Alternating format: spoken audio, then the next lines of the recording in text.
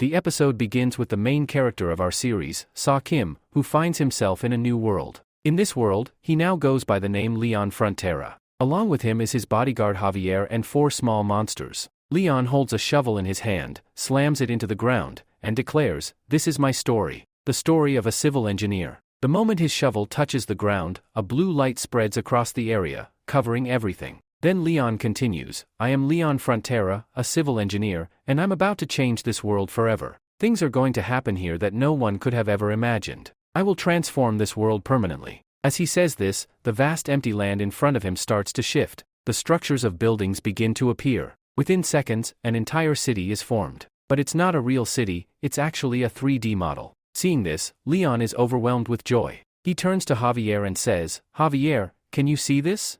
Javier replies, "Yes, absolutely." Leon's face lights up with a big smile. Laughing loudly, he says, "This is my dream project. I have to complete it no matter what. This is not just a dream, it's a fortune. And I will get it." Just as he finishes speaking, a flashback begins. We go back to a few years ago. In a village, an alarm sounds from a system. A message appears on it, "Your wish has been granted. Give it a round of applause."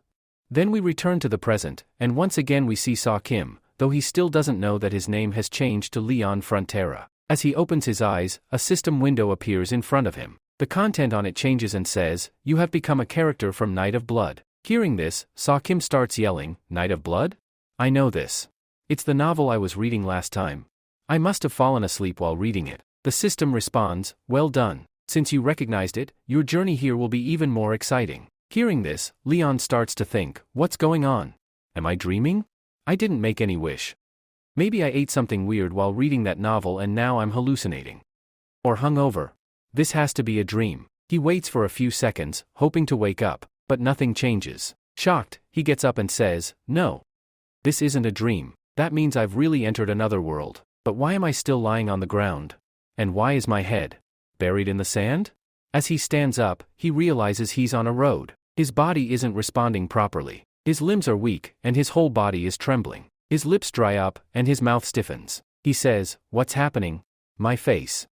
It's freezing. I can't move at all." The system explains, "Your jaw is slightly dislocated due to lying on the ground for too long. It's a minor injury and will heal." Seeing this message, Saw Kim becomes irritated. He lashes out and yells, "Stop your nonsense. I know what's going on." Trying to fix his jaw, he mutters, "As far as I remember from the story, only one character was found lying on the road with a dislocated jaw. His name was." Just then, a voice calls from behind, "Master Leon. So you're here. Do you know how long I've been searching for you?" A man approaches, carrying a sword. He's a soldier, tall, handsome, and confident. He says, "It's time. You must return with me." As Saw Kim looks at him, he's stunned. That's Javier. He looks exactly like the character from the novel. A powerful soldier assigned to protect the eldest son of the Frontera family, Leon Frontera. Which means the one Javier came looking for, Leon Frontera, is actually him. Then another realization hits him. I've entered the novel, but I'm not the main character. The real protagonist is Javier. I've been assigned a side character's role, one that wasn't even that important in the story. While Saw is lost in these thoughts, Javier has no clue what's going on. He simply stands there, looking at Leon and smiling. The scene then shifts to a grand castle, Leon Frontera's castle. Inside, Javier is setting up a chimney to warm the room. He says, "Do you really not remember how you ended up unconscious on the road?" Leon replies, "I told you. I don't remember anything. You tell me." Javier explains, "Yesterday morning, you caused chaos everywhere. You were drunk, breaking things like a thug. Then you ran away. It all happened because you drank too much. After that, the Lord ordered me to find you and bring you back. That's when I found you on the road." While Javier talks, Leon's attention shifts to the cold floor. The chimney is burning, yet the room isn't warming up. And since Leon is an engineer at heart, this bothers him. Javier notices and says, "You should rest now. I'll come see you tomorrow morning and explain everything that happened." Leon says, "Yes, that's right. It's your job to tell me everything." After this, Javier starts to leave, but Leon stops him and says, "Wait a minute. I need to ask you something. Is our family in heavy debt?" Javier responds, "Are you joking?"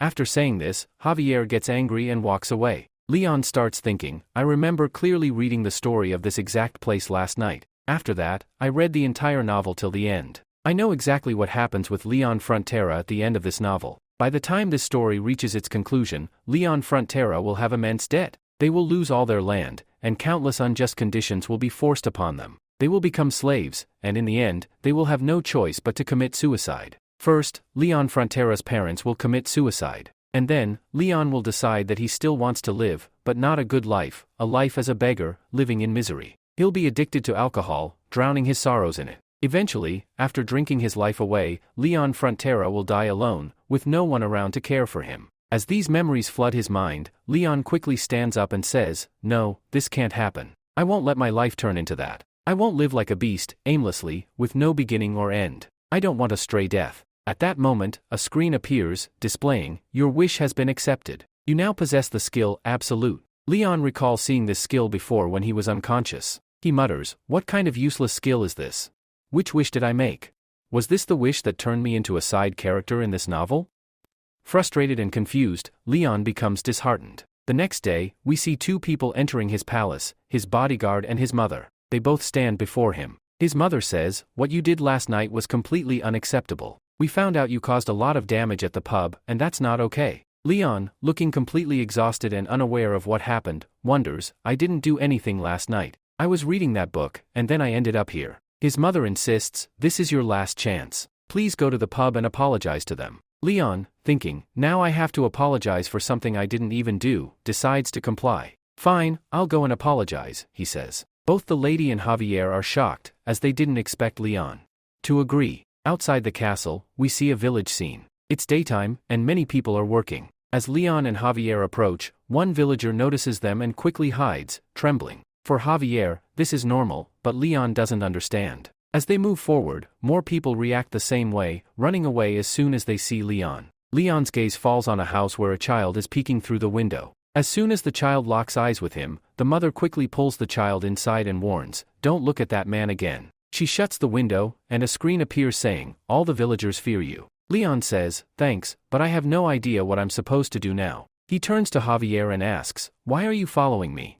You don't need to stay with me. You can leave if you want." Javier responds, "No, I've been ordered by Lord to stay with you and make sure you don't repeat the actions from last night." Leon thinks for a moment and says, "So, you're here to watch me?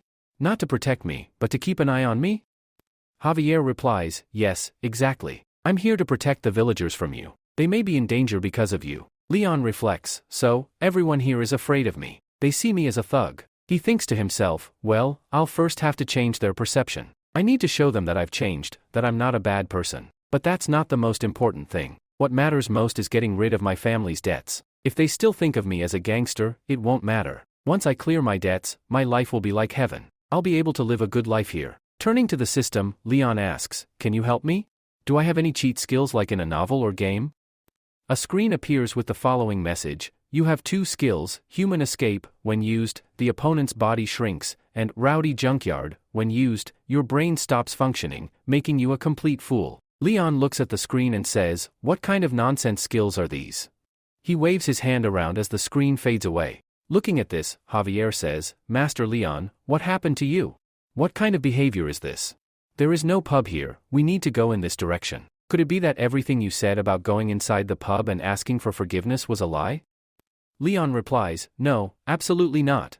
I am coming with you, I just started thinking for a moment." Javier doesn't believe Leon's words at all. He starts glaring in that direction. Leon asks, "Why are you staring at me like that? Don't you trust me?"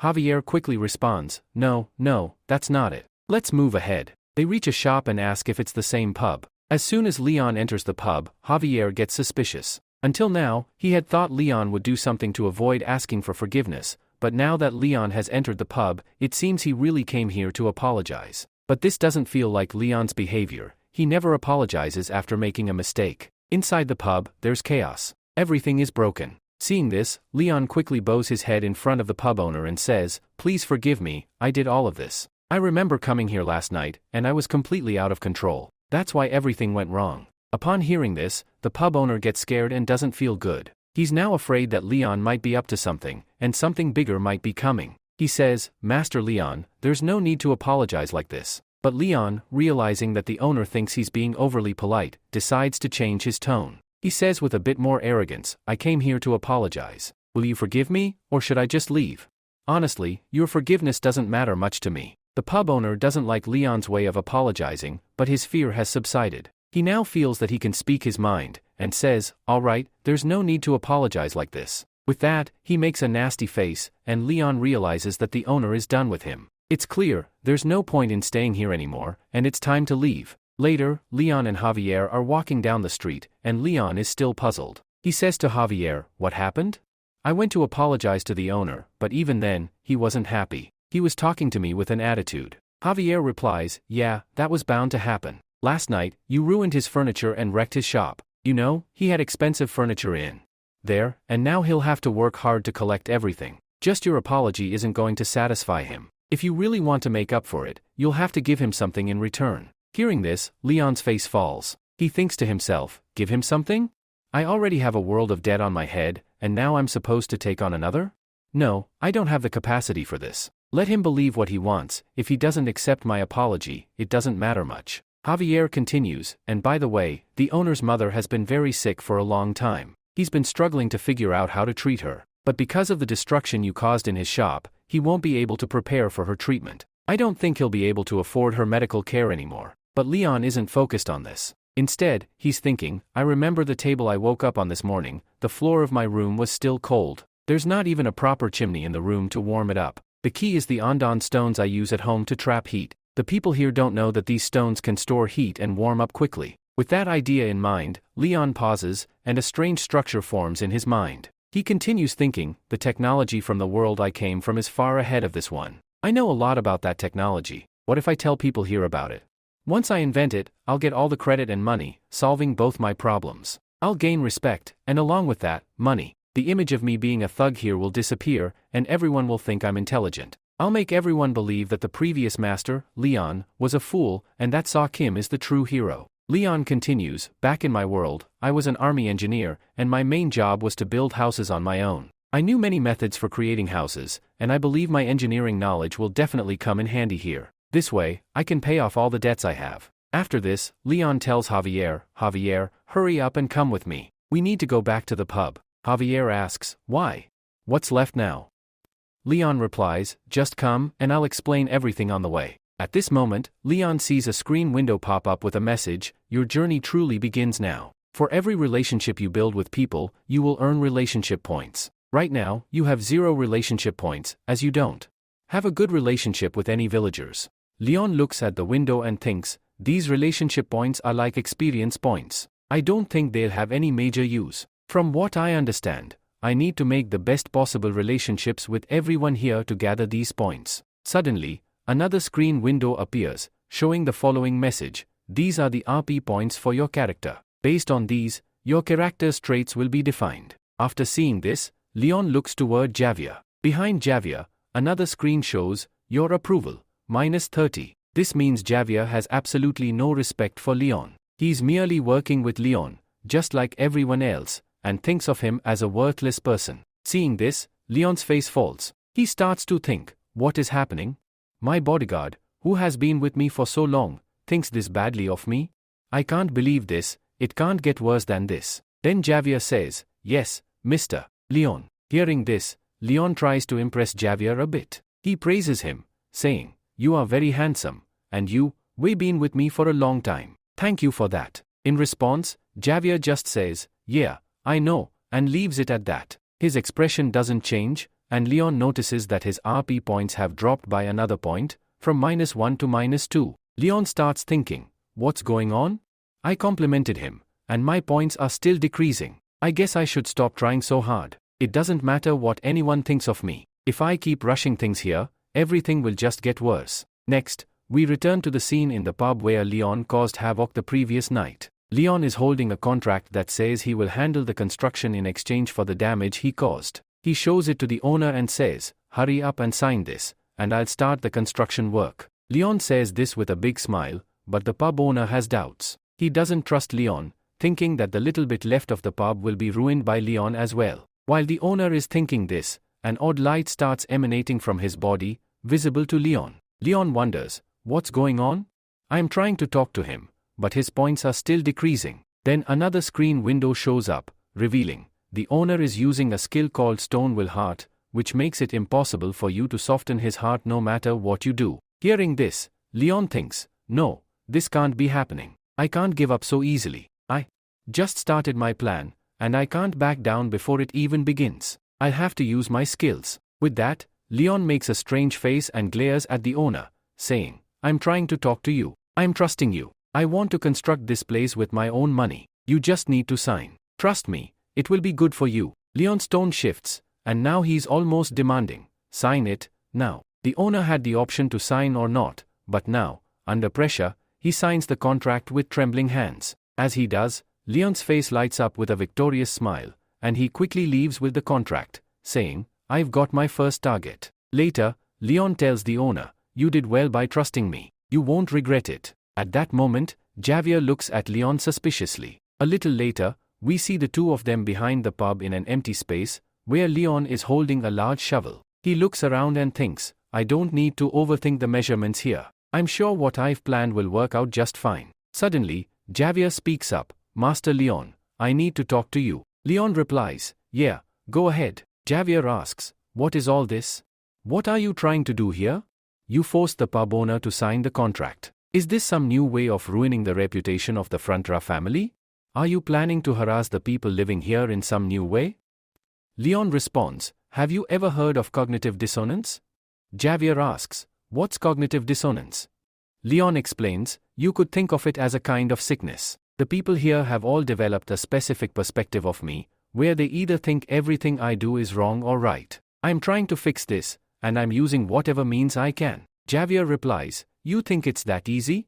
Over the years, people have built their own experiences with you. The image you've created in the minds of these villagers isn't going to disappear easily. You'll have to work hard to clean up your image. Leon confidently says, I'm going to do it, and I'll show you that soon enough, my image will be cleaned up in their minds. Javier starts to trust Leon a little more after hearing this. Leon continues, I'm going to do a lot for these people. They'll be happy with me. By the way, you told me earlier about the pub owner's mother being very sick. I want to help them out and bring a little happiness to their lives.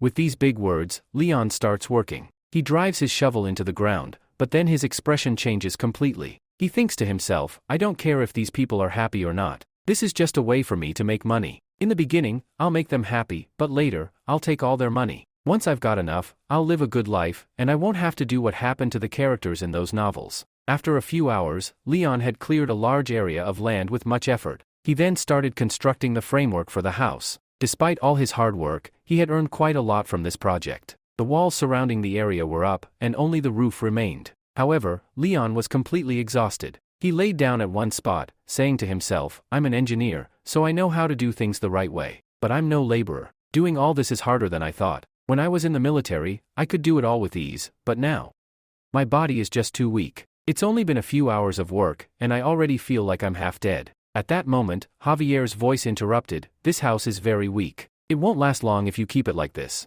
Leon was startled. He quickly got up, saying, what are you talking about? I've built this house very strong. I've put in a lot of hard work.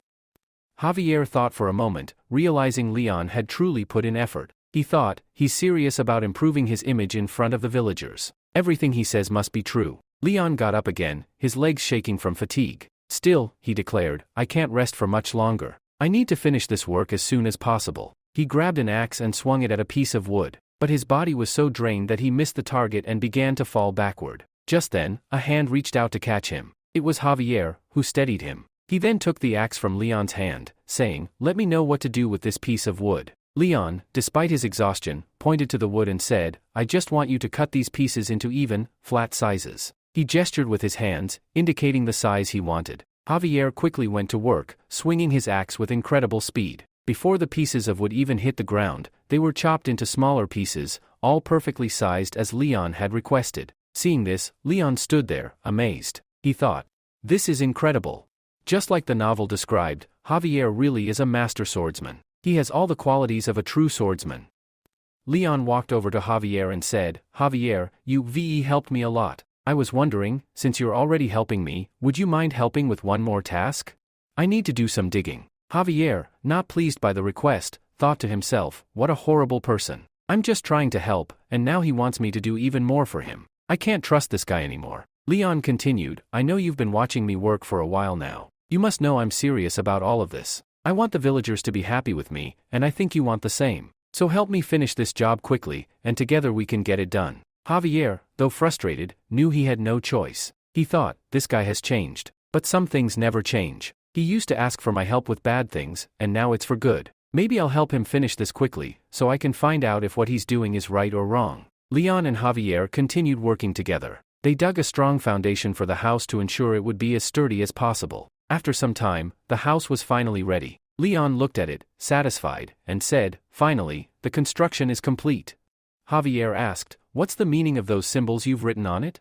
Leon replied, those aren't just words, they're symbols. They'll be placed on everything I build. Think of them as our brand logo. That way, everyone will know who built this. Leon quickly decided, enough talk. I need to go show the pub owner what I've made. I'm sure he'll be really happy. After a short while, everyone was inside the new house. The fire in the chimney kept the house warm, and the floor heated up quickly. The pub owner and his mother lay on the warm floor, their faces full of joy. The pub owner's mother said, this is amazing. I've never felt so comfortable. The pub owner was confused, wondering how the floor had become so warm. He had no idea materials like these could be used inside a house. He couldn't help but praise Leon. Seeing this, Leon smiled to himself, thinking, this is great. They're happier than I expected. I used an Ondal floor here, which heats up quickly. For them, it's like magic. The pub owner then turned to Leon and said, young Master Leon, thank you so much. I haven't seen my mother this happy in a long time. This is all because of you. Javier, watching all this, was surprised. He thought, it's working. The pub owner and his mother are truly happy. As Leon Frontera had mentioned, today, I saw a completely different side of him. Until now, he had never tried to put any effort into helping others, but today, he built an entire house. 2 people are incredibly happy today because of him, and that's a huge achievement for him. Leon Frontera had never thought about making anyone else happy in his past life. Yet, in just a few days, there has been such a transformation in him that 2 people are extremely happy because of his efforts. I have a feeling something's off here. After this thought, Javier once again sees the owner and his mother, both filled with joy. Javier, too, smiles widely as he watches them. He thinks, whatever the reason for this change in Leon, it's a good one. At that moment, Leon notices something on his screen, a window that reads, Javier now thinks less poorly of you. RP points have increased by 2, now at -29. Additionally, because of the happiness you've brought to these 2 people, you have earned a total of 36 RP points. Seeing this, Leon glances at Javier and says, I know what you're thinking. You're thinking, finally, this trash has improved. This garbage has really changed. Javier doesn't respond to this and turns away. Then, Leon switches to business mode. He thinks, I've lost a lot in this project since I've put all the necessary resources into building this house. But that's okay, it's my first construction. I'll get more orders from this, and I'll recover the losses. He adds, since this is my first house, I'm going to use it for advertisement. A few days later, we see Leon continuing as usual. The house is now being used as an advertisement, with a long line of people waiting outside. But this time, Leon isn't forcing anyone, it's happening at the pub owner's request. One by one, people are entering the house and enjoying the warmth inside. They have no idea that the heat can be controlled this way. For them, entering this house is a unique experience. When they leave, everyone is in a good mood, with one man saying, it feels amazing inside. My fatigue is completely gone. This motivates even more people to enter. At this time, we see Leon setting up a table nearby and quickly talking to a man, look at this house. How would it feel if you had a house like this? I can build one for you. Leon shows him 2 structures, and the man realizes that the foundation they were digging wasn't just a foundation, it was part of a chimney. They leave space for a chimney below the floor, which heats the entire house. Leon continues, I can either build a new house for you or renovate your existing one. If you say yes now, I'll give you a 10% discount. However, the villager doesn't trust Leon and refuses outright. Leon's face drops. He says, trust me a little. How will you benefit if you don't? Look at this house. The construction rates I'm offering are the lowest possible. It doesn't get any cheaper than this. Leon keeps trying to convince the villager, but he refuses to budge. Just then, someone else enters the scene. A voice calls out, Leon, what are you doing? It's Leon's father, Arcus Frontera, who, like many others, thinks poorly of him and considers him useless. He has rated Leon with -20 points, believing his son is a failure. Later, we see the Frontera mansion, where Leon is sitting with his father. The gap between them is as vast as the sky and the earth. Leon looks at his father and wonders, he brought me here, but will he stop me from completing my building projects? That would ruin all my plans. Arcus speaks, what's this I'm hearing? What kind of trouble have you caused in the village? What's this new way you've found to annoy people? Leon thinks, I should respond normally, like I always do, and says rudely, the pub owner asked for a house, so I built it for him. Arcus replies, what about those who insisted you stop building for them, and you kept pushing them to let you build for them? Leon responds, that's nothing. Just wait and watch what I do next. Arcus warns, Leon, I won't tolerate your actions anymore. You've already ruined enough. I've been putting up with your behavior for too long, but not anymore. Leon replies, don't worry, everything I'm doing has been carefully thought out. Leon speaks with full confidence, saying, I can do this. But in his mind, there's a different story playing out. He had imagined that once he built his first house, a line of orders would follow. However, the reality is far from that. No one in the village trusts him enough to let him build their houses. Leon can feel the weight of failure. He's wondering how he can get out of this mess as quickly as possible. Thinking about it, he stands up and says, I have a lot of other things to do. I should probably leave. With that, he starts to walk away. At that moment, Arcresh interrupts, saying, Leon, I think I'm starting to understand what you're trying to do. You see the situation with our family clearly. Your eyes are open to everything, but now, listen to me carefully. Our family is in a terrible situation right now. We're in trouble. But I promise you, soon, I'll get us all out of this. You don't have to do anything to fix things. I'm your father. I can handle everything. Leon didn't expect to hear these words, but he had heard them before. This exact line had been spoken to him once before, by his real father, in the original world. It was there that his father had told him, you don't need to worry. I'll take care of your school fees and all your education. Everything will be taken care of. Just focus on your studies, complete them well, and become a good person. As these memories flood Leon's mind, he begins to think, I made a mistake before. I didn't value the support I had, and that's why I lost everything and ruined it all. But now, I won't let anything fall apart. At least now, I won't lack money in this life. In the last episode, we saw that Leon had built an impressive house, one that stays warm from the inside. Curious onlookers started visiting the place, intrigued by this unusual construction. And every time someone stepped out of the house, Leon would begin promoting his company. But despite all his efforts, things didn't really go as planned. People were initially impressed with the house, but the moment they saw Leon standing outside, their mood flipped. That's because none of them trusted Leon, not even a little. The trust level was literally zero. Just then, Leon's father, Arcus, arrived on the scene. He grabbed Leon and took him inside their palace. Once there, he calmly tried to explain, Leon didn't need to do anything reckless. Their family had faced countless threats before, and it wasn't Leon's job to fix them. Arcus said he would handle everything, and the family would stabilize soon. Hearing this reminded Leon of his real father in the original world. That man used to say the exact same thing to him. As Leon prepared to leave, he reassured Arcus, you don't need to worry at all. As long as I'm here, no harm will come to you. I'll fix everything. Leon, who is actually Sao, then thought to himself, I wish I had said something like this to my real father back then. I didn't have the courage at the time to tell him I'd handle everything. But I won't make that mistake again. I've said it now.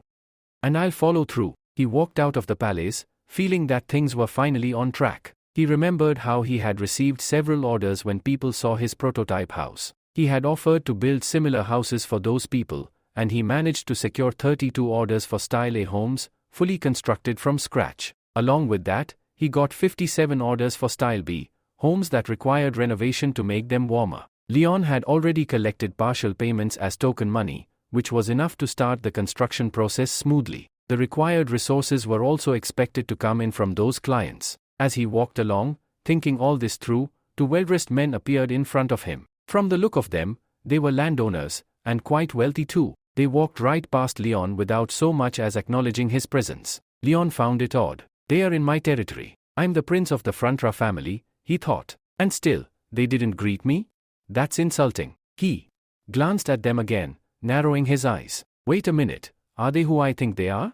We then cut to Arcus' office, where these two landowners barged in. One of them snapped at Arcus, how much longer are you going to take? We paid you a long time ago. Your time is up. The other added, exactly. We gave you 5 days, and they're over. Now tell us, how do you plan to return our money?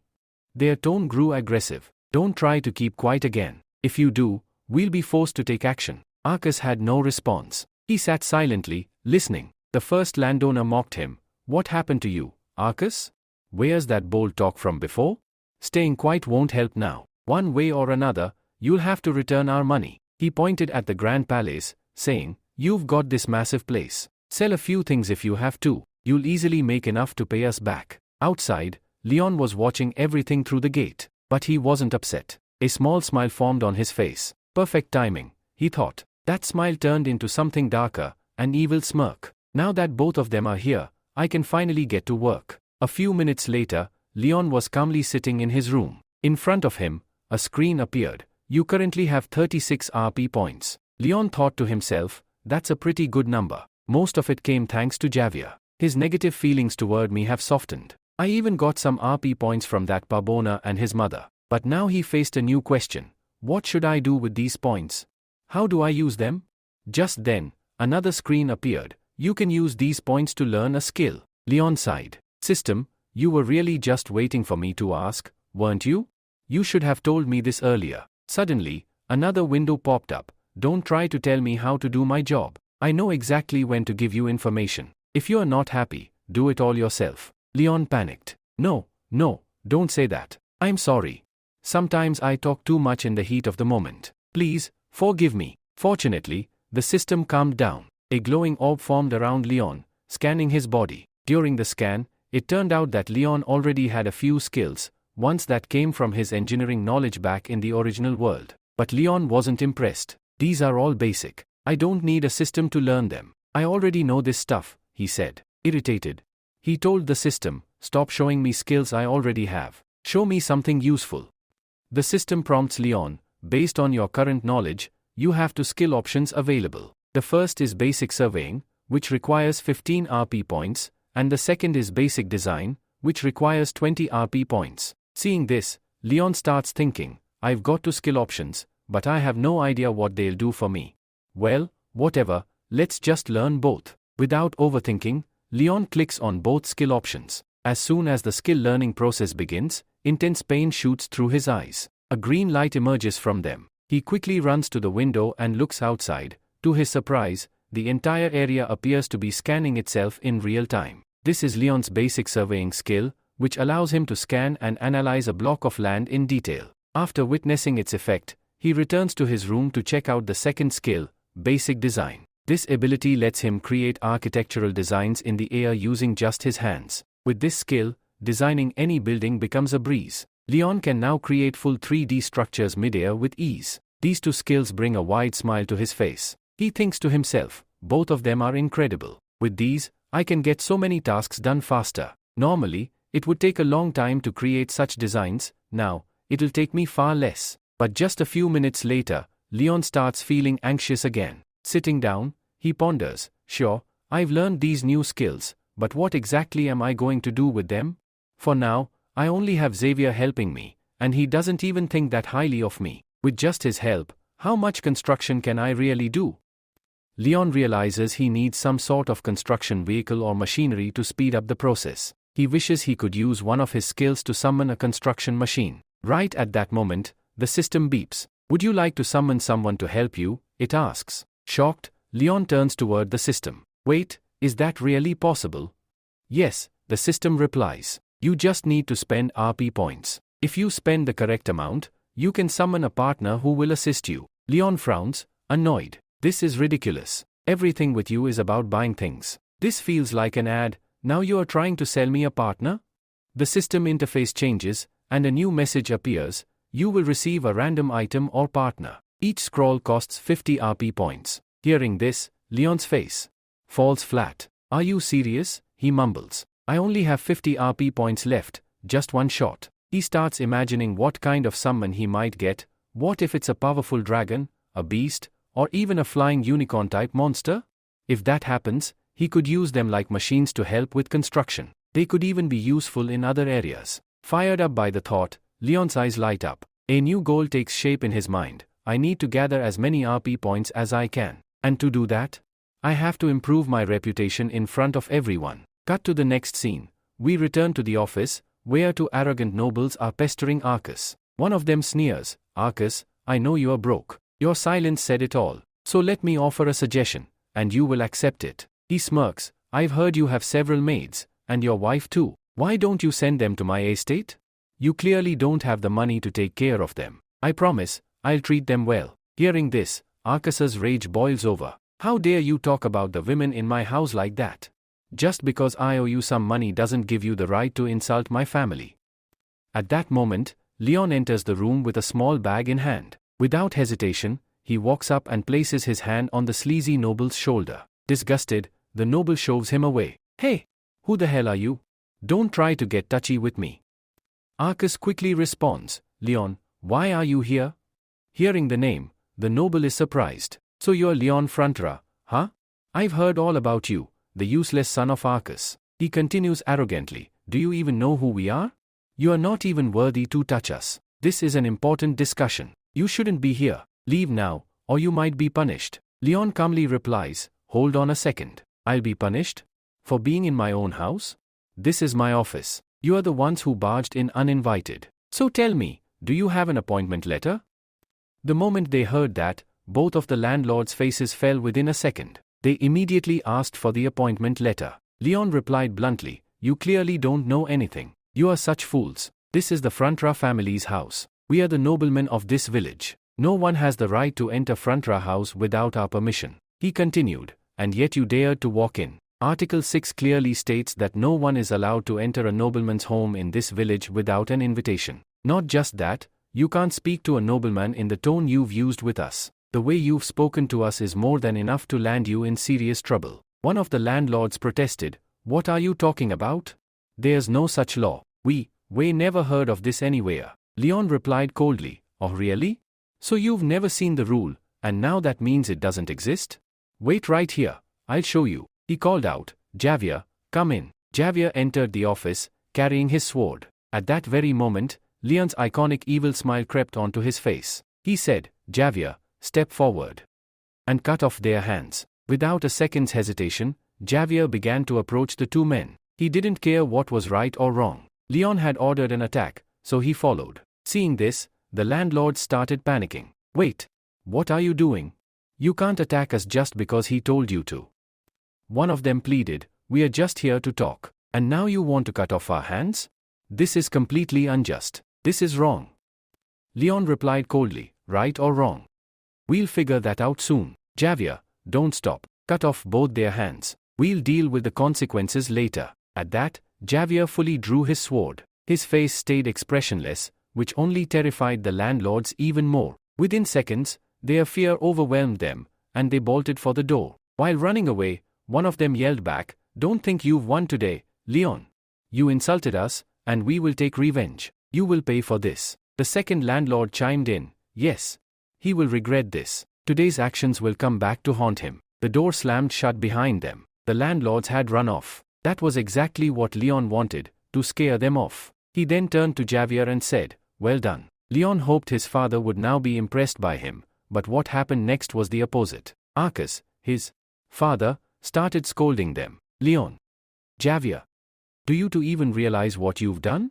Do you know how powerful those landlords are? He paused for a second, then added bitterly, they are scum. But still, today's actions will cost us a heavy price. At that moment, Leon placed a sack full of coins on Arcas's desk. I was going to give you this later, once I completed all the orders, Leon said. But I think now is the right time. With this money, you can easily cover the monthly interest. Arcas was shocked. Where did this money come from? Don't tell me you extorted it from the villagers. Leon, that would be absolutely disgusting. You must return it immediately. But Javier quickly intervened. Master Arcas, that's not the case. Master Leon earned this money responsibly. He accepted a mission and received an advance for it. I'm with him, and I'll make sure he fulfills every part of that responsibility. Hearing this, Arcas's expression changed completely. Leon noticed it immediately. How interesting, Leon thought. All it took was one word from Javier, and father's whole attitude flipped. He trusts Javier more than his own son. Leon and Javier left the room. Outside, Javier asked, how did you know about that rule?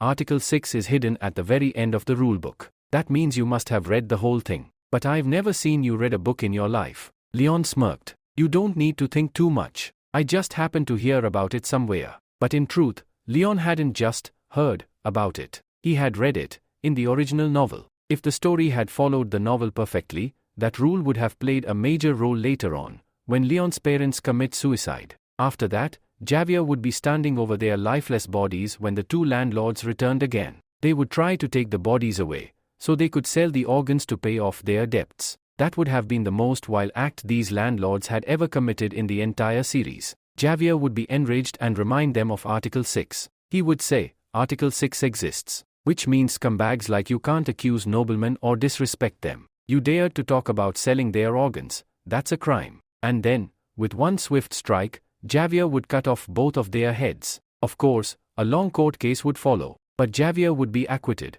because Article 6 did exist. Leon smiled just thinking about it. This story is going to change completely moving forward, he thought. The plot may not be the same anymore, but the content still is, and I can use that knowledge to my advantage, just like I'm about to right now. He looked up. Any second now, a system screen should appear. And right then, a glowing screen popped up in front of him. It said, "You've been awarded 60 RP points. Your total is now 61. As soon as Leon sees it, a big smile spreads across his face. He says, "So this means my plan is working perfectly. Now, if I want, I can summon it right here." A few moments later, the scene shifts. It's now completely dark, and we are inside a field that can barely be called a backyard anymore. Leon stands in the middle of the ground, scanning his surroundings. There's no one here. It's pitch dark. I can finally begin the process, he says. It's time to summon the monster. System, initiate the summoning. Right after Leon's command, a digital screen appears in front of him. It reads start in big bold letters and states, to summon, 50 IP points will be consumed. Without hesitation, Leon taps the start button. A bright light flashes at the summoning point. Slowly, something starts to appear. It begins to take shape and swirl, forming a code-like chart. Leon watches in awe. This is amazing. So this is how the summoning process works? Looks like I'm about to summon something epic. But then suddenly, those huge mechanical gears on the screen start shrinking rapidly. Leon's smile fades. What's happening? Everything's getting so small. That must mean, whatever creature gets summoned will also be tiny. This is useless. Just then, strange noises start coming from inside the gear. Leon becomes alert. What kind of sound is that? If someone hears it, they'll definitely come here. Suddenly, something pops out of the gear. It's a cute little face. Leon stares at it silently for a few seconds. The next moment, the creature drops to the ground with a soft thud. It looks like some sort of mouse. It giggles and looks up at Leon, who is now wearing a totally unimpressed expression. This is what I was waiting for? The creature I was so excited to summon? Hearing this, the mouse-like creature's eyes well up with tears, but Leon couldn't care less. He turns to leave. Seeing this, the little creature starts screaming. Stop yelling. You are not useful to me at all, Leon says. You are not what I needed. Just then, an idea hits him. Wait, before I leave, maybe I should at least test it out. Who knows, it might turn out to be useful. He walks back to the creature. You don't look like you'll be helpful, but fine, I'll give you one chance. Prove your worth to me. Show me what you can do. Hearing this, the creature fiddles inside its mouth for a second. And then spits something out, a few tiny pieces of paper. Leon picks them up. One is a user manual, and the other is a small pouch. He reads the manual. Turns out, the creature's name is Pop Ding, and it's categorized as an adorable monster that requires a lot of care. It also comes with special seeds you can use at specific stations. If you feed it a red seed, Pop Ding will transform into its biggest form for 12 hours. The size won't shrink until the effect wears off. If you want to shrink it back early, you'll need to feed it a blue seed, but that only works if it recently consumed a red one. Each pair of seeds costs 1 RP point. After reading the manual, Leon turns to the hamster. So technically, I can increase your size as much as I want, but I want to test how big you actually get with just one seed. What do you think your max size could be? Ray, so tiny right now, maybe you'll grow to the size of a human at best? The hamster doesn't respond. Why am I even asking you? I'll just check for myself. Leon feeds the red seed to the hamster. If this thing really grows as much as it says, maybe it'll actually be useful. If not, then it's just trash. As he thinks this, the hamster suddenly chomps down the entire seed in one bite. Its body starts to glow, light radiating from within. In one quick surge, it begins growing rapidly. It bumps into Leon with force, sending him flying back. He lands at a distance, shocked. The creature now towers above him. Its height? Over 20 feet. Earlier it looked cute. Now it looks terrifying and powerful. At that moment, a system window pops up again. It says, this creature has a skill, dig. Current skill level, 1. Leon quickly says, hamster, use your dig skill. Show me what you've got. Right after that command, Bob Ding begins to dig furiously into the ground. Leon's screen flashes with another skill window, revealing a new ability, Packing Dot, which is at level 2. Intrigued, Leon immediately checks it out. Upon using the skill, Protum begins to return to the ground, forming a layer-like structure. This skill can be used to flatten the terrain. After that, a third skill appears on the screen, named Cheek Pocket, at level 1. Leon realizes this skill is like a truck. It allows Protum to store as much material as it wants inside its mouth and then transport it. For example, after digging up dirt, Protum stores the earth inside its mouth and, with a simple gesture from Leon, spits it out with great force, creating a massive mud ball that crashes to the ground. Seeing these 3 abilities, Leon becomes ecstatic. He thinks, this is my jackpot. 3 different machines in one. I can use these skills in so many ways. Later, Leon returns to his palace and starts thinking. Now I have my own monster, whose size I can increase. There are many uses for it, but there's still a problem. When it's in its small form, it won't be useful to me. And when I increase its size, everyone will see it. That could be dangerous. If people find out I have a monster, I'll be in serious trouble. An idea strikes Leon. I can solve this. I'll carry a book with me. Since the monster's size is small, I can take out the book whenever I need to use its size and make it look like I'm casting a magic spell. The monster will appear, and everyone will think it's some magical beast that came from my skill. They'll believe it's my power, and my respect in this place will grow. This could also earn me more RP points. He chuckles to himself, impressed with his cleverness. I'm so smart. In just 1 second, I found a solution to such a big problem. Now, it's time to get to work on my construction projects. I have a lot of responsibilities and I need to complete them. The next morning, we see the scene in the village by the riverbank. There's an empty space where Leon stands before 30 soldiers. He calls out to them, repeat after me, safety first. Leon shouts with full energy, but the soldiers respond with weak voices. Only 2 or 3 of them repeat the line. Leon thinks, these soldiers are pathetic. They get paid, but they don't do anything. They've become so lazy. He realizes he needs to get them in line. I should praise myself again, he thinks. These soldiers work for the Frontiera family. There hasn't been any attack on us for a long time, and that's why they've become useless. I talked to my father and had them work for me. I don't even need to pay them salaries anymore. Their salaries will be cut based on their performance. This way, the construction costs will be lower. Leon says, soldiers, listen up. We need to work with full energy. That's why I didn't hire regular workers. Soldiers have the passion that other workers don't. Now look over there, you'll see a sand pile. I gathered all the sand myself before you arrived. It shows how fast I work. In reality, Leon didn't do it himself. It was actually Protum who did the work the previous night. This extra sand is what the monster couldn't store in its mouth. Leon continues, now, I'm going to assign you your first task. We're here to do construction, and the first thing we need is an empty space. Clear the extra sand. We need to remove all the sand so we can build the foundation of each house here. This sand must be moved to another location. Hearing this, the soldiers groan in frustration, making faces of dismay. Leon, seeing this, thinks, these soldiers are all so unmotivated. If I say anything else, they'll probably just give up and make my life even harder. Just then, a new figure approaches. Master Leon, can you hear me? The person calls out. It's Norman, the senior soldier, and the highest-ranking knight of the Frontiera family. The family has 3 main knights. Norman is the most senior, followed by Beria and Javier. In the future, during the downfall of the Frontiera family, Norman will betray them and run off, leaking their secrets to enemies, increasing the family's debts. It can be said that Norman had a hand in the deaths of Leon's parents. When Leon sees Norman, he thinks to himself, I don't like his position. He doesn't deserve it. I need to get rid of him.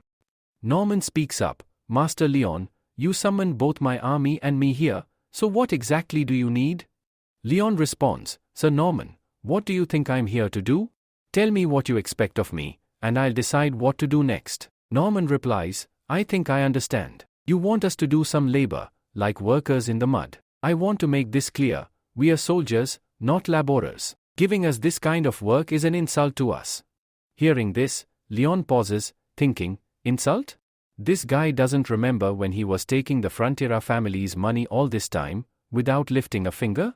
Despite doing nothing, they still get paid regularly. Leon reflects on how much money they could save by reducing their expenses and using that money to manage the debt. But he snaps back to the present and says, I've already gotten permission from my father. Norman retorts, no, that's not enough. If you want to use my soldiers, you'll need my direct permission, and I won't give it to you. These soldiers are for fighting, not for your personal chores. Do you understand me?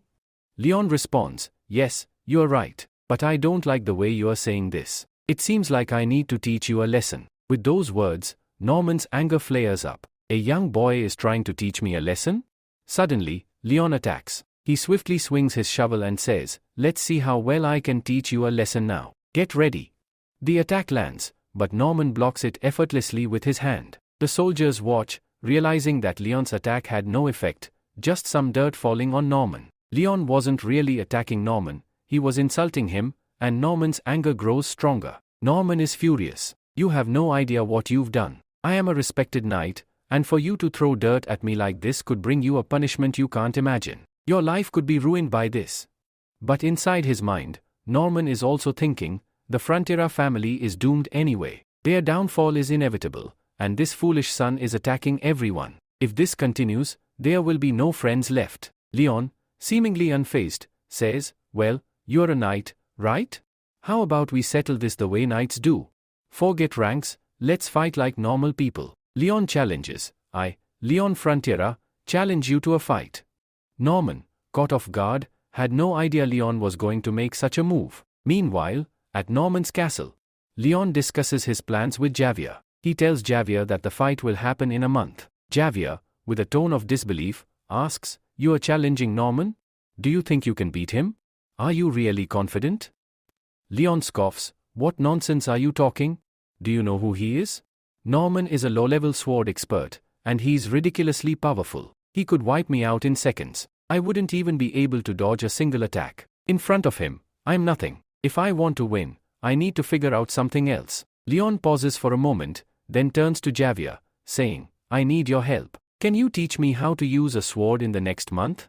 Javier immediately refuses. You are too pathetic. My job is to watch you, not teach you. Besides, no one can understand what's going on in that messed up head of yours. If I teach you sword skills, you'll misuse them. People know you're a danger, and I won't make you any more dangerous. Leon responds, oh, so you think you're being too open with me, huh? You are still my subordinate, but fine, if you don't want to teach me, I won't pressure you. But hear this, if you teach me, I could help you with your insomnia. I know about your condition. Javier, shocked, thinks, how does he know about my condition? I haven't told anyone about it.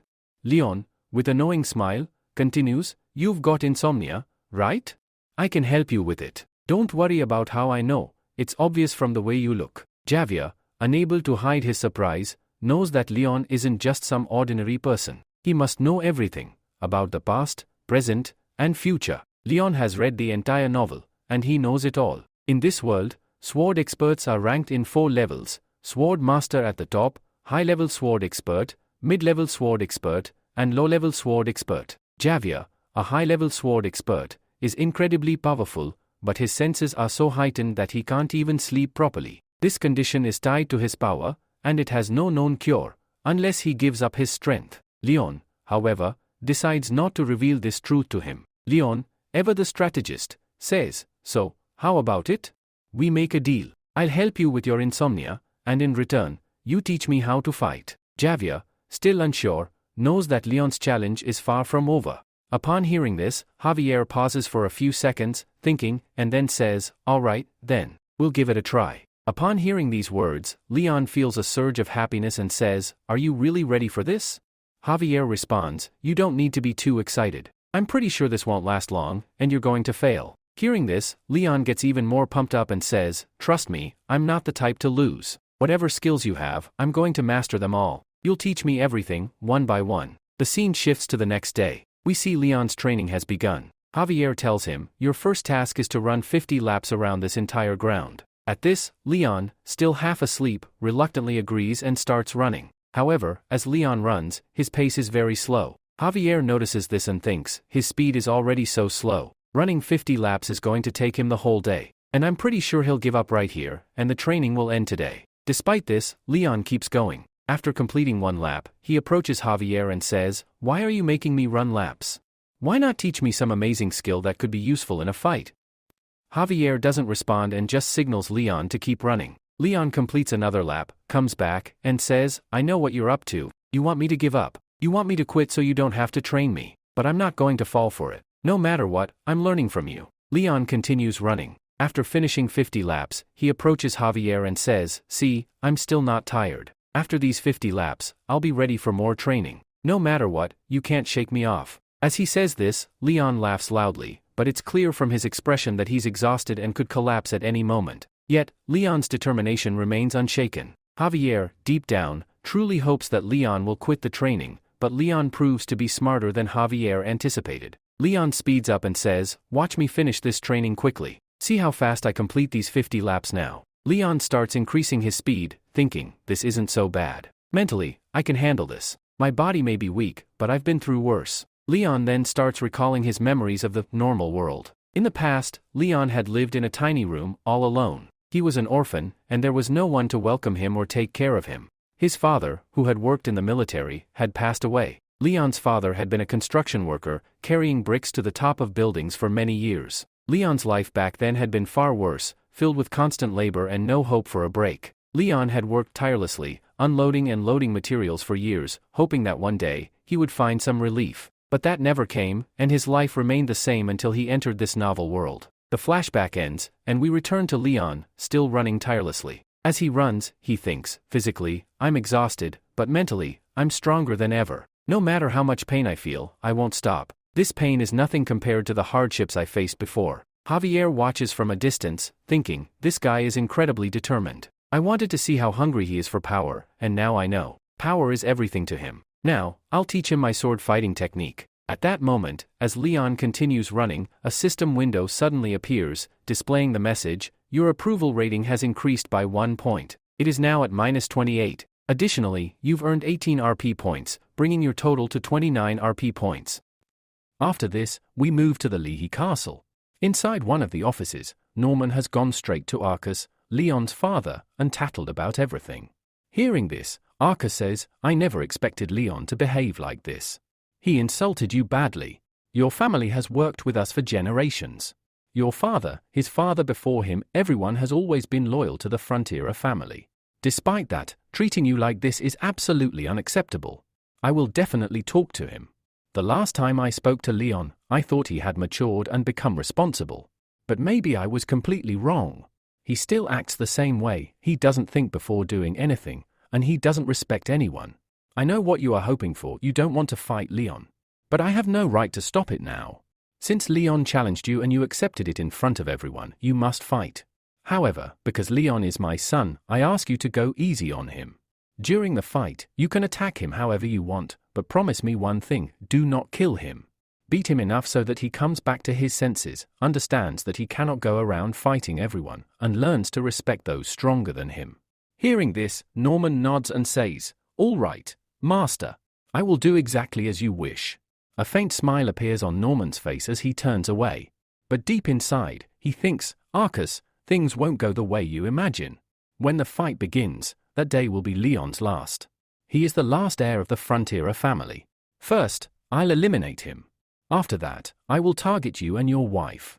Once you both are gone, I'll fabricate evidence showing you both committed suicide. Then the entire Frontera family, the castle, the village, everything will be under my control. I will become the new king here. Norman had been planning this for a long time but intended to execute it later. However, now, because of the current situation, he decides to speed up the plan. The day you die at my hands, the very next day I will eliminate your parents too, he thinks. The scene then shifts to 1 month later. Finally, the day has arrived for Leon and Norman's fight. Both are standing inside an arena. Leon holds his shovel, while Norman has his sword. Since this duel involves members of the royal family, a large crowd has gathered to witness it. Arcus is also present with his wife. Leon's mother looks extremely worried. She feels that although Norman appears loyal, if anything goes wrong during the fight, he could legally kill Leon without facing any consequences. Norman has complete freedom in this battle. Norman lifts his sword and asks, Leon, are you ready? Shall we begin? In response, Leon kicks his shovel into the air, catches it over his shoulder, and says, yes, let's start. I've been waiting a long time for this fight.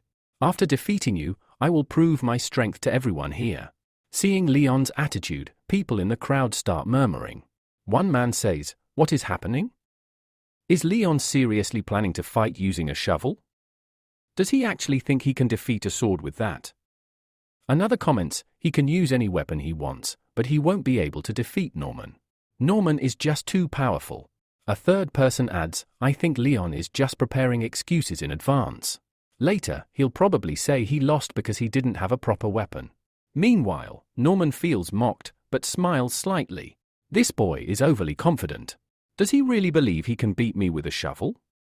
At the side, Xavier observes everything carefully. He thinks, now I understand why Leon had called the blacksmith earlier. With the blacksmith's help, he crafted a special shovel made entirely of metal. Everyone here thinks the shovel is useless, but they are wrong. Even Arcus doubts Leon at this point and says to Xavier, what is going on? This boy is about to embarrass us in front of everyone. He treats this fight like a joke, thinking he can win using a shovel.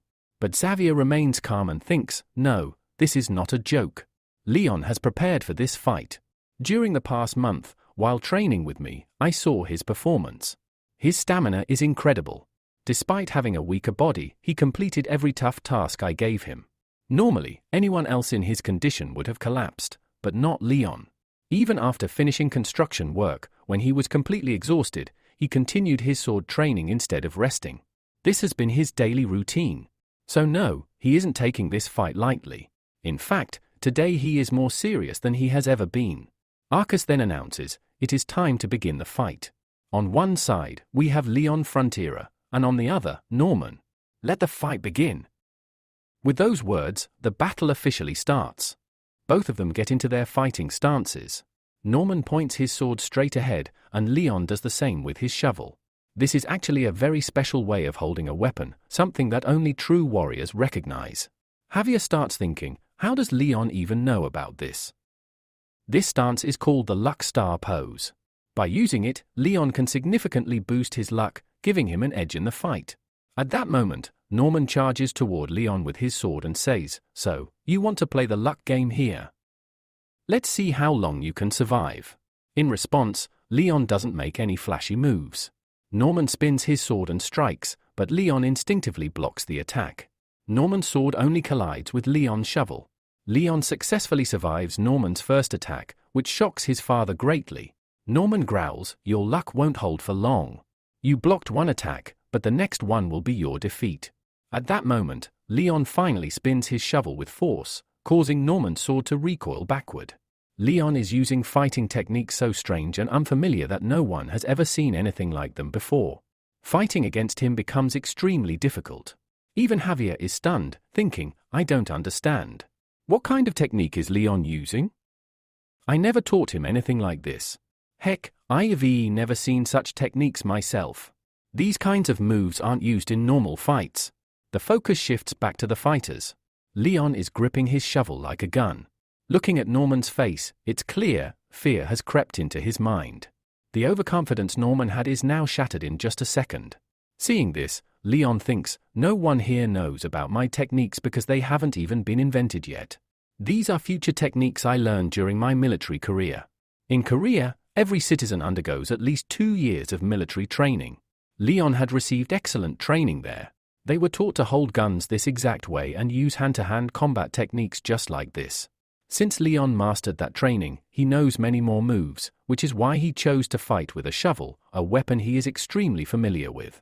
Thinking this, Leon charges toward Norman again, attempting to thrust his shovel like a spear into Norman's stomach. Norman quickly dodges to the side, and his sword swings toward Leon's head. Leon uses his shovel to block the attack and thinks, I told you, didn't I? This shovel would come in handy. The front of the shovel is wide enough to use as a shield, and Leon has customized it perfectly. He even had the edge sharpened finely, enough to cut through trees easily. If it even grazes Norman, it would leave a deep wound. And that's not all. Leon jumps onto his shovel and starts bouncing around, using it like a pogo stick. This drastically increases his speed, confusing Norman even further.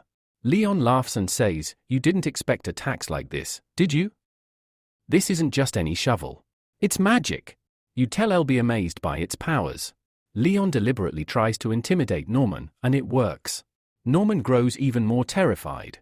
Meanwhile, Javier watches from the sidelines, thinking, what did I teach him, and what is he doing in this fight? Getting frustrated, Norman lunges at Leon with a fierce sword attack. Seeing this, Leon immediately jumps off his shovel and stops bouncing around. He steps back and starts thinking, what preparations did I make to defeat Norman? First, his customized shovel, a weapon he knows perfectly. Second, the special skill taught by Javier during training. With that, Leon uses the skill mid-fight and launches a series of rapid attacks at Norman. Although none of the attacks hit directly, Norman starts panicking and stepping backward. With each passing second, his fear grows while Leon's attacks become faster and fiercer. Norman thinks, how is this possible? How did this boy's speed increase so much in just 1 month? His attacks are fast, and his strength has skyrocketed. If this continues, winning this fight will become nearly impossible. At this moment, we learn that Leon has gained a new skill called Shaveling, which is currently at level 1. While Leon was undergoing his 1-month training, he had unlocked this skill. With the help of this skill, his weapon and Shaveling are now connected. This means that whenever Leon uses any Shaveling technique during a fight, his stamina, speed, and overall abilities will slightly improve. The effects of this skill are now visible in this battle. To unlock the Shaveling skill, Leon had to spend a significant number of his RP points. While training under Javier's supervision, he earned additional approval points, and his parents were always keeping an eye on him. Despite all his mischievous actions, they could never stop looking after him. As they observed him working hard, their approval for him grew, earning him 2 and 3 extra points. This helped Leon accumulate a total of 97 RP points. Soon, a screen popped up, telling him that he could unlock a new skill called Shaveling for just 40 RP points. Without hesitation, Leon accepted the offer, gaining this powerful new skill, which he's now using in this fight.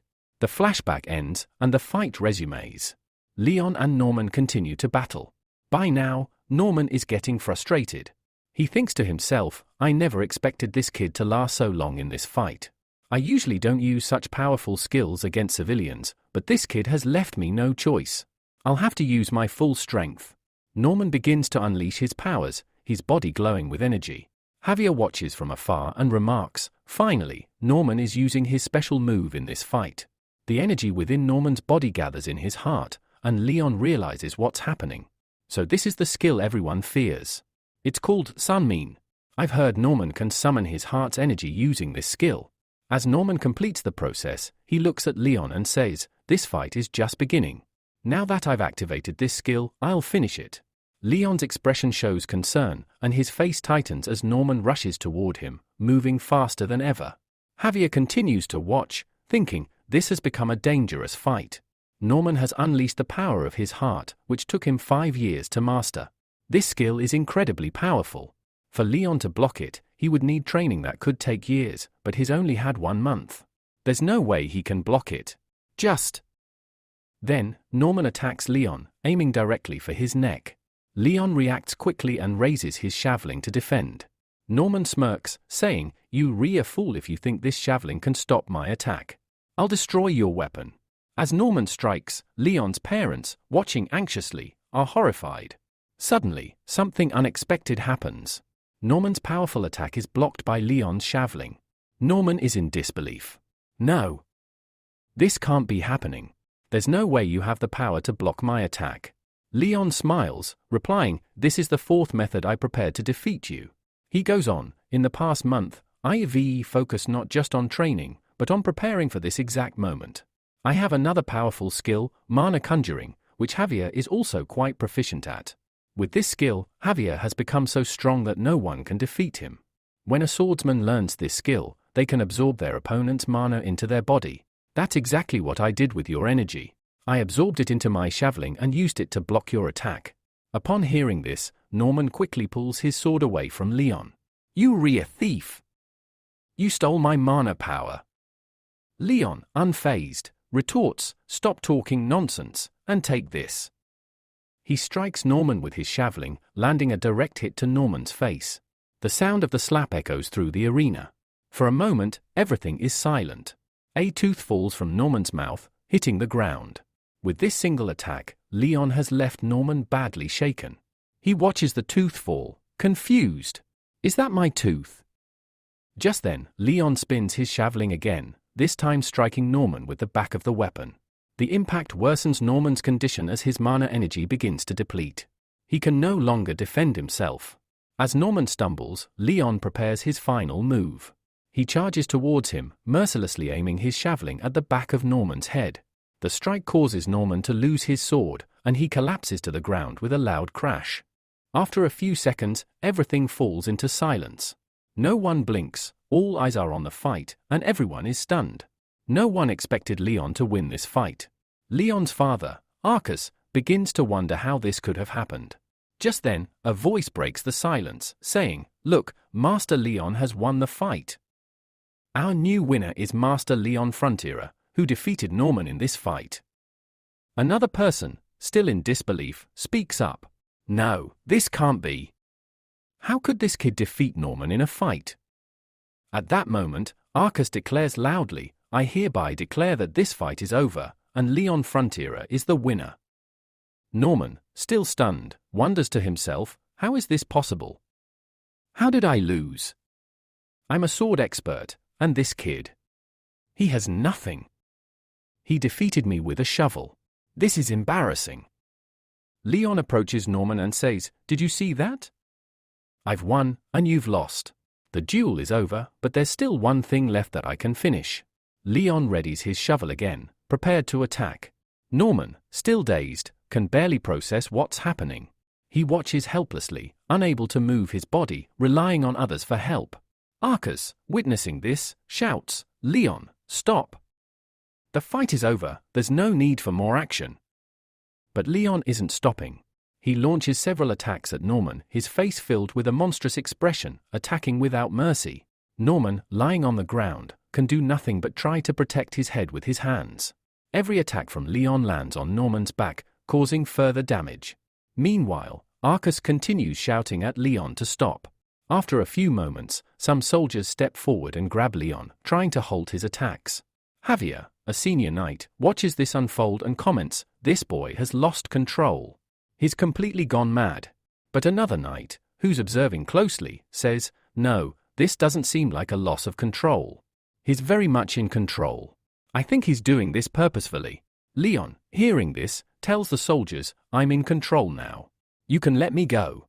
Upon hearing this, the soldiers step back, and Leon stands up straight for a moment before launching another series of attacks at Norman. This time, the soldiers find it even harder to stop him. Javier watches with increasing interest, thinking, this kid is attacking very methodically. Even though it seems like he's lost his mind, his every strike is purposeful.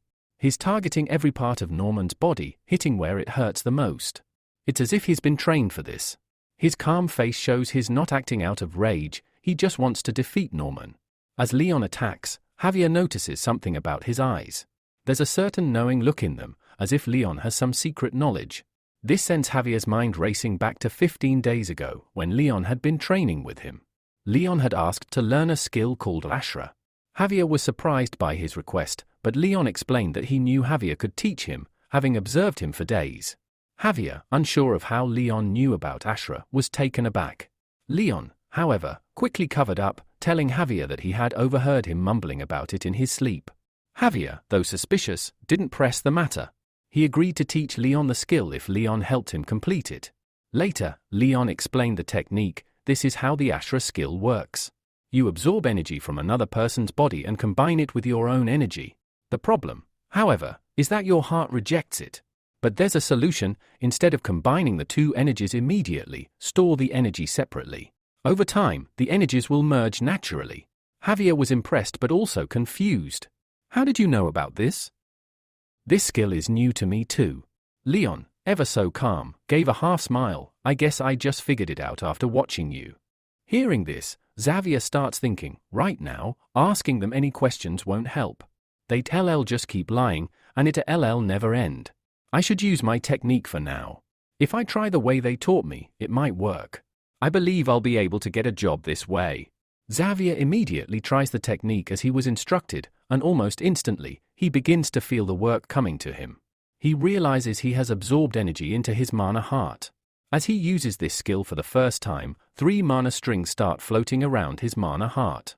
He also gains confidence that if he keeps trying, he might eventually be able to make 5 mana strings revolve inside his mana heart.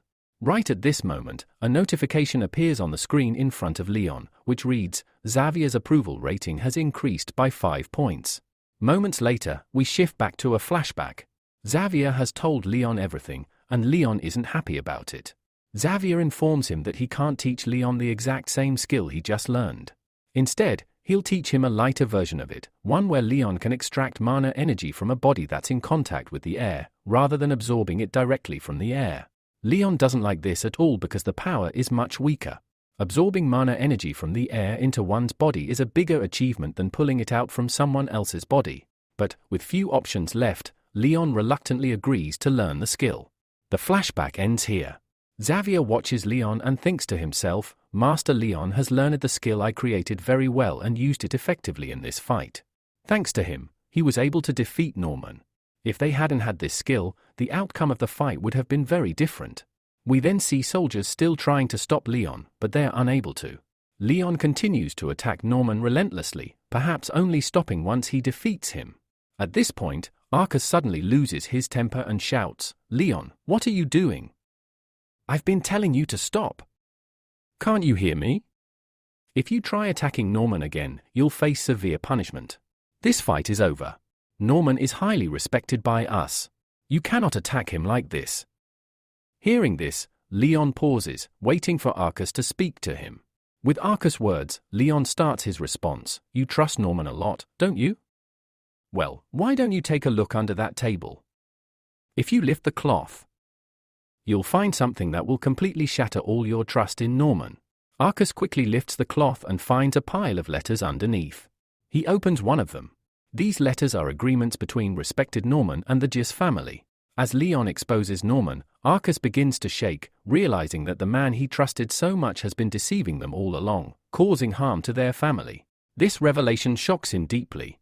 Norman, visibly stunned, says, How could this be? I had hidden everything so well. Leon smirks, thinking to himself, I knew Xavier would get his hands on these letters someday, which is why I made sure they were hidden at this exact location. Since the start of this mission, I had Padown place all the letters here. As Arcus reads all the letters, he can no longer stand up straight and sits back down.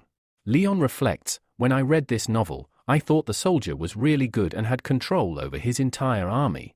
But when I found out he was betraying them and deceiving the whole Frontiera family, it felt wrong.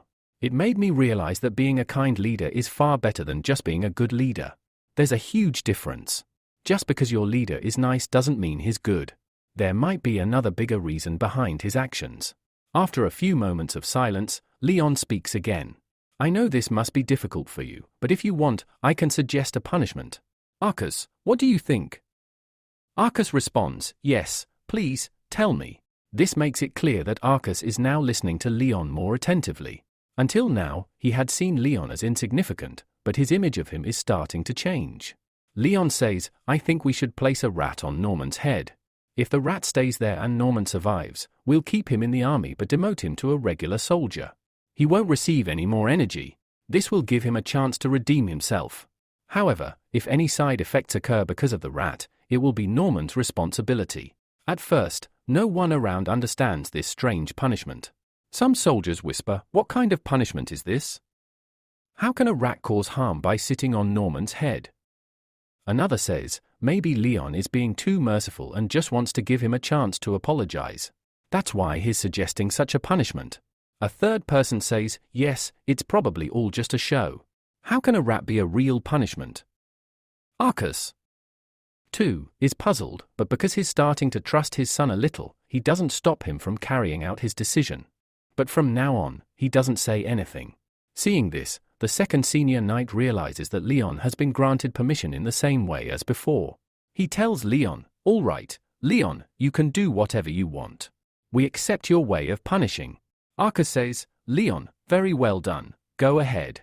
After this, Leon asks Norman if he agrees with all of this. Norman, who is feeling some compassion for him, accepts it. Leon thanks him for allowing him to punish this way. However, only Leon knows that he is not being forgiven in any way. What lies ahead for him is much more dangerous because Leon has already seen the future in this novel.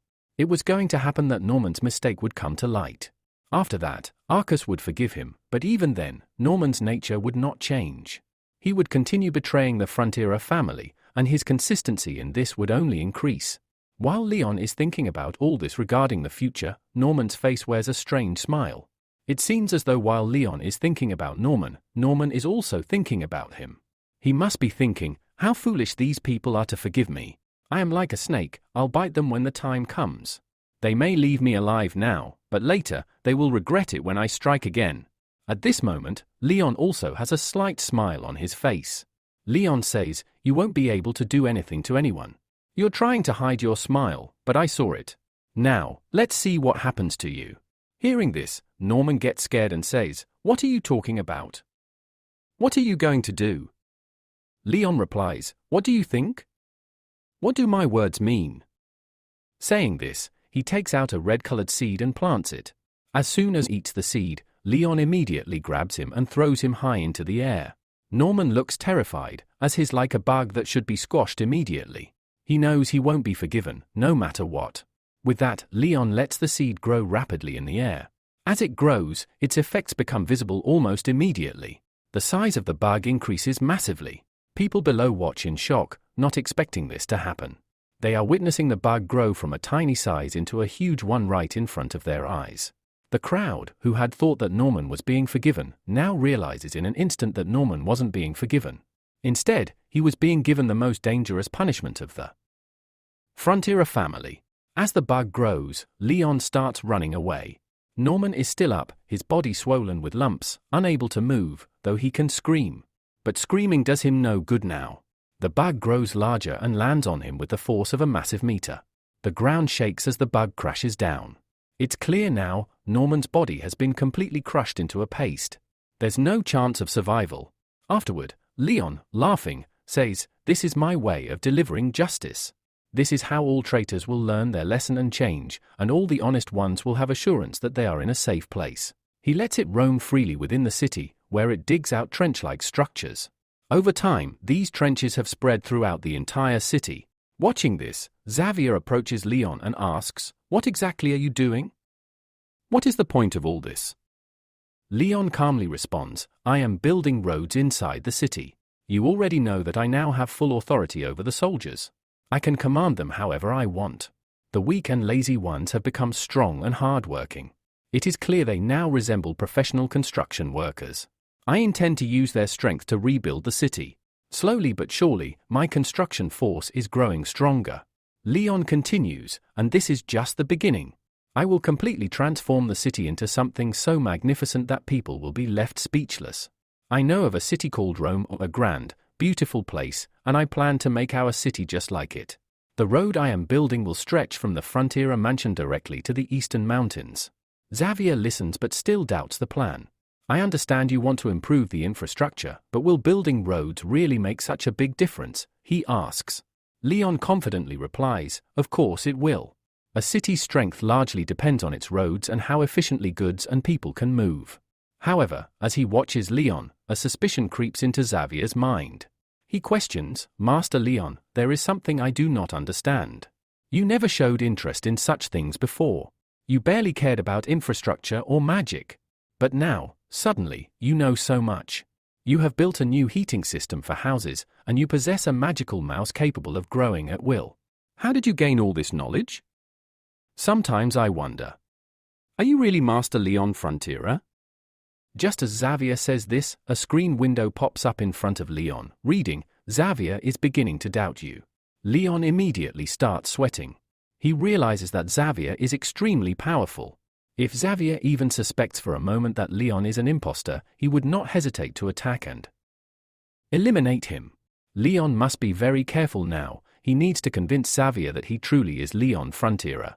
Luckily, Leon has a special skill. He can craft a certain expression on his face, one that makes him look incredibly innocent and trustworthy. Using this skill, Leon transforms his expression into that of a clumsy, harmless fool and starts speaking, You suspect me? How could you? You know me better than anyone. You are with me almost 24 hours a day. Sure, there are times you are not with me. During those times, I gathered knowledge and improved myself. That is all. So, do not underestimate me. I know exactly what I am doing. Xavier still has his doubts and presses further, then explain how you acquired such a powerful summoning skill. Most magicians spend at least 20 years mastering their magic, and even then, they rarely achieve something like this. I have never seen you train. Leon snaps back, stop talking nonsense. Is it not possible that I was simply born with this skill and only recently awakened it? Look at yourself, you are exceptionally powerful, stronger than many older and more experienced knights. Yet you are still Xavier, right? Just because you have talent does not mean you are someone else. Xavier replies, but I do not even consider myself an expert. Leon smiles and says, maybe you think you are normal, but you are special. And I am special too. This summoning skill has been with me since birth. I just never showed it before. Even though Leon tries hard to convince him, Xavier remains unconvinced. However, he does not push the issue further. Sensing his chance, Leon quickly changes the subject and says, since you have no more questions, let us never speak of this again. I have too much work to complete. As Leon walks away, he thinks to himself, maybe I have succeeded. Xavier will not bring this up again. And indeed, Xavier stays silent. At that moment, Leon's second-in-command, Berian, who has now risen to the top position after the death of the previous first knight, approaches him. Sir Berian, Leon says, I need to leave for some urgent business. While I am gone, you will oversee all road construction work. Berian replies, of course. By the time you return, everything will be completed. Xavier then steps in and says, you know I have to accompany you. It is my job to keep an eye on you. Leon nods, of course. Wherever I go. You will come with me. Xavier asks, where exactly are we going? Leon replies, someone owes me a lot of money. We are going to collect it. The scene shifts to a town named Lardia. Inside a house, we meet a man named Totos, the same man to whom the first senior knight was supposed to reveal some important secrets. Totos is in a miserable state. News has reached him that the first senior knight is dead, and with him, all the money Totos had invested is now lost. He holds his head in despair, overwhelmed by the loss. At that moment, his personal bodyguard arrives and says, what is the point of crying now? You gambled away all your money, and the rest you gave away. No one is going to return it. When you had wealth, you lived lavishly. Now that you have nothing, reality has hit you hard. The bodyguard warns him, I only agreed to work for you as long as you could pay me. If you cannot pay my salary soon, I will leave. Then you will be completely alone. Hearing this, Totos becomes even more desperate. He pleads, how can you say that? You have been with me for so long. How can you abandon me now, when I need you the most? The bodyguard says, yes, of course, I will leave. I was only with you for the money. As long as you were paying me, I stayed. The moment the money runs out, I will be gone. Apart from money, there is no relationship between us. Hearing this, Totos responds, all right then, you need money, right? You will get your money. I will find a way to arrange it. But until then, protect me properly. Right now, I really need you. Many people are after me for money, and you are the only one strong enough to protect me. You are my bodyguard and incredibly powerful. You have to shield me from everyone asking for money. Just as Totos finishes speaking, a loud noise erupts. Someone smashes through the gate and steps inside. It is our hero, Leon. Totos looks at him, unable to recognize who he is. He angrily asks, who are you, and how dare you break in like this? Leon laughs and replies, seems like you don't know me. Maybe you have not seen my face before. My name is Leon Frontiera. As soon as Totos hears the name, it clicks in his mind. His face turns pale, and fear takes over him. The bodyguard, noticing Totos' fear, whispers, what should we do? Should I kill him? Totos quickly shouts, no. Absolutely not. He is dangerous. We need to escape immediately. Hearing this, the bodyguard grabs Totos and makes a giant leap, smashing through a window. They land far away, showing just how powerful the bodyguard truly is. Even after the rough landing, he remains completely unharmed. However, the moment they land, someone is already waiting there, sword in hand. It is Xavier. Holding his large sword, Xavier steps forward and says firmly, you have one chance. Drop that man here peacefully and walk away. Otherwise, I will be forced to attack you. While saying this, Xavier wonders to himself, how did Master Leon know they would try to escape through the back window and land exactly here?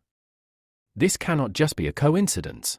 Meanwhile, the bodyguard sets Totus aside and smirks, saying, "Kid, whoever you are way too young. You have just started learning. Do you even know how to wield a sword?" He then activates his powers, revealing that he is no ordinary man, he is a magician with dark-type powers. He forms a glowing energy ball in his hand. Watching from inside the house, Leon thinks, a fight between Xavier and this magician is about to happen. Although Xavier is strong, fighting against magic users is not easy, especially gravity magic. I had read about it in the novel, gravity attacks badly affect Xavier. Maybe today I will witness that struggle live. As Leon ponders, the fight begins. The bodyguard hurls the energy ball toward Xavier. Calm and composed, Xavier brings his sword forward, blocking the ball. The energy ball shatters into pieces and surrounds Xavier. Confused, Xavier tries to figure out what is happening when suddenly the bodyguard charges with a strong punch. The punch sends Xavier flying backward, but he quickly regains his balance. According to the novel, during this time, Xavier was only a high-level swordmaster. He did not know the special sword skill that Leon later taught him, the skill to absorb mana power. But now, thanks to Leon, Xavier possesses this crucial ability. After the punch, something strange happens. Xavier's body glows, his mana heart activates, with 3 mana rings rotating around it. Although Xavier has not completely mastered it, it is still enough to turn the fight. Activating his mana heart, Xavier spins his sword powerfully. The dark energy surrounding him instantly disperses. Astonished, Xavier mutters, "What kind of skill was that?" Just one swing and it disappeared. I expected better from a bodyguard. Hearing Xavier's words, fear grips the bodyguard. Sweating profusely, he grabs Totus and tries to run away. While escaping, he yells, "You are on your own now. Our contract ends here. I will not protect you anymore." Totus desperately screams for him to stop, but the bodyguard is already gone. Xavier approaches Totus and says coldly, "I heard you betrayed the Frontera family. Do you know what the punishment is for that?" Totus, terrified, stumbles to the ground. He is so scared that no words come out of his mouth. He can see death standing right in front of him. Xavier continues, "Do you know your punishment? I will cut off both your legs. You will spend your life begging, with no way left to deceive anyone ever again. That will be your sentence." As Xavier raises his sword, a loud voice interrupts, "Xavier, stop!" Leon steps in just in time and blocks Xavier's sword. Leon calmly says, "Xavier, you must stay in control. I never gave you permission to kill him. If you cut off his legs now, he will be of no use to us. We still need him alive for some work. Once we are done, he will be yours to deal with however you want." Hearing this, Xavier steps back and lowers his sword, accepting Leon's decision. We now shift to a scene where, after some time, interrogation begins with the man. He is bound to a chair and shaking terribly, clearly frightened. In front of him are Leon and Javier. Leon, seeing him tremble, speaks up. "Why are you so scared?" Leon asks calmly, "I am not going to do anything wrong to you. You don't need to be afraid of me. I just want to make a deal with you. You know, we're all human, and humans tend to be greedy. Well, I am no different. I am quite greedy too, and this is an opportunity for me to take full advantage of. So, there's no need to panic." He pauses, then continues, "I'm sure you know that you've scammed a lot of people. Now, if I were to take you to court, the consequences would be severe. Fraud carries a heavy punishment. You'd spend a long time in jail, and you'd be tortured in ways you can't even imagine. But none of that benefits me, so I'm thinking of a different way." Totes, the man, looks confused and asks, "Does this mean you're going to forgive me?" Leon shakes his head. "No, it's not that easy. You can't just escape like that. You'll have to do something for me first. I know you have all of Boran's stuff. How about you hand all that over to me in exchange for your life?" Without any hesitation, Totes agrees, saying, "Yes, all of it is yours. You can take whatever you want. Just let me go. Now that we have a deal, can I leave?" Leon laughs, "No, the deal's not done yet. This is just the beginning. You'll have to do much more for me." Totes, desperate, agrees, "Yes, I'm ready to do anything. Just tell me what to do. Your every word is a command to me." Leon, with a sly grin, says, "All right then. Sign this contract, and I'll take care of the rest." Totes looks at the contract carefully. What does this contract say? Leon replies, it's simple. You're now my employee. You'll work for me, and I'll even pay you a salary. But because you owe a lot of money, 80% of your salary will go towards repaying your debts.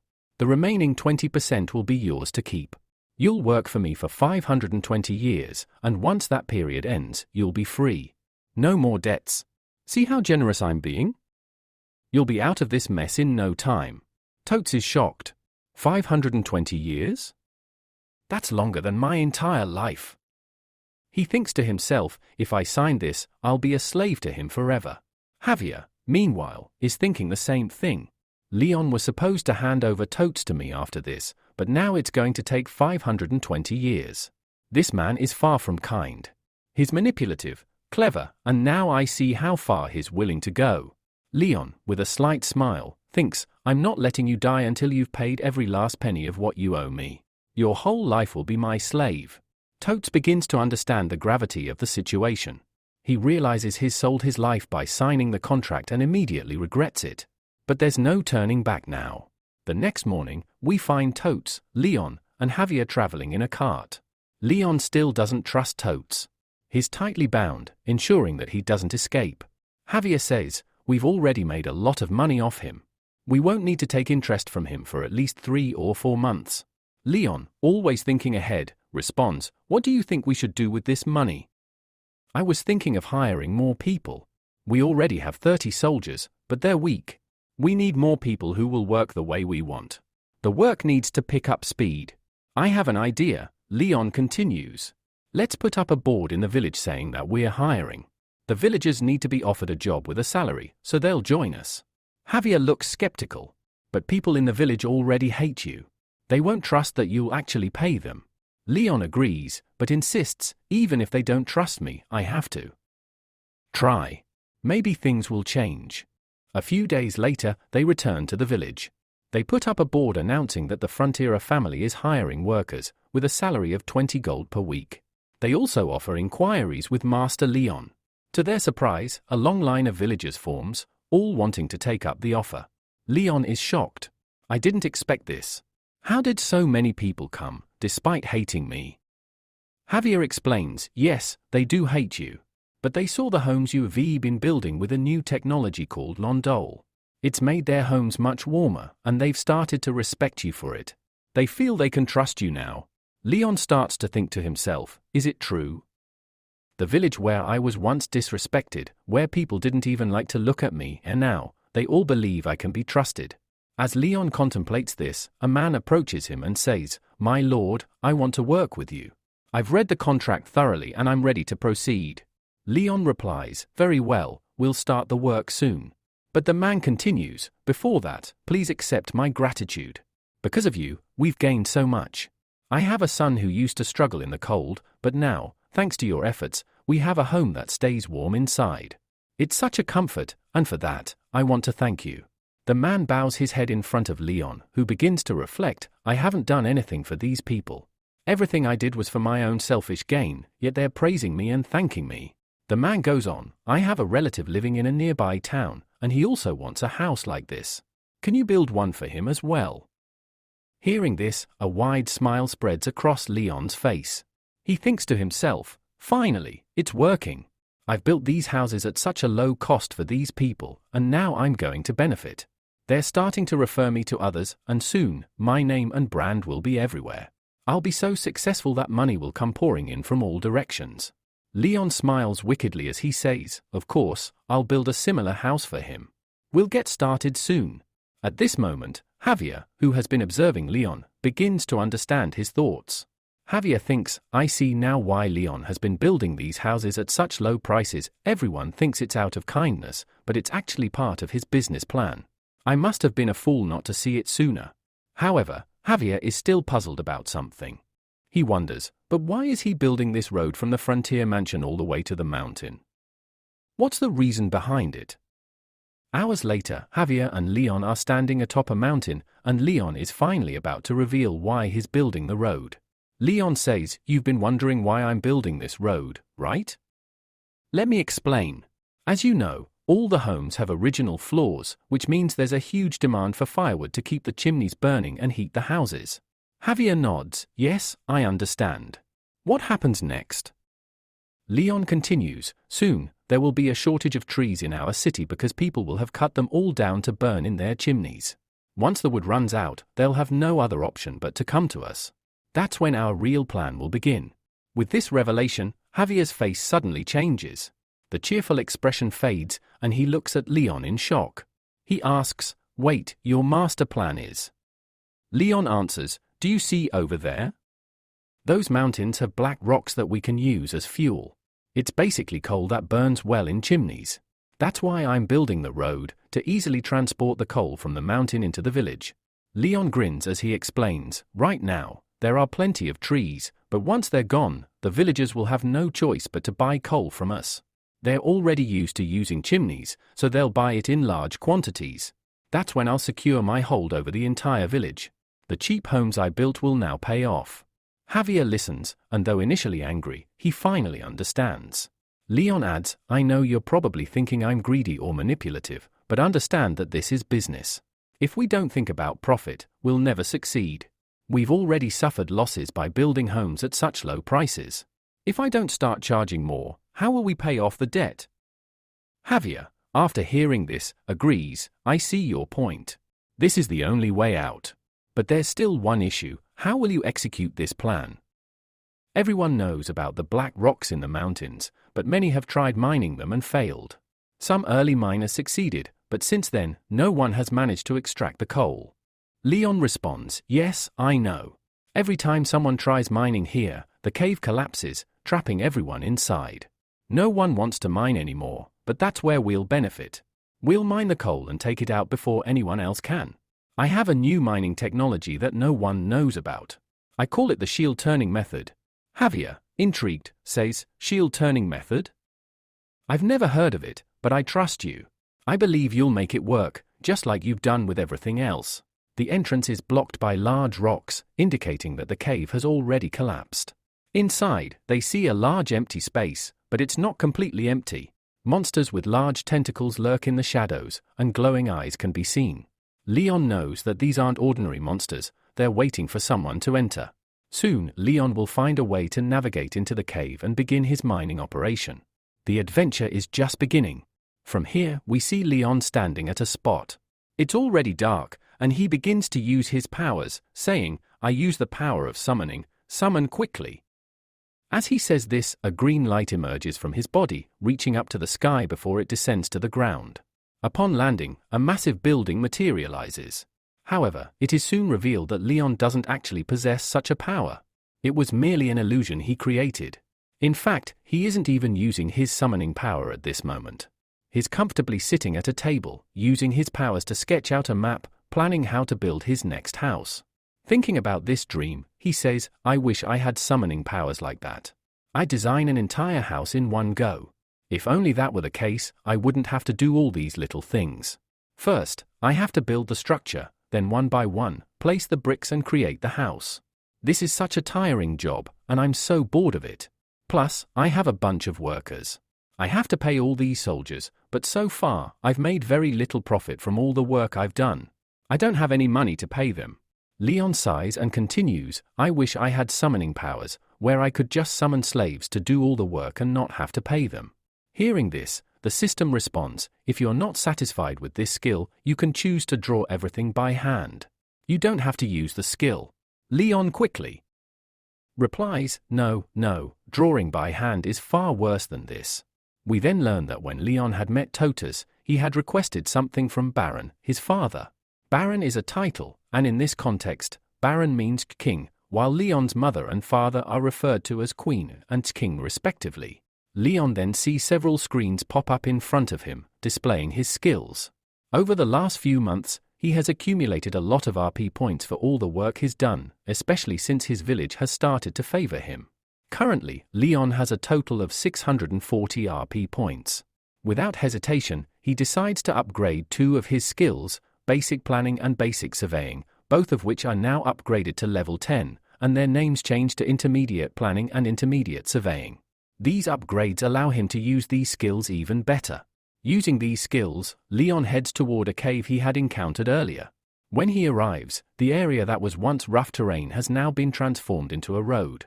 He looks at the cave and says, "This is the cave that collapsed a while ago. We need to start digging from here, but first, I'll use my powers. I have the intermediate surveying skill, and I'm about to use it now." As Leon activates his powers, a green light emanates from his eyes, revealing a large empty space.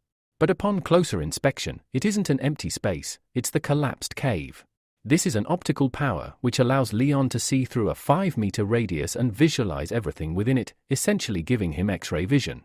He's trying to figure out the best way to enter the cave. Leon thinks, there's a safe route to enter from here, but there's a problem. We need to dig fast. This is a crucial task, and I don't want to waste too much time. I could assign all my soldiers to this task, but they're too slow. They'll take too long to dig, and Proton is in bad shape too. I assigned him the task of filling the road, and he's exhausted. I forgot to stop him, so now he's going to rest for a long time. If I wait for him to recover, he'll be too big to enter the cave, and that would be risky. If I made the cave larger to accommodate him, it would take even longer. There's only one thing to do now, I need to summon another monster. Leon quickly calls for a random summon. Summon quickly, appear before me. A screen pops up, and it shows that summoning this monster will cost 70 RP points. For Leon, this is no big deal, so he immediately spends the points. The process begins, and a green orb appears, emitting strange sounds. From this orb, a pink-colored monster emerges. Leon watches it with an unimpressed expression. He thinks, it looks even worse than the last one, but maybe it has some great skills I can use. I felt the same way about Proton, but now he's really useful. He turns to the monster and asks, "Do you have any special skills? Can you grow in size or do something else?" The monster doesn't respond. Leon says, "Tell me your skills quickly. I need to know how to use you." Fast forward a few weeks, and we see the work in the cave progressing rapidly. Leon has used this monster, named Bengo, in a unique way. He's created a machine specifically for Bengo, fitting the monster into it. The machine moves forward, and Bengo devours the rocks in its path with its chopping teeth, which are at level 1. After digging for a while, whenever Bengo emerges, Leon quickly tells his workers to get to work. With Bengo's second skill, Accelerated Dirt, he can process the dirt within his body, causing his body to tremble. Upon seeing this, one of the workers, Xavier, gets ready for something dangerous to happen. Then, Bengo's third skill activates, Steel Drill Launcher. The monster can transform the dirt it eats into steel rods and launch them at high speed.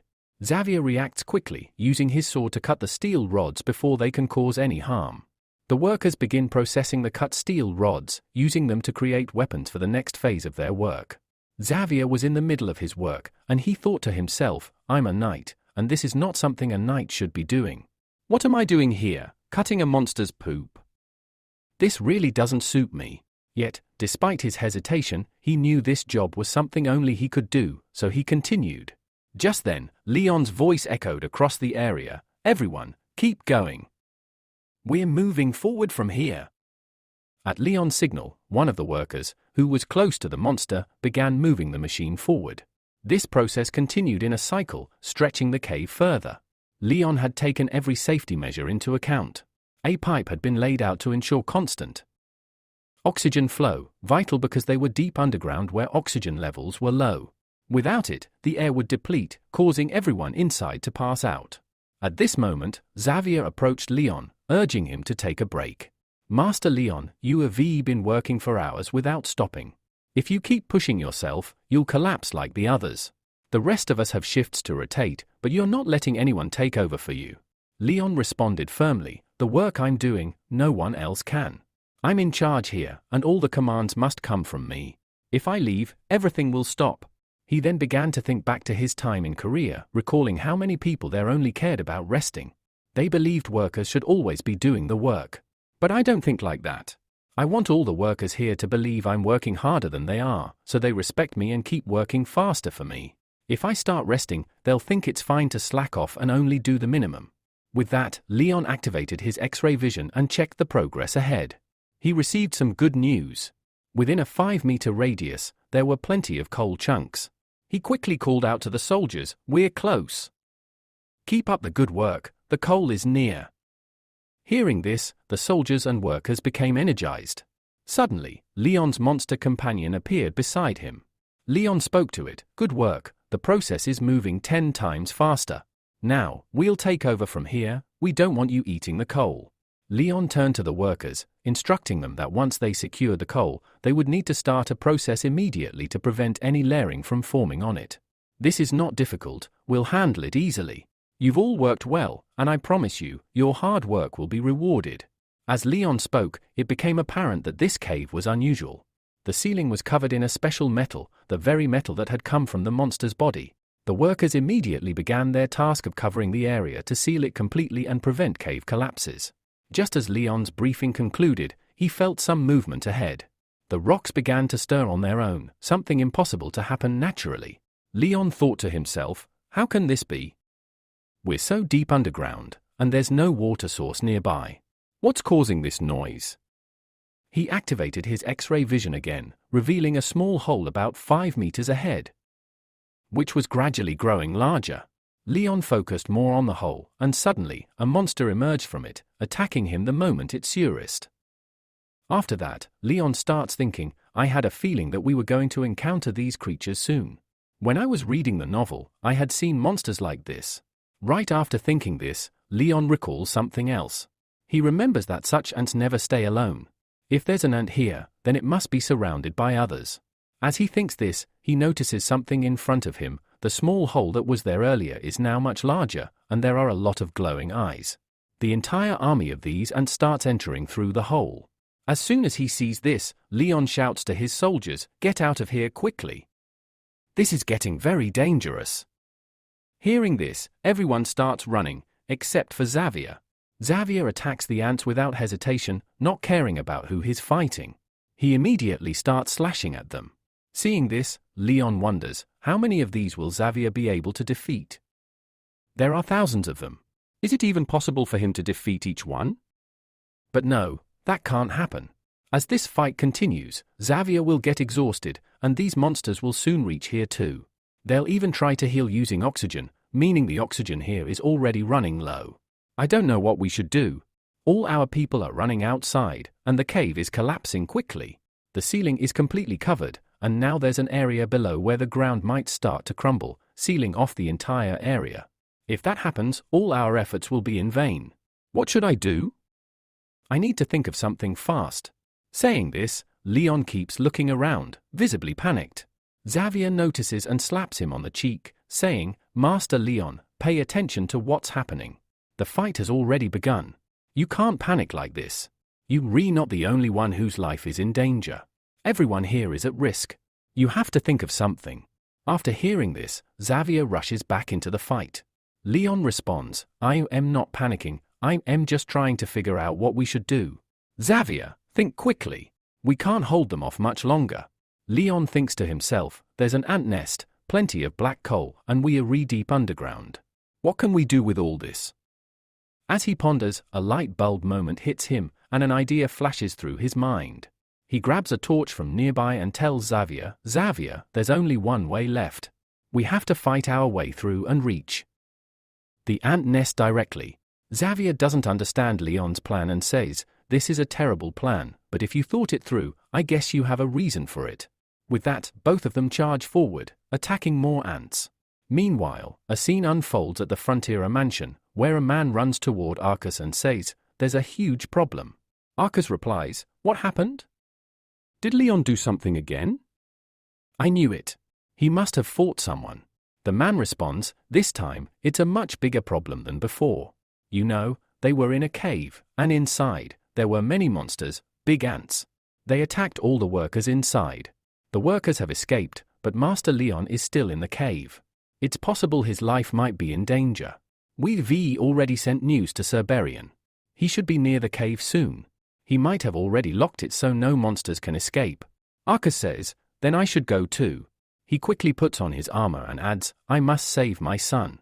Back in the cave, Xavier is still fighting the ants but is now exhausted. He tells Leon, "We've come deep into the cave. We've killed many ants, but we need to figure out how to get out now. We've come too far." Leon responds, "Don't ask me to think. I already have a plan. Just follow it.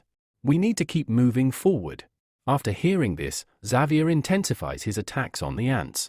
Leon, holding the torch, keeps the ants away. While fighting, Leon thinks it's a good thing these ants haven't escaped. If they did, they would attack everyone outside. They're following us, but the problem is, if they do anything, it will affect only us. We'd be the ones at risk. It's just the two of us here, and if these ants surround us, we can't retreat.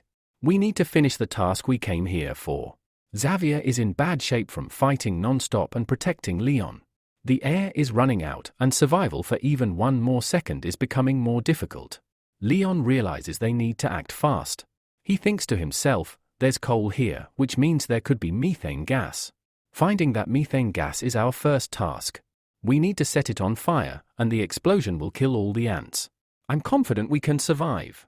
We just need to find the methane gas and set it off. Leon activates his X-ray vision and scans the ground. He sees the area where the methane gas is located, but it's slightly underground. Leon begins digging and tells Xavier, I need to dig here. You need to protect me. Keep attacking the ants and don't let any get near me. Xavier, trusting Leon, keeps fighting the ants as Leon focuses on digging. They both have one goal, to survive and complete the mission they started. At this point, an ant attacks directly, but Javier is in a fight with another ant and doesn't notice this new attack on Leon until it's too late. He quickly realizes what's happening and launches a powerful counterattack, saving Leon just in time. While Javier is busy fighting the other ants, Leon is focused entirely on his digging task. He trusts Javier completely to protect him, which is why he's not worried about the battle happening around him. The fight continues for a while until they reach the end. Just when they're almost done, a loud scream echoes through the cave. It's so intense that both Javier and Leon feel excruciating pain in their ears. Moments later, a massive creature appears, the queen ant. Seeing this, Leon panics. Look, that's the queen ant. She's here to attack us, and now we have to fight her. The queen ant begins charging toward them. Leon says to Javier, I trust you completely. You can fight this ant too and defeat it. Javier responds, no, I can't do this. Leon, shocked, replies, how can you say that? You haven't even started fighting yet. Don't give up so easily. We have to attack her and finish this. Javier explains, I trust myself, but I know my limits. Fighting isn't always about brute force. Sometimes we know what we can and can't do without even trying. But since we're stuck here, I won't give up. I'll try my best. Just as he says this, the queen ant attacks fiercely. Javier moves forward and strikes back, but both attacks collide, blocked by the queen ant. Fighting this ant is extremely tough for Javier, and after a long struggle, he manages to push her back just enough to give Leon more time to complete his task. Leon, meanwhile, continues digging with intense focus. As he works, he thinks about Javier. He knows that Javier is fighting the ants because of him. Otherwise, Javier could have escaped the cave alone. He feels guilty for the tough situation Javier is in. Suddenly, Leon's shovel strikes something hard, and he realizes he's reached the spot where the methane gas is leaking. He quickly grabs the torch he brought into the cave and runs toward Javier, shouting, Javier, you don't need to fight anymore. We're done here. Let's get out. Javier, confused, asks, what happened? What did you do? Leon runs ahead, and the queen ant follows. As they make their way through the cave, Leon sees piles of dead ants they've already defeated and a long tunnel ahead. Once they get farther into the tunnel, Leon looks back, tossing the torch behind him. The flame from the torch ignites the methane gas, causing a huge explosion that shakes the entire cave. The blast radius is enormous. Both Leon and Javier manage to escape the explosion, but the queen ant is caught in the blast and disintegrates. When the dust settles, Leon and Javier are badly hurt, lying on the ground, trying to recover from the shock. The sound of the explosion echoes outside the cave, and Arcus and the others hear it. Arcus, panicked, says, my son Leon is in that cave. We have to rescue him. Someone, go in and save him. But Biyun, the second-in-command knight, stops Arcus, telling him, your life is far too important to risk. We believe Leon has already done something. He'll probably come out on his own. Inside the cave, Leon and Javier are still struggling to get back on their feet. There's a small monster nearby, weakened by the blast. Leon slowly stands and says, that was intense. My ears are still ringing. He turns and sees the queen ant's charred body. Looks like we did it. We've killed the queen ant. That means all the ants are gone now. He looks at Javier and says, "Are you all right? You really tried to protect me, and now you're in this condition because of it. I promise I'll get you out of here soon." Leon picks up a small monster and mutters, "Bengal, all of this happened because of me. You've ended up in a bad state because of me. But just wait a little longer, we'll get out of here." At that moment, Leon notices that the cave has collapsed. The roof has caved in because of the explosion, and the tunnel is now blocked. Panic rises as Leon realizes that the pipes providing air to the cave are now sealed off, and oxygen is running out quickly. An urgent message appears on his screen: oxygen levels critically low. Air supply diminishing rapidly. Leon knows what he has to do. Activating his X-ray vision, he scans the tunnel. The only way out is to dig 15 more meters. There's no other option. He pushes forward, determined. As he digs, he reflects, the part of the cave where the ants lived was weak, but the tunnels we dug with stronger materials are still holding. I just need to dig a little further, and we'll make it out. We'll have air, and we'll survive. But as he digs, he knows Javier and Bengal are both depending on him. He can't give up. Not now. At this moment, Xavier regains a little consciousness. He watches as Leon continues to do all this. Leon says, "No matter what happens here, even if I'm the only one who doesn't make it, I'll get Xavier and Bengal out of here. We will never give up, we will escape from here with them. Whatever has happened to them, I am completely responsible for it." Xavier hears this and passes out again. At the same time, Leon sees a screen window pop up, showing a message: "Xavier, you heard everything. Because of this, your perception of Leon has changed slightly. You've received an additional 6 points from Xavier. Your total RP points are now 157. You have gained 108 new RP points." Leon stares at the screen for a moment, then another window appears. Oxygen is running out even faster. Seeing this, Leon mutters, "No matter how much I dig here, the oxygen will eventually run out. I can't get out this way. I have to do something else. This is a do-or-die moment. If I don't do something now, we're all going to die here. System, tell me if there's any skill I can upgrade to get us out of here." Upon hearing this, the system activates and starts scanning Leon's body. A window appears, saying, "Before teaching you any new skill, I must check which skills you already have." Then, 3 new skills appear before Leon. These are the skills Xavier had taught him over the past month. One of these skills allows Leon to touch someone and draw their mana energy out of their body. The system then says, "You have 3 new skills. However, you can combine these skills to create a new skill called Aran." Upon seeing this, a big smile spreads across Leon's face as he says, "I knew this skill would come to me. It's an amazing skill that's been crafted for a long time. I can use it." Another window pops up. "Do you want to combine these 3 skills?" Leon clicks on the option immediately. The process costs him 10 RP points. As this happens, energy starts flowing into Leon's body, a blue light enveloping him. The screen then shows, skill has reached level 5. Aran is the skill Leon taught Xavier, and Xavier had promised to teach it back to Leon once he fully mastered it. But after learning the skill, Xavier refused and only taught him a weaker version, believing that Leon might misuse the skill if he got too much power. Now, Leon had fully mastered the skill. He began absorbing energy from the environment around him. As he did this, Leon thought to himself, "Right now, this skill is at level 5. I need to upgrade it more. I have enough RP points to do so." Just then, another screen window pops up. "You can upgrade this skill to level 6 for just 10 RP points." Leon quickly spends the points. The skill upgrades to level 6, but he doesn't stop there. He keeps clicking to level it up further. Each upgrade costs more RP points, but Leon doesn't mind. He keeps going. Eventually, the skill reaches level 10. At this point, the skill's power doubles. When it was at level 5, Leon's mana power was at 120%. Now, it's at 200%.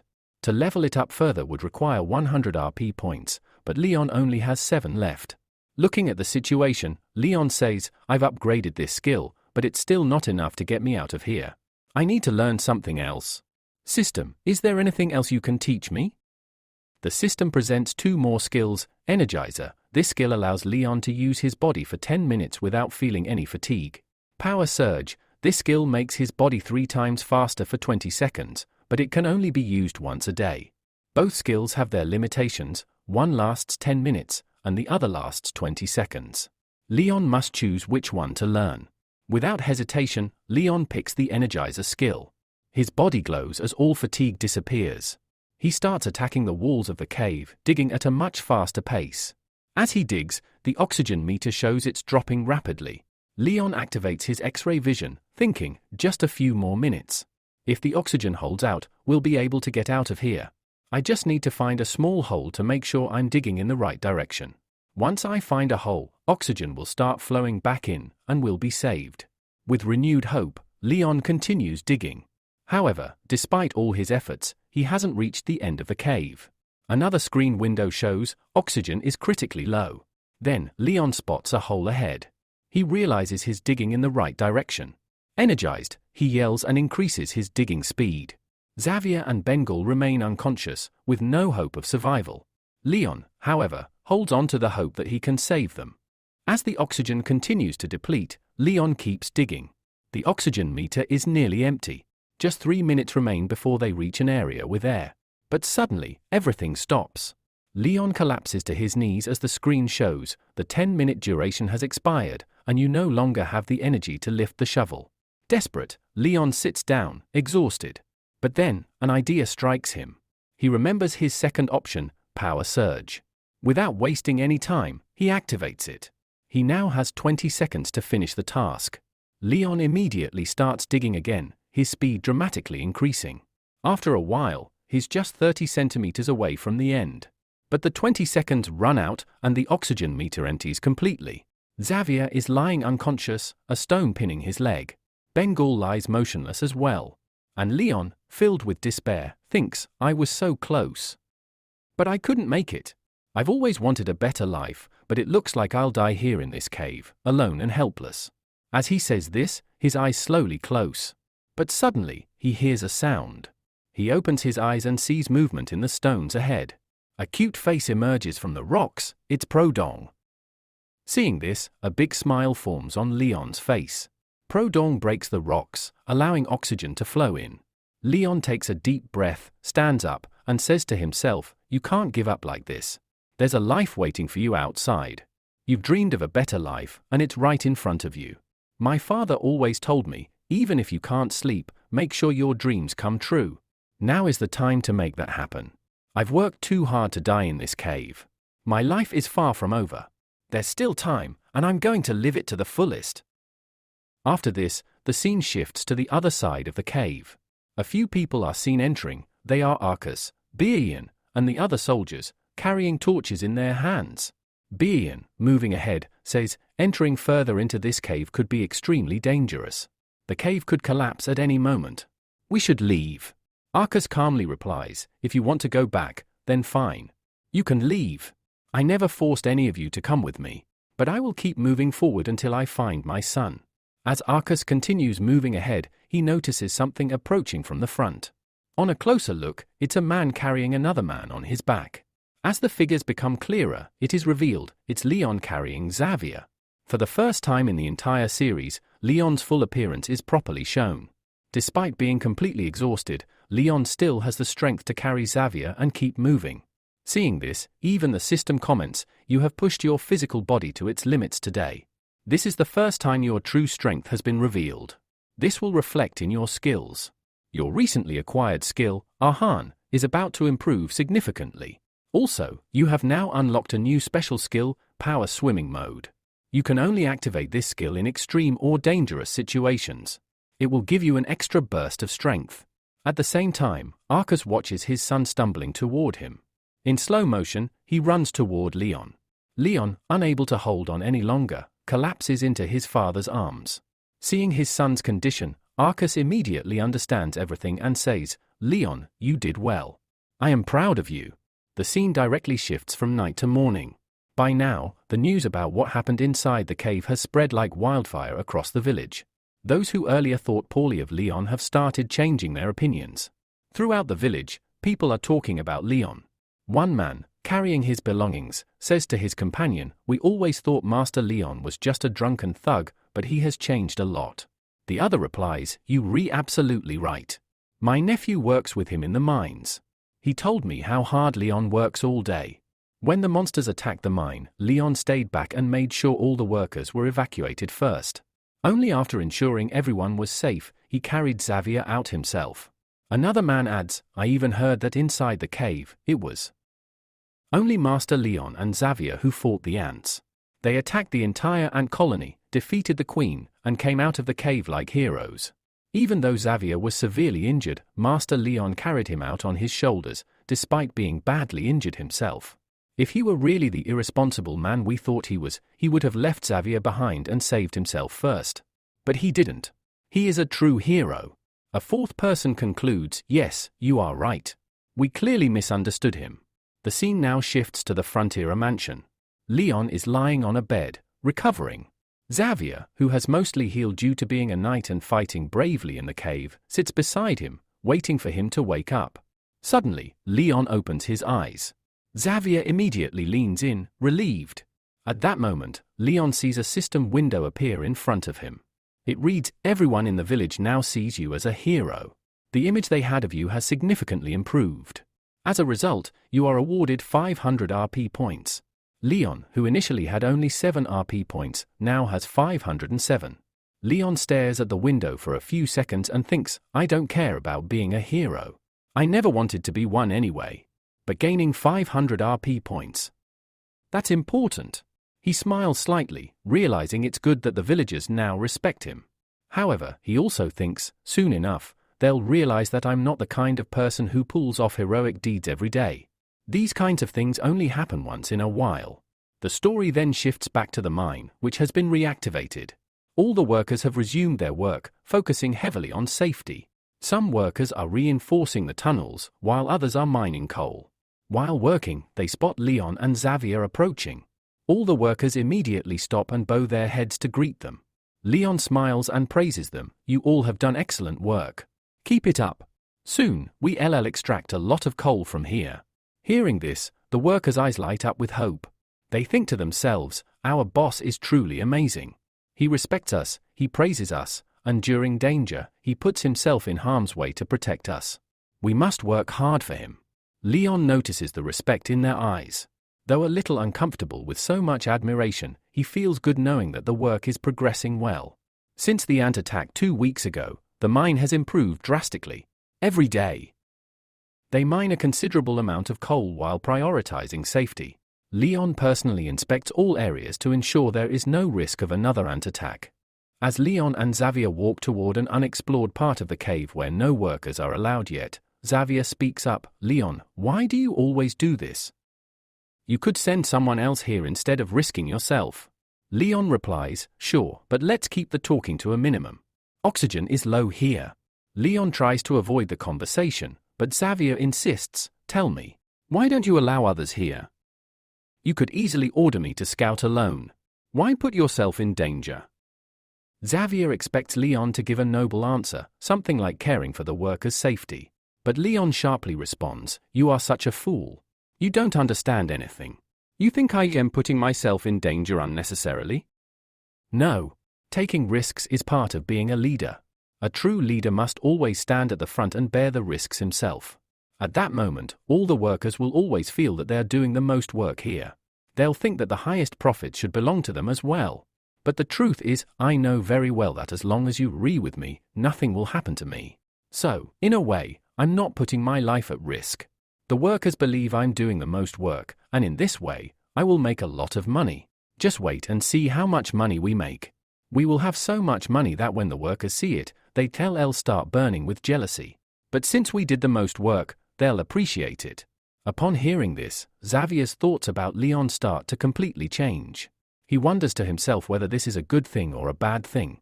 At the same time, Leon sees a notification pop up, saying, "Xavier, your image was supposed to change, but it has been cancelled. You will not receive any RP points." At that moment, the two reach the end of the cave. Leon says, "We're at the very end now. This is the area where we last dug." He pauses and says, "Wait a minute, something dangerous seems to be ahead." Xavier asks, "What do you see?" Leon replies, "I see a large empty space behind this wall. We need to dig here quickly to see what's behind it. Xavier responds, don't you think this could be dangerous? There could be a bunch of ants behind this wall, and as soon as we start digging, they might attack us. Leon says, it could be the opposite. There might be a lot of eggs behind the wall, waiting for us. If that's the case, we'll destroy them all. We don't want them to hatch and attack us. As Leon says this, the ground cracks and a large hole appears. Leon sees something else. There's a monster here, tied up with webs. It's not just one monster, there are many more, all tied up like this. Their condition is the same. Upon seeing this, Xavier quickly pulls Leon back and says, don't go any further. I'll handle them from here. I'll wipe them out with a weight attack. This area is too dangerous. But Leon stops Xavier and says, listen carefully to me. These monsters are all trapped in webs. They can't harm us. We don't need to rush to do anything. Xavier replies, these monsters look pretty strange. Leon says, this is an orc. You probably don't know about them. As they get closer to the monster, Leon continues, I think this one is already dead. Xavier says, I don't think so. I believe it's still alive. I've heard that the monsters here paralyze their prey and store them alive to prevent their bodies from rotting. Leon smiles and says, that's great. This is like a jackpot. These monsters must be like our resources. We'll have many more slaves to use. Later, in the Frontera family scene, the orc regains consciousness. It speaks to Leon calmly, saying, my name is Aro. You saved my life, and I'll never forget this. Every time the orc speaks, it ends with the word oink. Leon, noticing this, asks, why do you always say oink at the end of every sentence? What does that mean? Aro replies, it doesn't mean anything. I just add it for fun. Aro then reveals something important. He's the son of the chief of the orc tribe, and he's been kidnapped by the ants for a long time. Because Leon saved his life, Aro offers to give him something in return. He says, you can ask me for anything you want. This turns out to be a huge mistake on Aro's part, as Leon realizes he can now demand anything, even a large amount of money. Aro, realizing his mistake, says, what do you want? You can have anything. Leon grins and replies, I want 120 orcs who will work for me, just like you do. They should follow my commands. Aro says, that's impossible. No orc will follow your orders. Leon, after a brief pause, retorts, but you just said you would fulfill any request. You're the chief's son, so you can make this happen. I'm just asking for what's possible. Aro insists, you're not a warrior. Orcs only listen to warriors. You don't look like one. Leon, thinking for a moment, says, well, I'll become a warrior. Remember when I fought that strong enemy? I know you're a powerful orc, but there's something you might have missed. When you attacked the ants, you were paralyzed. You couldn't even complete the mission. So, this means you failed. But that's fine, because you're still a warrior. Aro starts to doubt himself, saying, I failed in my mission. Leon responds, no, not at all. You fought well. You even killed a giant ant. Aro, still confused, asks, wait, the ant was talking. Leon smiles, yes, it was talking. Just like you and me. And we defeated it together. Then, Xavier, who had been silently watching, interrupts, you've been planning this all along, haven't you? Leon smiles and says, you're getting it now, Xavier. Aro, now convinced, says, okay, fine. I'll give you the orcs, but be careful with your words. Don't trap me with your tricks. After a week, the scene shifts to the village of Sand, where the orcs live. Leon and Xavier are there, and Aro is also present. The king of the orcs speaks to Leon, apologizing, we couldn't fulfill your request. Completing it would have cost us too much. Leon, frustrated, thinks to himself, I had worked so hard to make these people my allies. Now, I'll have to start all over again. After that, he speaks to King Akush. You are the chief of this place, so I want to show you respect. However, I still want to understand why you can't accept my request. If I know the reason, maybe I can help you. Upon hearing this, Akush tries to act like a father and says, actually, all of this is happening because of the meat. We need meat constantly because 3 times a day, all the oxen in our village have a specific eating time. We have to keep protein in our bodies so that we don't face a deficiency and our muscles stay strong. That's why all our warriors are always hunting. We hunt in 3 shifts throughout the day. The warriors go to different places to hunt and bring back meat. If we give even a few warriors to you, we'll run short of them, and the meat will be less. Our muscles will weaken, and if that happens, our village will fall apart. We cannot risk the safety of our village just to fulfill your request. I'm sure you understand why we cannot help you with this. At this point, Leon interrupts the chief and says, "Wait a minute. Did you say you hunt 3 times a day?" The chief replies, "Yes, we have to. The meat we get doesn't last beyond a day, and we can't eat spoiled meat. That's why we hunt 3 times a day, to ensure we get fresh meat. We can work harder and get extra meat, but what will we do with it? It will just spoil later." Hearing this, Xavier walks over to Leon and says, "For these people, protein and muscles are crucial. They won't hand over their warriors to us. Maybe you should give up. Nothing will work here." But then, a brilliant idea strikes Leon's mind. He says, "What if I solve your problem? I can solve the meat issue for you. What if you could keep your meat from spoiling quickly and stock it up? That way, you wouldn't have to send your warriors hunting 3 times a day. They could hunt once, bring back as much as they want, and then you could eat it for the next few days." The chief responds, "But that's impossible. You've helped us a lot, but we can't take such a risk. Our muscles are very important. We can't afford to go against that. Your request won't be fulfilled." Leon insists, "Trust me. I can make it happen. I can create a system that will keep your meat from spoiling quickly, and you'll be able to store it for a long time. You won't need to worry about hunting constantly." As we flash back to a few moments earlier, when Leon and Aro entered the village, Aro sees his father and begins to tear up. He rushes towards him, and his father, equally emotional, runs towards him. They hug each other tightly, creating an intense energy. Leon watches this and wonders, what's going on here? These two hug so passionately. Could it be that there's a lot of love between them, like the bond between father and son? But still, the energy they created when they collided, it's a bit too much. Now, imagine if I took some of them with me and they followed my orders. How powerful would I become? I'd have strength and an army of warriors. This could be my chance to gain power. At this point, Aro pulls out a large ant and shows it to everyone in the village. "Look, I have succeeded. I brought this ant back for our village. It's not just any ant, this is a queen ant. I went into their nest and brought it out." The orcs cheer for Aro and chant his name. The chief says, "Well done, son. You've proven that you're a true warrior. You're strong and brave. Remember, today is our lack day. Get ready and start your training to build muscle." With that, all the orcs begin their training. They have a lot of gold, and they use it for their exercises. Leon watches them and is surprised by what he sees. One of the orcs is holding a massive piece of gold. Leon thinks to himself, what are they doing with all this gold? This stuff is precious, but they're using it for exercise? They've completely wasted its potential. If they used this gold properly, they could advance so much. But this is good for me.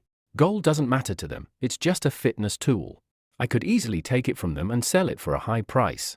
With their help, I could make a huge profit. At this moment, Leon realizes that he needs 120 warriors from this village. This could be the key to his success. During their conversation, the Orc King explained that he couldn't hand over any of his warriors to Leon. The reason? He only had a limited number of orcs, and every single one of them was vital to their village's survival. These orcs had to go hunting 3 times a day to gather food.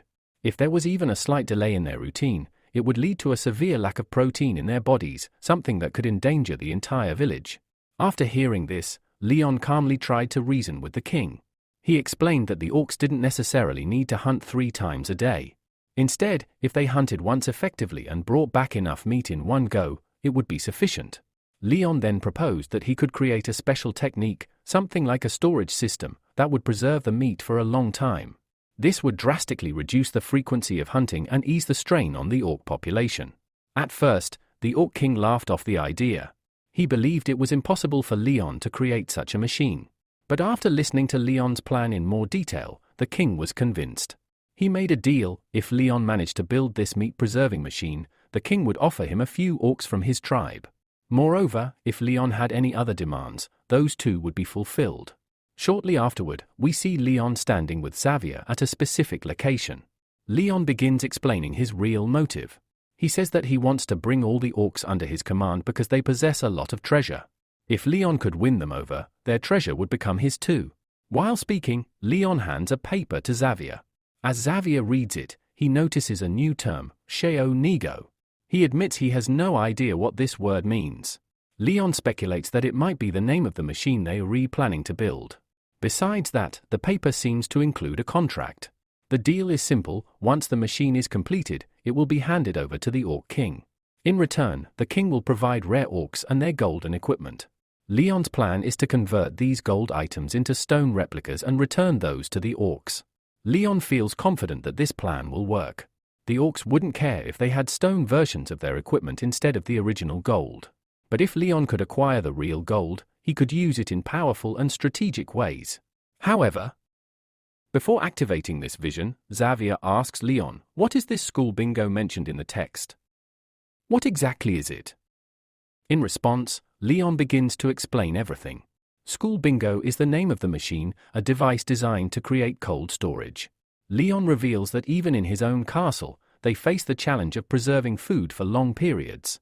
There, magicians use magic to chill and store the food. But the orcs don't have such luxuries. They have no magic users who can preserve food for extended durations. That's why Leon proposed this machine, one that creates cold without the need for magic. After listening to this entire explanation, Xavier is left in awe. He asks Leon, "How do you even know all this?" Leon responds with a smirk, "Who are you to question me? What's your relationship with me?" Xavier calmly replies, "I'm your bodyguard." To this, Leon says, "Then that means I'm not obligated to explain anything to you. Let it be." They shift focus as Leon points toward a nearby mountain and says, "We need a special kind of stone to build this storage system, granite. It's incredibly strong." Xavier looks in the direction Leon indicates and says, "If it's that strong, won't it be very difficult to bring it here?" Leon nods and replies, "Yes, you're absolutely right. It's going to be tough." He starts thinking aloud. "We don't even have access to explosives or modern tools here. Back in our world, we use dynamite to break stones like this. But here, things are different. If we try doing it by hand, it could take forever." As Leon ponders, he glances at Xavier. The moment he sees him, all his worries seem to vanish. A thought crosses his mind: as long as Xavier is with me, I don't need to worry about anything else. This was no ordinary bomb. Leon referred to it as a human bomb, something he believed would get the job done. A wide grin spread across his face as he said this. But Xavier, watching this unfold, felt a wave of fear wash over him. Thoughts swirled in his mind: why is he smiling at me like that? There was something sinister in Leon's smile. It didn't feel normal, it felt dangerous. Something terrible was about to happen, and Xavier could sense it. Leon's mind drifted to a time when he had read about a significant chapter in the novel, the chapter called Ramen Wall. According to the story, not far from the main location was a massive city surrounded by a magical wall. This wall wasn't ordinary, it had been created by an immensely powerful monster. Because of this wall, everyone inside the city was completely trapped. They couldn't escape. A rescue operation was required, and the one tasked with it was none other than Xavier. His mission? Break the wall using every ounce of power he had. Xavier gave it his all. At that time, his mana power was extremely potent. He even possessed for extra spells, which meant he could control for additional mana circles within his mana heart. But despite his strength, none of his abilities had any effect on that barrier. Still, he knew this mission had to be completed. Lives depended on him. So in a desperate move, Xavier created a new skill, one that came from the depth of his desire to save the people trapped inside. That desire manifested into an entirely new power. Out of his 4 mana circles, one survived, while the others fused together, forming a massive energy blast. When Xavier unleashed this attack on the wall, it was devastating. The power surged through his sword, releasing a radiant force that smashed into the wall and completely obliterated it.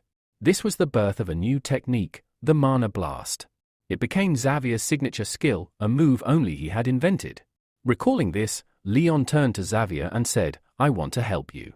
I know about one of your incredible skills. I can teach it to you." But something about Leon's expression was off. It didn't look like he genuinely wanted to help.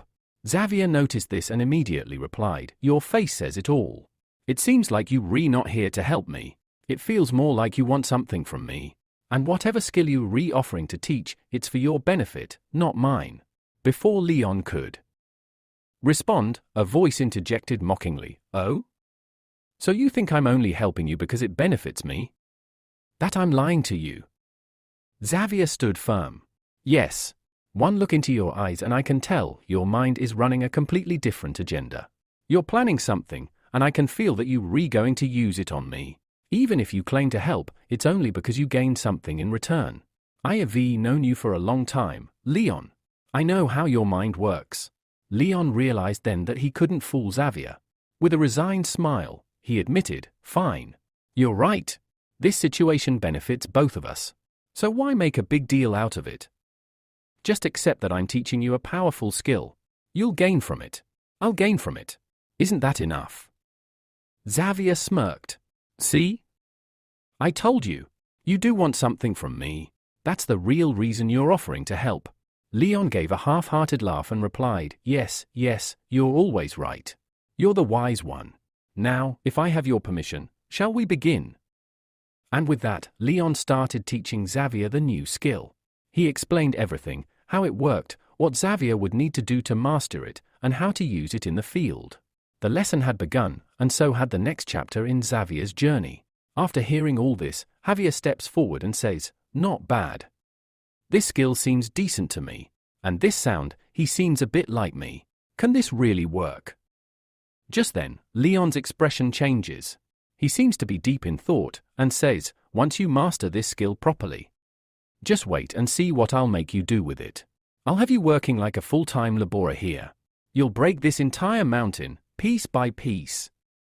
Hearing that, Javier approaches the mountain and says, "Just like you said, I'm pouring all my mana power into my sword. I'll keep only one mana strand with me for control. The rest, every bit of energy I have, will surge out through this sword and pierce deep into this mountain." As soon as he finishes speaking, he thrusts his sword into the mountain. The force is so strong that the sword penetrates deeply into the rocky surface. Javier then begins using powers. A massive amount of energy bursts out from within him. And then, an enormous explosion. Dust engulfs the entire area. Leon hadn't expected this outcome. He's shocked and begins thinking, how is this even possible? He succeeded in the very first attempt. Amidst the thick dust, a figure emerges. It's Javier, walking forward. His upper garments have been completely blown away by the blast. He looks furious. To him, all of this feels like an insult. He storms over to Leon and demands, "Did you know this could happen to me when I used that power?" Leon quickly replies, "No. Absolutely not. I had no idea this would happen. If I had known, I would have stopped you." After hearing that, Javier once again thrusts his sword into the ground and says with a calmer tone, "So that's how it is. If you really didn't know, then fine. Either way, I've now mastered this powerful skill.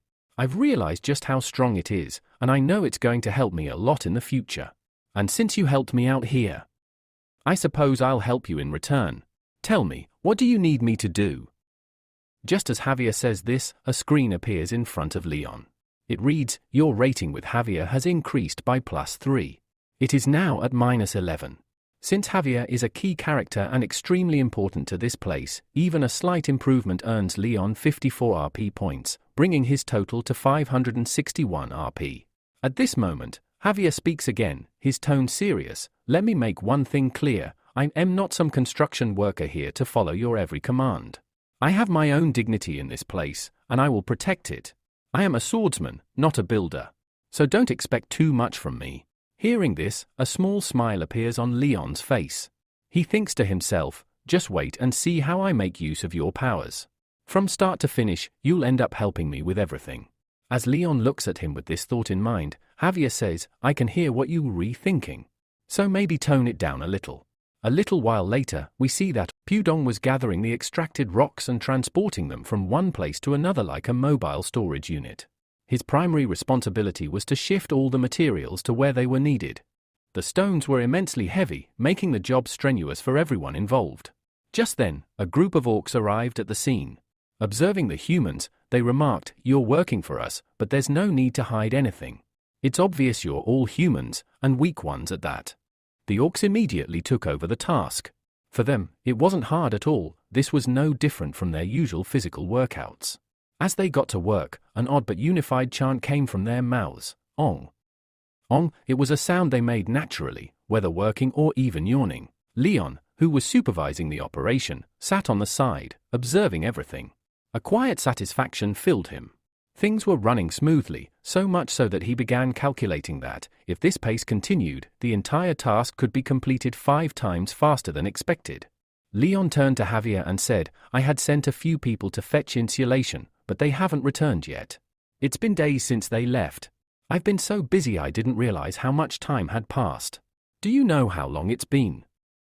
Javier replied, "About 3 weeks." Leon was surprised. 3 weeks? That's a long time. Anyone could have made a round trip to the village and back by now. Javier tried to offer a rational explanation. There are a few possibilities. Maybe they stopped somewhere to rest, or they ran into a problem on the way. Either way, I believe they'll handle it and return soon. We should just wait a bit longer. But Leon was resolute. "No, we can't just wait. We need to check on them. I feel something's gone wrong, and only we can fix it. It's time, Javier. We have to act now." As Leon started to move, Javier stepped in front of him, blocking his path. "You don't need to go anywhere. I'm your bodyguard. If there's a fight, I'll handle it. You don't need to risk your life unnecessarily." Leon sighed and responded firmly, "How many times do I have to remind you? I'm the one in charge here. I give the orders, and I decide who goes where. That means I'm responsible for every single worker's life. I can't walk away from that duty. We're going to find out what happened to them, no matter what." Javier, moved by Leon's determination, finally agreed. The scene then shifts to the following day. Leon and Javier had arrived at a new location. While searching, they discovered a clue, a glove. Leon picked it up and said, "This is the same glove you made for the workers, isn't it? I helped design it too, so I know it well. And there's something else. It has traces of insulation on it, the same material we had sent them to collect.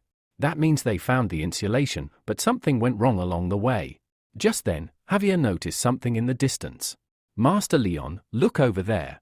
Leon followed his gaze. Javier continued, "That area ahead, it's called Porgia Gorge. I have a feeling whatever happened to them, we'll find the answers there." Leon narrowed his eyes and said, "So that's how it is." Javier responded, "Besides all this, I'm sensing something unusual about this place. But it's not a familiar kind of energy. That's why I can't say exactly what it is. But there's definitely something wrong here." The moment Leon heard this, his mind instantly went on high alert. He started thinking, Porgia Gorge. I'm trying to recall. Maybe I've heard of Elan before? Back when he used to read that novel, he remembered there was a chapter named after Tefur Gorge. The more he thought, the more anxious he became, until finally, the memory hit him like a lightning bolt. Without wasting a moment, he turned sharply and said urgently, "We need to reach them quickly. The workers are in grave danger." Javier asked, surprised, "How can you say that with such certainty?" Leon replied with a grim expression, "Because I know everything. I fear. Those workers might already be dead by now. Hurry up, Javier. We don't have any time." Leon was visibly shaken and frightened, his urgency sending chills down Javier's spine as well. As they advanced further, they noticed strange marks on the ground. It seemed as if someone had been dragged, and along the way, some objects had fallen, pieces of wood scattered across the dirt. Following these tracks led them to the entrance of a dark cave. Leon stopped and muttered, "This is a dungeon. Its name is Lupula Dungeon. I've seen this before." His eyes widened as the memory resurfaced. Back when I was reading that novel, there was a detailed description of this very cave. It mentioned a powerful monster that resides inside, a monster named Lupi Len. But Leon's expression turned fierce. "I don't care what kind of monster it is or how powerful. How dare it attack my workers?" Leon started moving into the dungeon. Javier quickly stopped him and said, "No, you stay back. There's no need for you to risk yourself. I'll handle this." Leon raised his hand. "Wait a minute. Something's off." But it was too late. In those few seconds, Javier had already stepped on something, a formation hidden beneath the ground. Leon's eyes widened as he saw it and instinctively yanked Javier backward.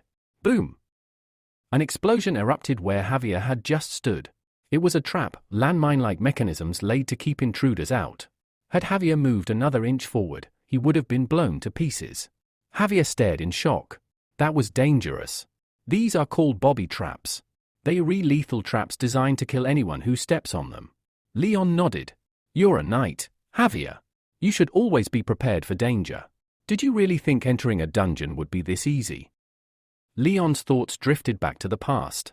The last time Javier tried to enter this dungeon, he acted the same, reckless. He charged in without thinking and got caught in a trap. His body was severely injured, yet he didn't stop. He had comrades to save, and despite the pain, he pushed deeper into the cave. He kept moving forward, not for the path, but for the mission. But this time, Leon thought, he isn't alone. I'm with him. As long as I'm by his side, he won't suffer a single wound. With resolve in his voice, Leon said, Javier, I have a suggestion. You mentioned earlier that you could feel the mana here. That's good. If the mana here is different, you should be able to use it. Use your power inside this tunnel and try to locate where the bombs are. Javier closed his eyes and concentrated. Soon, he felt it, mana emanating from a spot up ahead. There's a bomb right there, he said, pointing. I can feel the mana crystal. In fact, I can now sense all the crystals scattered throughout this place. We need to go that way. With careful steps, Javier led the way, and Leon followed without hesitation. He trusted Javier completely, so much that he didn't even double-check the path. Javier noticed this and wondered, why does he trust me so much? And then it hit him. Leon knows something. He knows things no one else could possibly know. It feels like he knows the future. He has knowledge and information that hasn't even been discovered yet, things that belong to a time yet to come. Still, Javier reminded himself, this isn't the time to think about that. My priority is to save the soldiers trapped inside. That's my responsibility, and I'll carry it out, no matter what. The scene now shifts to another part of the same cave. We see a different location within it, and it's revealed that everyone has come to know about Leon and Xavier's intrusion. A man stands holding a book in his hand and says, they've already entered, but they won't survive for long. They managed to bypass one of my traps, but there are still many more left. They're here to rescue the soldiers I captured some time ago, but it's already been too long. I'm sure they're all dead by now. I can finally begin my experiments on their corpses. As he says this, he walks towards a gate. It's actually a prison. Upon opening it, we see 5 or 6 men sitting inside. These are the same soldiers Leon had sent earlier to retrieve components, like insulation, for the machine. All of them are still alive. Seeing them alive, he grabs one of the soldiers by the hair and drags him out of the cell. The soldier is in terrible shape, his hands are tied behind his back, and he is completely helpless. He pleads for his life, begging not to be killed. But his captor is unfazed. He throws him onto a circular formation etched into the ground, a ritual circle of sorts. Then he pulls out a crystal from his side and begins to speak. You've been kept alive for a special mission. And now, that mission is about to be fulfilled. As he says this, the man raises his scythe and prepares to strike the soldier in a single deadly attack. But suddenly, a voice echoes from a distance, Hey! You! Who are you? Stay right there. A figure warns him not to make a move and reminds him that the soldiers are his property, no one has the right to harm them. Leon and Xavier arrive at the scene. Seeing them, the man is visibly shaken. He stares in disbelief and says, This is impossible. There were thousands of traps. How did you get here so quickly? This can't be happening. Panicking, he begins to form a strange sigil with his hands. As the formation activates, a massive wall crashes down behind Leon and Xavier, and another wall drops in front of them, effectively trapping them. Now they are stuck in an enclosed space with no way forward or back. Leon, however, knows exactly what's coming. He takes a deep breath. Moments later, a strange mist begins to spread throughout the area. Realizing this is part of the enemy's plan, Leon suspects it's sleeping gas. The man is confident that the gas is so potent, it could even knock out an elephant. He believes that Leon and Xavier will soon be unconscious and will suffer the same fate as the other captives. Their bodies, blood, and energy will all be sacrificed for his benefit. But Leon has no intention of dying here. Quickly, he activates his X-ray vision, scanning the ground beneath him. Then he uses his skills energizer to temporarily boost his physical power for 10 minutes. With renewed strength and no sense of fatigue, he gets to work. He begins digging rapidly, his speed increased tremendously. He thinks to himself, I won't even need the full 10 minutes. This will be done in no time. His excavation speed has improved significantly since his time inside the ant colony. Meanwhile, Xavier remains unaffected by the sleeping gas, thanks to his unique inhuman skill, which renders him immune to such effects. While Leon digs, Xavier watches in awe. He realizes Leon is tearing through the ground like a beast. Within minutes, Leon returns to Xavier and signals him. Xavier immediately understands and moves into the tunnel Leon has created. At the tunnel's far end, Leon gestures toward a specific spot. Xavier plunges his sword into the ground there, and suddenly, a powerful explosion erupts. Leon's plan works. The explosion creates a massive hole and completes the tunnel. Seeing this, the enemy panics. He collapses to the ground in fear and says, "How is this possible? Both of you escaped my trap." Just then, a hand emerges from the shadows. It's Leon. He steps forward and boldly says, "I bet you have never seen an entrance like this before." Leon wears a deadly expression that terrifies the man. The enemy stammers, "You're like a monster." But then he adds, "But I know how to kill monsters. Let me show you what a real monster looks like and how a monster truly enters the stage." As he said this, the man began to use his power. Forming a large magical formation with his hands, he struck it forcefully into the ground. Instantly, another massive formation appeared above Jivan. And from it, a real monster made its grand entrance. This terrifying beast had 2 mouths and was enormous in size. Emerging from the magical formation, it looked nothing less than a nightmare. The man then declared confidently, "I've summoned this creature using summoning magic. It's an immensely powerful monster, and now that it's here, it will annihilate all of you. There's no one among you who can stand against it. Even if you all attack together, you won't be able to put a single scratch on it. So, boys, tell me, how exactly do you plan on fighting and defeating it?" He continued, "Its only weakness lies in its feet," but before he could even finish his sentence, Xavier charged toward the monster without hesitation.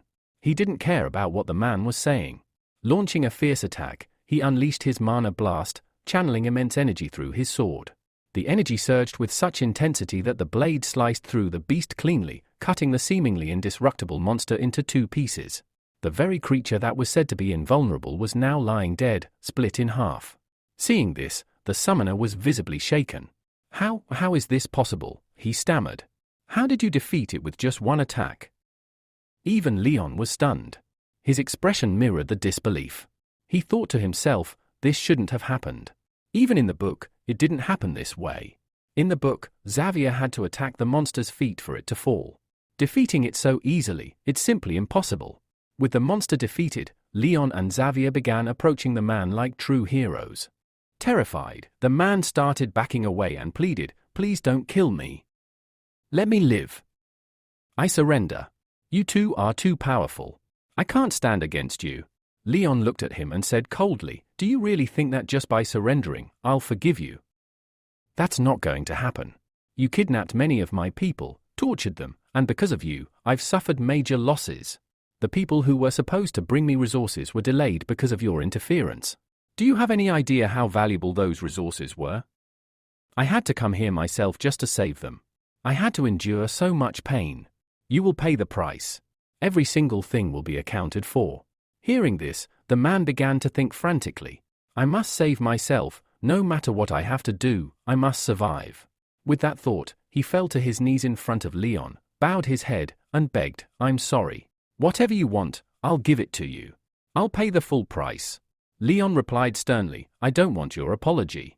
And besides, I don't trust you at all. What could you possibly offer me?" The man responded, "Look around. This cave, this isn't just any cave. It's special. I've hidden all the resources I've taken from those I killed here. If you let me live, everything in this cave will be yours. You can take it all. Just let me live." A small smile crept across Leon's face. "Are you serious? Everything in this cave belongs to me." "Yes," the man replied. "It's all yours." While Leon was talking to the man, Xavier had already rushed into the prison section and brought someone out. He showed the wounded man to Leon and said, "Master Leon, look at him. He's badly injured and has almost no energy left in his body, yet I'm sure he'll survive. Judging by his condition, it looks like he's been starving for days." Leon looked at the man and said with concern, "This isn't right. He's been tortured horribly. Turning to the summoner, he demanded, "Why did you keep them starving?"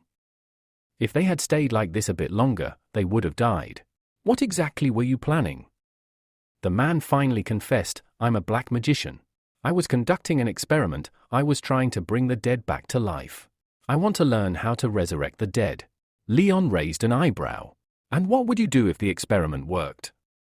Suppose you succeed, who do you want to bring back?" The man's voice softened with emotion. "Some time ago, I lost my wife, my father, and my son. I wanted to bring them back and live with them again." He then told Leon his entire story. Once, he was a sorcerer working for a lord. He lived happily with his wife and child, a normal and joyful life. But one day, the lord set his eyes on the man's wife. He tried to take her. The man fled with his family, hoping to save them, but in the end, the lord caught up and had both his wife and child killed.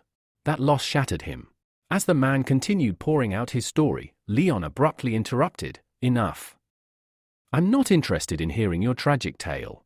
What matters is that you've killed countless innocent people. Now think, if someday you actually managed to bring your wife and son back, do you really think they'd be happy knowing that you killed so many just to revive them? Look at yourself, what have you become? You've turned into a beast. You created a monster just so you could kill more people in the name of defending yourself. That's not justice. That's cruelty. In this world, some people might care about the reasons behind your actions, some might find your intention significant. But I don't. Whatever your reason was, I don't care. Because in the end, the result of your actions was destruction. Many innocent lives were lost. That's why you deserve punishment. What you did was wrong. Every person you killed had a family. You destroyed their lives. You need to understand something now, your wife and child are dead. No matter what you do, you can't bring them back. The same way that Lord took your family away from you, you've done the exact same thing to others. You've become just like that Lord, a wretched man who robbed many people of their loved ones. If you believe that Lord wronged you, then you've done even worse. Just because you had a reason doesn't mean you had the right. You became a murderer and committed atrocities. You should have realized your mistake." As Leon said all this, the man in front of him finally realized the truth. Tears began to stream down his face. Leon stood up and added, "For now, I'm leaving. But I promise, I'll come back, next time with others. If you try anything, or harm anyone again after I'm gone, I'll make sure you suffer more than you can imagine. Next time, there will be no mercy." Hearing this, the man nodded quickly and bowed his head. "Thank you for sparing my life," he said. As Leon turned to leave, his mind wandered. He remembered reading this novel where Javier was the hero. Javier had once stood at this very place and had made the same choice, to spare this man, Lupe Lin. Javier had merely punished him by making him abandon his lab. Since Lupe Lin had no other option at the time, he agreed. But this leniency came with consequences. Later, Lupe Lin transformed himself into a monster, attacking many and forcing Javier to fight him again and again. Though Lupe Lin kept losing, he always managed to escape. And people kept dying. Leon knew all of this. He was aware that sparing Lupe Lin might be a grave mistake. But still, he chose to let him live. He wanted to test something. Maybe, just maybe, he could change him. Just then, Lupe Lin, sitting behind, had a sudden thought. His eyes lit up with a dangerous gleam. He noticed Leon's guard was down. Quickly, he formed a magical seal and launched a powerful surprise attack from behind. But Leon was ready. He turned and said coldly, "I told you, if you try anything again, I'll finish you. There will be no next time." Lupe Lin's face turned pale. He realized it had all been a trick. Leon had never truly turned his back. His eyes were always on him. And now, he would pay the ultimate price. Javier's sword slashed through the air. In one clean move, Lupe Lin's head was separated from his body. His lifeless form fell to the ground. A flashback followed.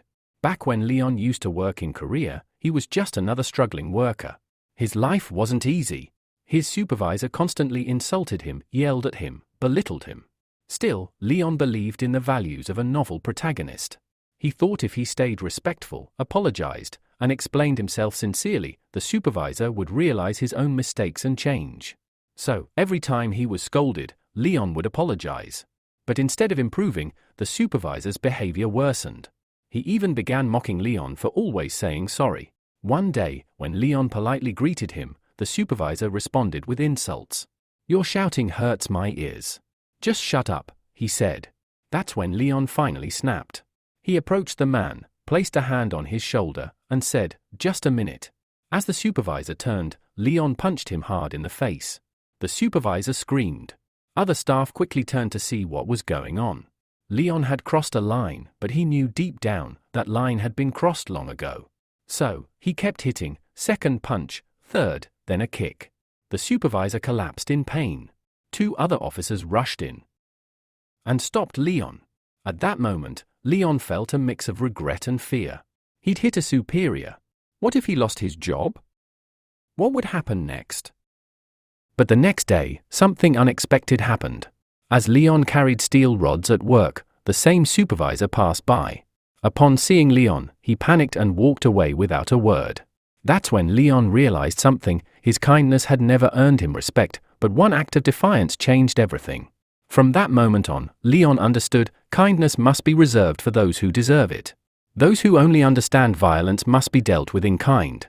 Otherwise, they will misuse your goodness. With that, the flashback ended. Leon, along with Javier and the rest of the team, exited the cave. Behind them lay the corpse of Lupe Lin. Javier confirmed, "Everything's done here. Let's move." As they left, Leon thought about his past, how in Korea, he used to believe people could change. But now, he knew better. A corrupted mind cannot be cured with kindness. Once a person turns evil, even the best intentions become twisted. They see good people as fools, meant to be used. And with that final realization, the episode came to a close. Thank you for watching. By the end of the last episode, we saw our hero Leon embarking on a rescue mission. He successfully managed to save everyone and even ended up killing a scientist. After this, he set off on a long journey accompanied by a group of soldiers. Their destination? A place inhabited by fearsome beasts and trolls. Leon had made an agreement with these creatures. He had to build a freezer-type machine for them. But to do that, he needed specific materials, which were originally being transported by the soldiers who were captured by the scientist. Now that the scientist was dead, Leon had full access to all the materials that had been in the scientist's possession.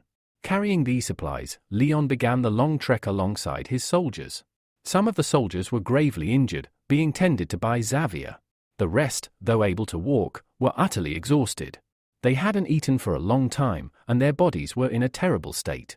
Upon noticing this, Leon immediately stepped in. He addressed the soldiers, "Give me your bags. You look completely drained. Your bodies have no energy left, I'll carry them for you." One soldier tried to protest. "No, master. I can manage. You don't need to burden yourself for us." But Leon, irritated, snapped, "Shut your mouth. If you die here, I'll have to drag not just your body, but also your bag. So it's better I take it now." He then turned to the others. "You too, and you as well. Everyone, hand over your supplies. Give me everything you'd carrying." The soldiers were reluctant. They didn't want Leon to suffer on their behalf, even if they were struggling. But when Leon insisted, they had no choice but to comply. They placed their bags in front of him, still pleading, "Master Leon, this isn't necessary. We'll carry it. You putting yourself through unnecessary hardship." Leon ignored their concerns. He tied all the bags together, slung them onto his back, and firmly stated, "If any of you utters a single word from now on, you'll be punished. None of you will receive any bonuses. Just follow behind me in silence." His words struck a chord in their hearts.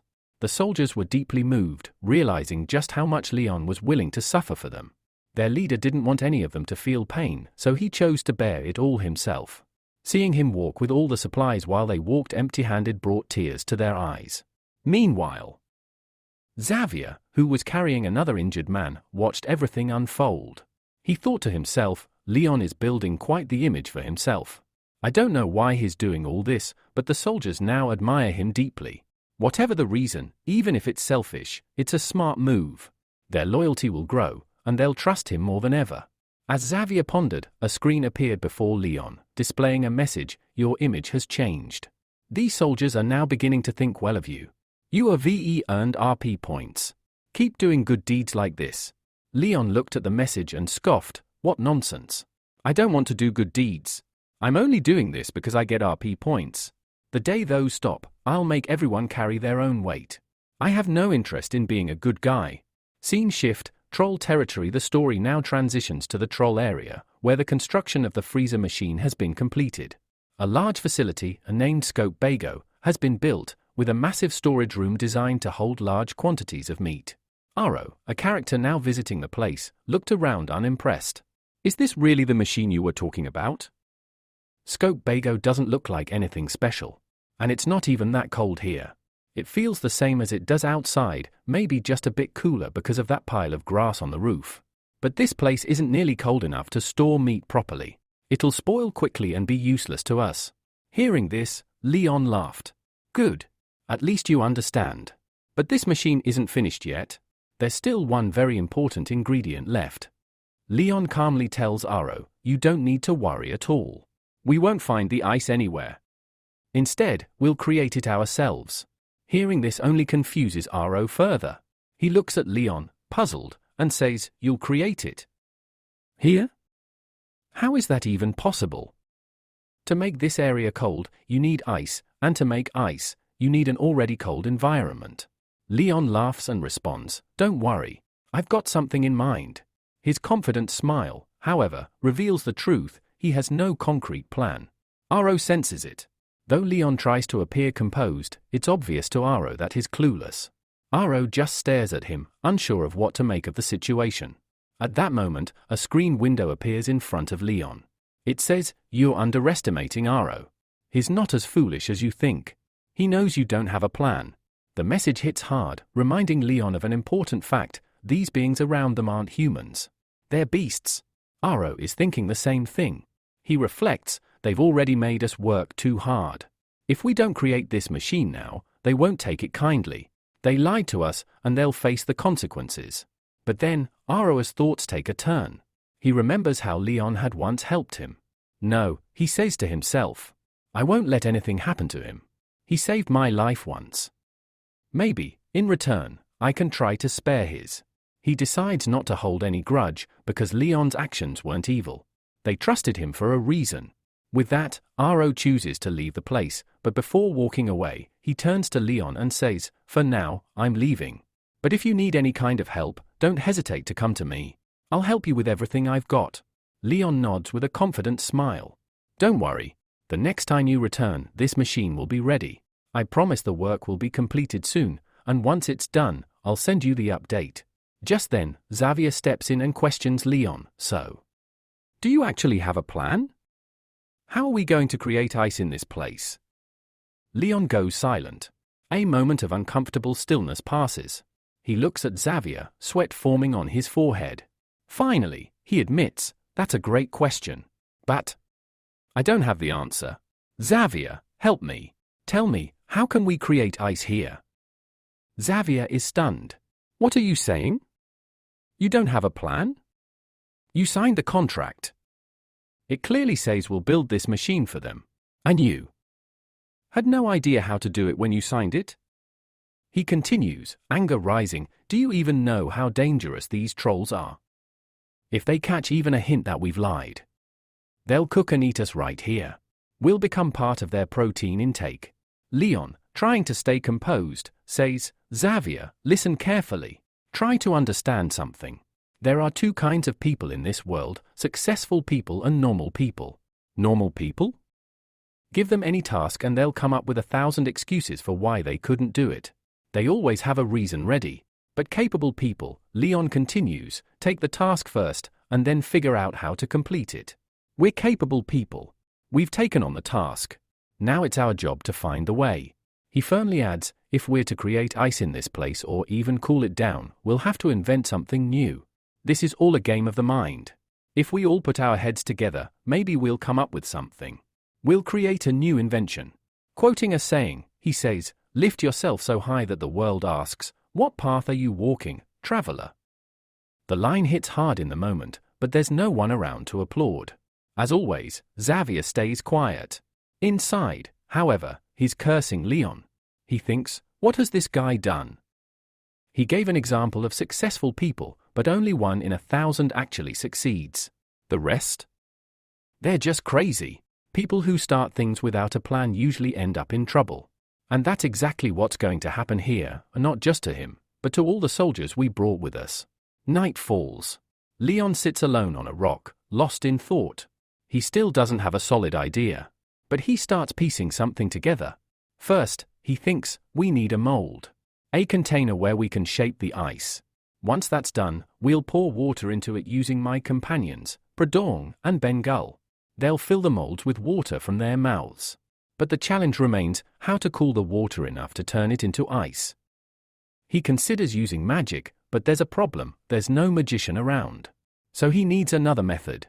He reflects, every element in the environment contains a type of mana energy. Some are hot. Some are cold.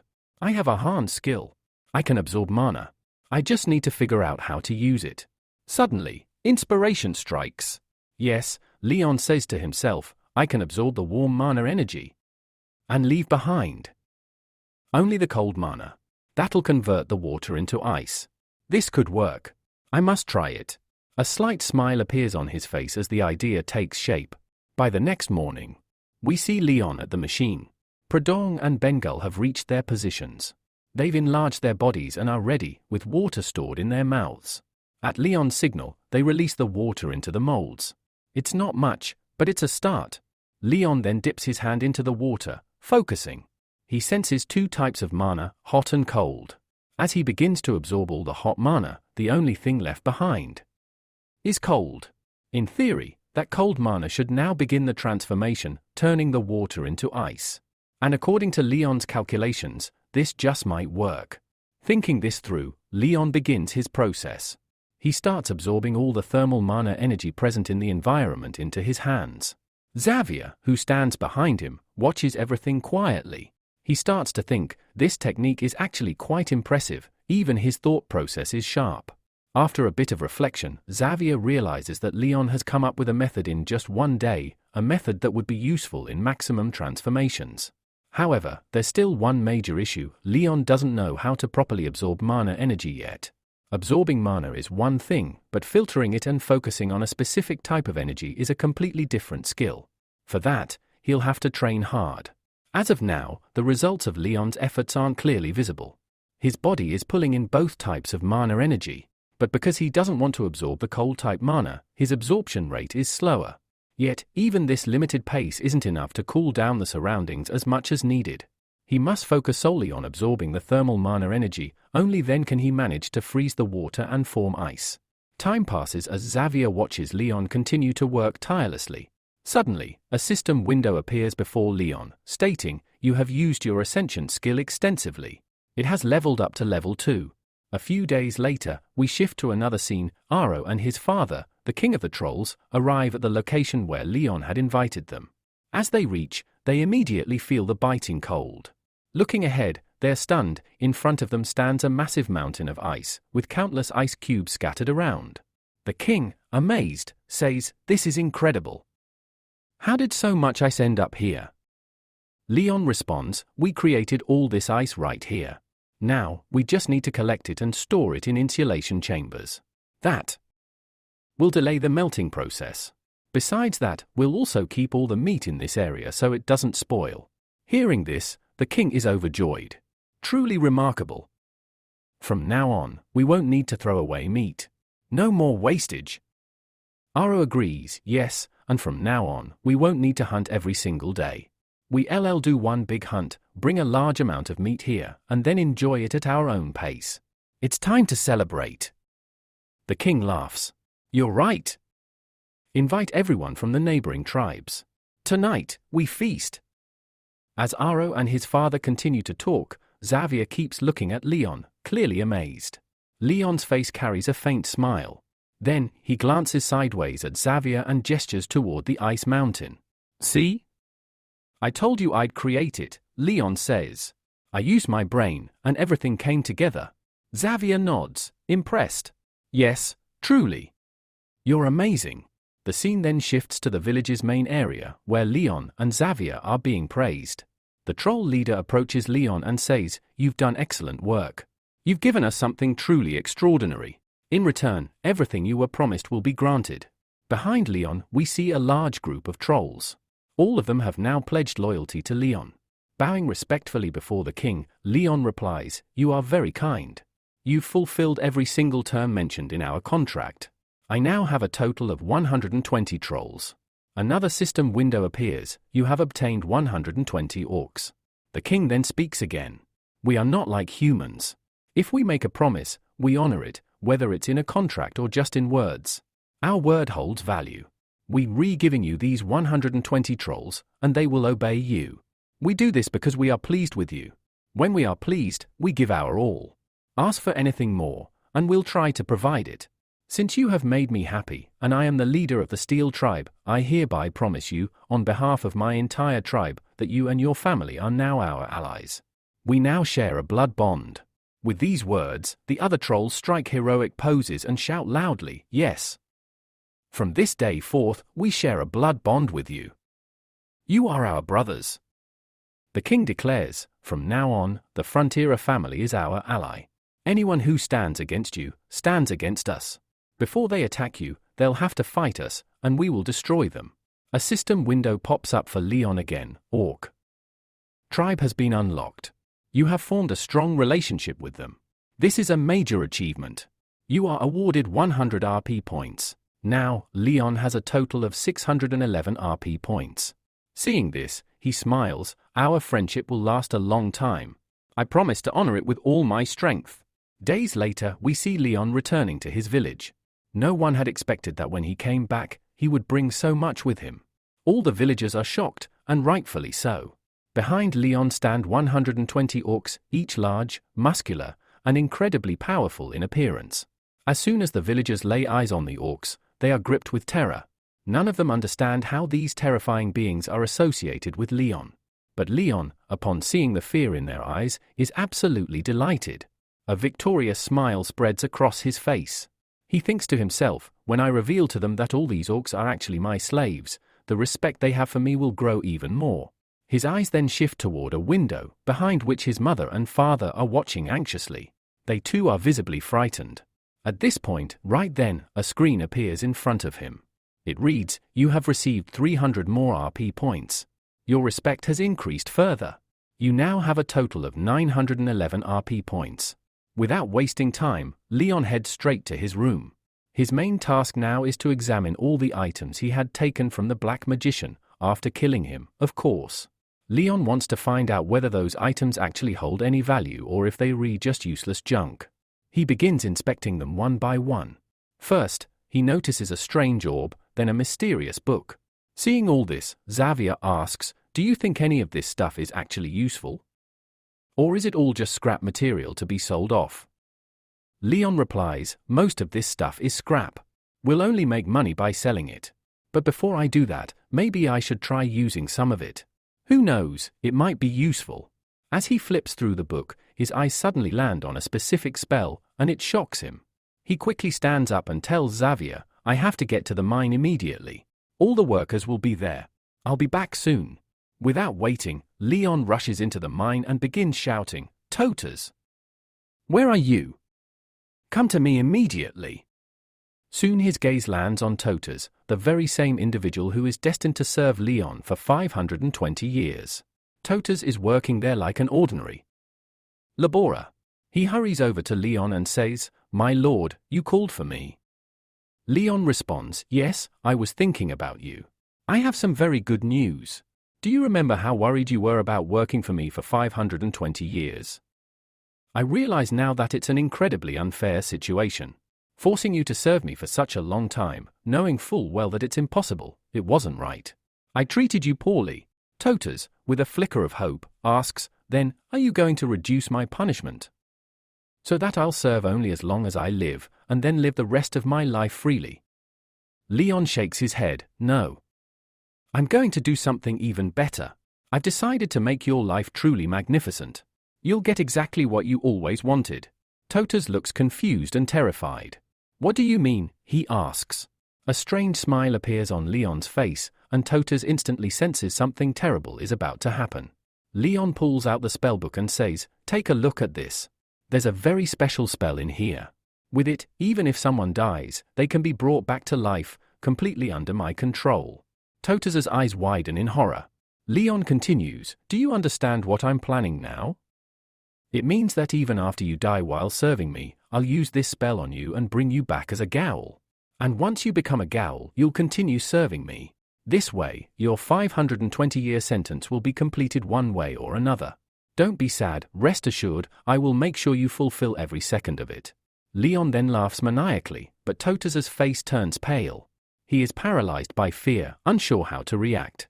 He had always believed that death would bring him peace, but now, even in death, he is destined to work endlessly. Seeing Totaza's disheartened expression, Leon gets angry. He frowns and says coldly, I don't see any happiness on your face. I worked so hard for you, and you don't even respect that. This is an order, smile. Upon hearing those words, Totus looks at Leon for a moment. Then suddenly, a wide smile appears on his face, but along with that smile, tears begin to flow from his eyes.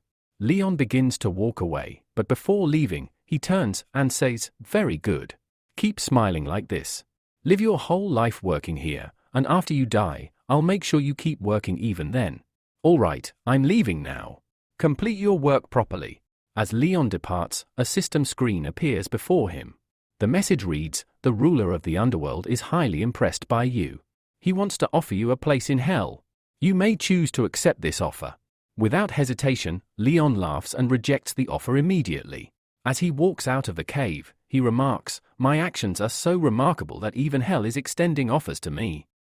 But I'm not someone who accepts such minor deals. I've got far bigger plans ahead.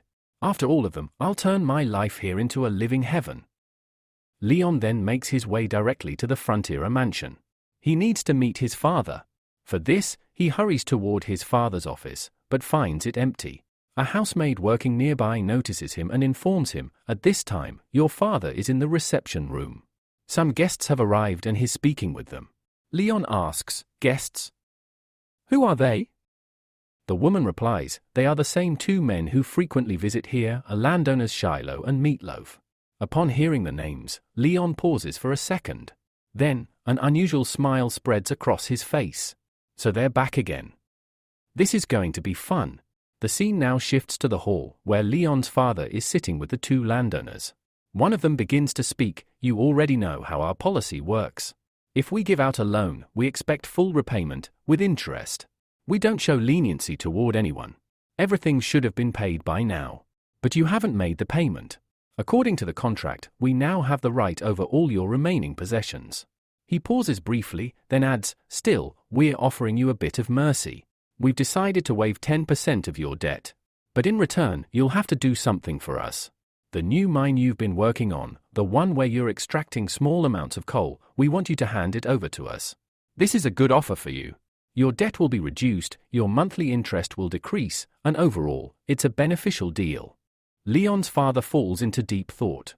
Seeing this, the two landowners quickly press further. What are you thinking so much about? You don't have any other option. Otherwise, we'll take everything anyway. Honestly, you're no longer even capable of paying just the interest on your debt. So you'd better agree to our terms, it's in your best interest. At that moment, there's a knock at the door. A voice calls from outside, it's me, Leon. May I come in? Leon's father responds, of course, come in.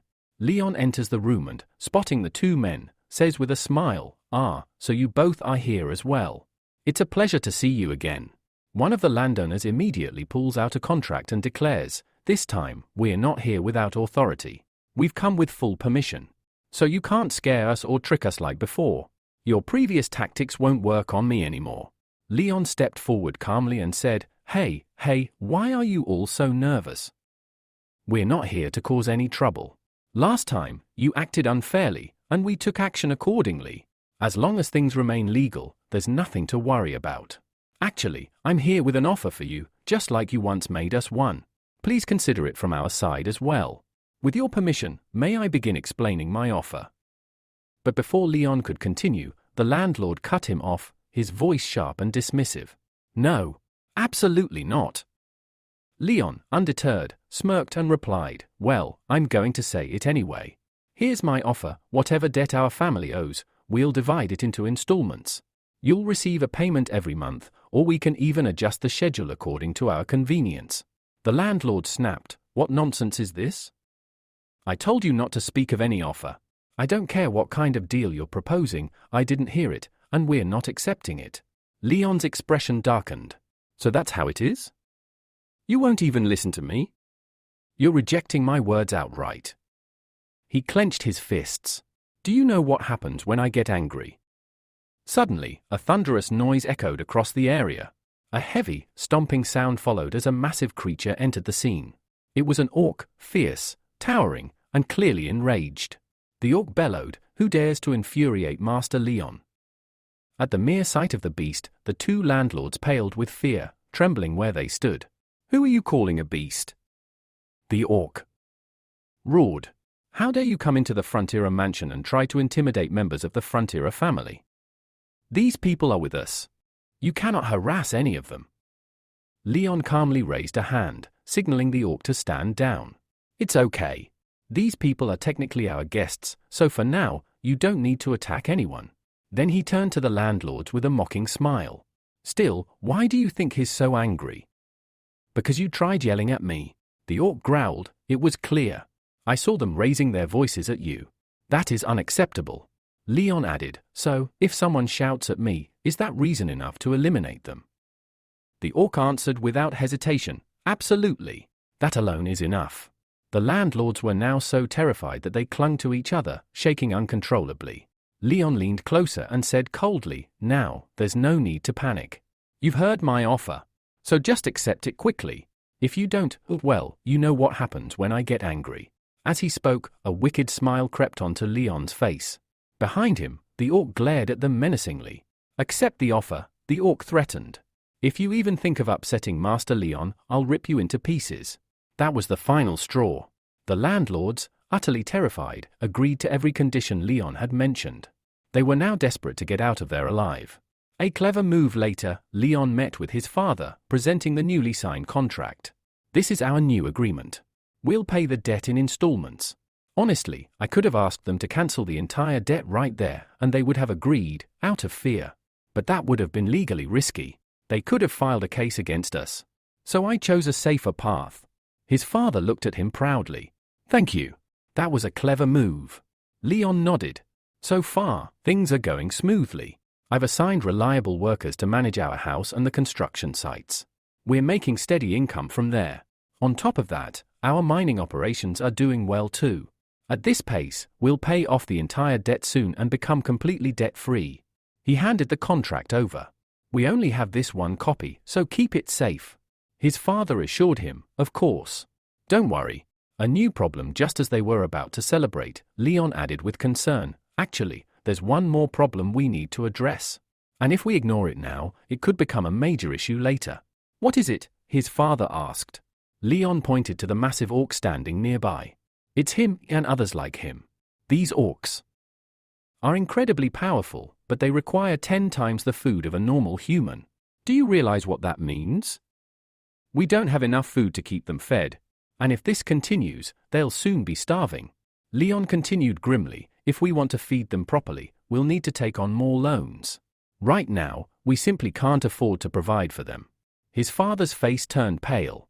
The situation was spiraling. Just as they had divided the existing debt into manageable parts, now they'd have to borrow more just to feed these monstrous allies. He thought to himself, what kind of trap have we fallen into? We're taking on debt, just to repay old debt.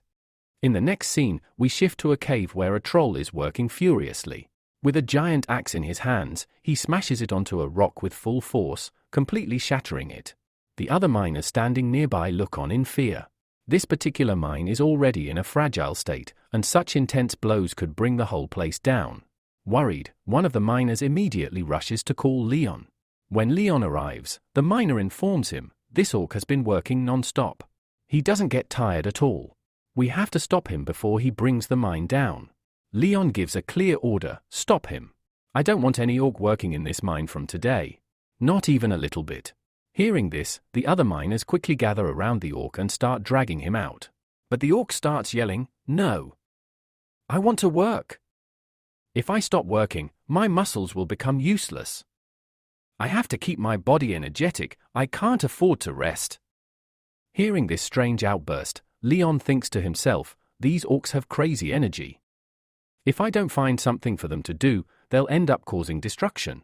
But if used right, each orc can do 10 times the work of a normal miner. The problem is, I don't even have work that suits them. And even if I do find something, there's another issue. He realizes that the orcs don't need wages, they only want food. As long as they're fed well, they'll work. But feeding them is no small task. The amount of food they need would cost even more than paying Laboris. Leon finds himself stuck between two impossible choices. To feed the orcs, he needs meat. To buy meat, he needs money. And the only way to earn money quickly?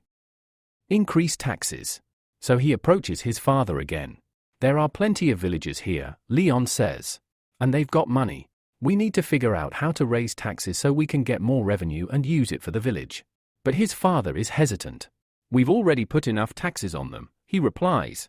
They're barely managing as it is. If we add more, we'll break their backs. Leon clarifies, I'm not saying we tax them directly. First, we help them earn more, and then we tax their income. That way, no one will complain, and we'll all benefit. His father pauses and asks, what are you planning exactly? Leon smiles. It's simple. There's a barren piece of land I found. Nothing's happening there right now. But if we can make that land fertile, we can lease it out. Farmers will come, grow crops, and sell them. They'll earn profits, start small businesses, and then we can place a reasonable tax on that business. He points out that the northern side of the village has the perfect land for this. Completely unused. If they put in just a little effort, the land could yield huge returns. Leon's father nods. The idea has potential. The plan is set into motion. Leon and Xavier travel to inspect the land. Upon arrival, Xavier looks around and says doubtfully, this place looks useless. There's no way farming can happen here. But Leon, brimming with confidence, replies, don't worry. I've got a plan. Just follow my lead. Though inwardly, he mutters to himself, I just said that to sound confident. I actually have no plan yet. I'll figure it out once I get there. For now, I just have to keep moving forward. If I show doubt, Xavier might back out right now. Sometime later, we see Leon working at the site. Javier had already left him there. While working, Leon starts murmuring to himself, it's already too late. The site selection was slightly off.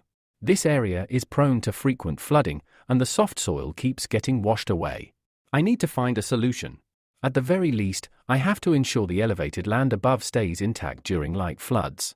He looks around and continues, this soil has to be taken from here only. Right now, I can think of just one method, the traditional way. I'll have to build a bridge-like structure with my own hands, surrounding it with a small earthen dam. That way, the water can drain from the sides, and the central land will stay protected. But he knew it wasn't going to be easy. I've told everyone I'll do it, but this is going to take a long time, he mutters.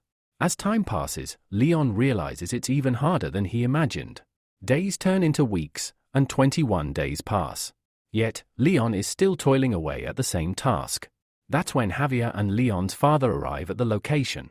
Observing his son, the father asks Javier, how long has he been working here like this? Javier replies, almost 21 days. He's been working day and night without rest. He doesn't even care about sleep or food anymore, he just keeps going. Hearing this, Leon's father looks at his son and says with a softened voice, my son has truly changed. He wasn't like this before. He never had the strength to work this hard, but now, he's doing all of this by himself. He's putting in this effort for all of us, for the Frontera family. We're in debt, and he's trying to lift that burden. He adds, I can't help him with the actual work, but I'll never be an obstacle in his path. I want him to follow his will, freely. Javier nods, you're absolutely right, sir. You'll never be an obstacle, only a support. And trust me, his master Leon. He'll definitely find a way to make this work. I've been with him for a long time now. Once he sets his mind on something, he gets it done. Just then, a system notification pops up for Leon. The image of you in Javier and your father's mind has changed. You've earned 20 RP points. Leon, however, doesn't bother with it. He remains focused, tirelessly working. The next day, after days of sweat and effort, Leon finally completes the construction. Around the central plot of land, he's built a wall or bridge-like structure. Sitting down for a moment, he breathes heavily. Then, a smile creeps across his face as he says, I did it. I really pulled it off. He continues, half jokingly, now, a lot of farmers will work here. And guess what? I'm going to tax them so much that most of their money will end up in my tax ledger. We'll use that money to pay off the family debt, or maybe I'll keep some of it for personal use. But either way, I'll make sure I get my share. I've worked too hard on this land. Exhausted, Leon stands up, but just then, another system window appears. You've unlocked a new skill, architecture design. Leon, now curious, forgets his fatigue and quickly checks it out. But to his dismay, the skill seems useless. It only allows him to view a map in front of him and simulate terrain changes to predict environmental impact. To test it, Leon looks at a mountain shown on the map. He tries pulling it upward with his hand, and immediately, the virtual mountain cracks and collapses. Leon frowns, so I can't even raise terrain without it crumbling. What's the point of this? Irritated, he snaps at the system. I spent 22 whole days building that, and this is what you give me? A worthless skill? Just looking at building structures won't help me. I still have to build everything myself. The system responds calmly. All skills you gain are based on your karma. The way you've worked and increased your skills determines the nature and progress of the abilities you receive. Leon sighs. Why am I even arguing with you? It's useless. I've got to move forward. He calls out, Brew, Dang, Bangull. Get over here. We need to start the next phase immediately. There's a lot of work to be done. Then, thinking aloud, he adds, since we've got even more work now, I think it's time to add a new friend to our team. As morning breaks, Leon surveys the land ahead. It's surrounded by a massive amount of water. He declares, our first major task is to drain all this water. That's your job, Bangull and Brew Dang. You two will handle it. Hearing this, both of them panic.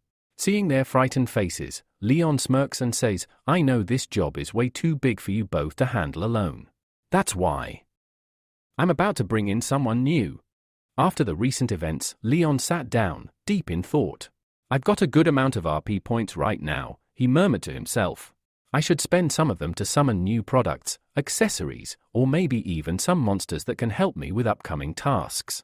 He focused and commanded, System, summon the summoning game in front of me.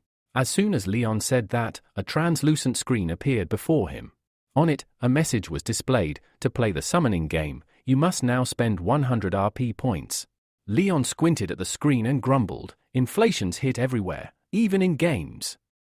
Earlier, I could summon twice for this price. Now, it's 100 points for just one attempt. He sighed and calculated quickly. At this rate, I can only summon about 4 more times before all my RP is gone. Determined, he clicked the start button. Suddenly, a strange green screen shimmered into existence. A weird sound echoed from within, and something launched out of it, hitting Leon square in the mouth. He staggered as blood dripped from his nose. What the hell was that? The object dropped to the ground and began to glow. As the light faded, a peculiar creature emerged. It looked like a small, hippo-like monster. Leon groaned, oh no. Not this again. Meanwhile, Pudong and Bengal, 2 of his previous monster allies, were cheering loudly. They seemed thrilled by the arrival of this new creature, who, to Leon's disbelief, was yelling its name repeatedly, Hip. Hip. Hip. The trio suddenly broke into a coordinated, joyful dance. Their rhythm was clumsy, but their friendship was obvious. Leon stepped into their celebration awkwardly and said, sorry to interrupt, but can any of you tell me how I can use you? Do you have a user manual or something? Without hesitation, the hippo monster opened its mouth and spat out a soggy, dripping wet manual. Leon hesitantly picked it up and started reading. His expression soured. Wait. This monster can't even grow in size? The others can evolve after eating those special seeds, but this one has no such ability. Doubt clouded Leon's face. Did I just waste 100 RP points on trash? Still trying to make sense of it all, Leon turned back to the system and said, System, summon the summoning game again, I need another monster. But the screen flashed another message, only 1 summon allowed per day. Leon stared at the screen, frustrated. So, that's it? My entire day is wasted on a monster that's completely useless to me. Hearing this, the hippo monster's expression fell. Pudong and Bengal rushed to comfort it, while Bengal glared angrily at Leon. Leon tried to explain himself. Look, I didn't mean to hurt anyone. It's just, this guy can't grow, he's small, and unlike you two, he can't help me in fights. I need monsters who can assist me in everything. If he can't contribute, what's the point of keeping him? This only made things worse. The hippo burst into tears, while Pudong and Bengal took a stand. They sat down with signs that read, "Strike. Treat your employees with respect. It's not okay to call out our weaknesses." Leon began to panic. Great. Because of one useless monster, I've now lost the trust of the two who actually do all the work. Desperate, he approached the hippo. Hey! You don't need to cry. Let's talk. Do you have any skills? Let me check for myself if you're really as useless as I thought. As he focused, a skill window popped up. Leon's eyes widened. Skill, Hamming skill, one shot, level 1. It was a water absorption skill. The monster could absorb all nearby water into its belly. Leon's eyebrows shot up. Wait. This is exactly what I needed right now. He turned to the hippo and asked, so, how much water can you absorb in one go? The hippo silently pointed at its belly. Leon nodded. Got it. As much as your belly can take. That's fair. A smile slowly spread across Leon's face. Maybe, just maybe, luck's finally on my side. He looked at the hippo again and said, you're going to be more useful than I thought. All right then, show me your skill once. Let's check how powerful you really are, Leon said firmly. Hearing this, the massive hippo began moving swiftly toward the water. As it reached the edge, it immediately started drinking. At first, its speed was painfully slow. Leon watched closely and muttered, this is pathetic. If it absorbs water this slowly, it'll be useless to us. But just then, something began to change. The hippo's pace gradually picked up. As it drank more, its body started expanding. Leon stood stunned as he watched the transformation unfold before his eyes. As the hippo gulped down more and more water, it grew rapidly in size. Within seconds, its absorption speed skyrocketed. With one massive gulp, it absorbed a huge portion of the water in front of it.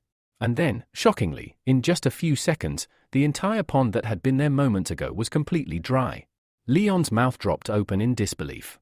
He glanced around. The giant pool of water had vanished as if it never existed. Incredible, he whispered. This thing absorbed everything in mere seconds. Even if I had used Pudong and Bengal, it would have taken us at least 3 or 4 days to drain this place. But this beast did it in under 2 minutes. Pudong and Bengal glanced at each other with puzzled and slightly annoyed expressions. Leon chuckled and added, all right, no need to act smug. I get it now. I was wrong. This skill, it's actually pretty amazing. It could really help us. Then, Leon turned to the system and asked, tell me something. All these summoning events happening here. Are they really randomized? Yes, the system responded. When you entered this world, you had no luck. No special skills. Everything you now possess, you gained after arriving here. So far, it's all been a result of sheer luck. That doesn't mean it will always be this way. So enjoy it while it lasts. Leon fell silent, absorbing the system's words. He turned back to the hippo, which by now had grown to a monstrous size. All right, get back to work, he ordered. Absorb every drop of water you can. I know you're still thirsty. You've got room in your body for more. As Leon looked around, he realized just how massive the area was. The task ahead was far too large for one creature alone. He would need help. So, he brought in the rest of his workers. When they arrived and saw the enormous hippo, they were stunned. It was bigger than any monster they had ever seen. Some of them flinched in fear. Meanwhile, the hippo just laughed loudly, seemingly proud of its size. Leon was using the hippo like a living container. The creature absorbed all the water in the area and then waddled over to the nearby river to release it. This process repeated in cycles, absorb and release. From this, one thing became clear, the hippo had a limit. Once it reached that limit, it needed to empty itself before refilling again. After the hippo cleared an area of water, the workers began their tasks. With tools in hand, they started cultivating the land, making it fertile. Their main job was to remove all the weeds and unwanted vegetation. Next came Xavier. Using his mana blast, he stirred the fertile soil from deep underground and brought it to the surface. The rich soil from below replaced the nutrient-depleted top layer.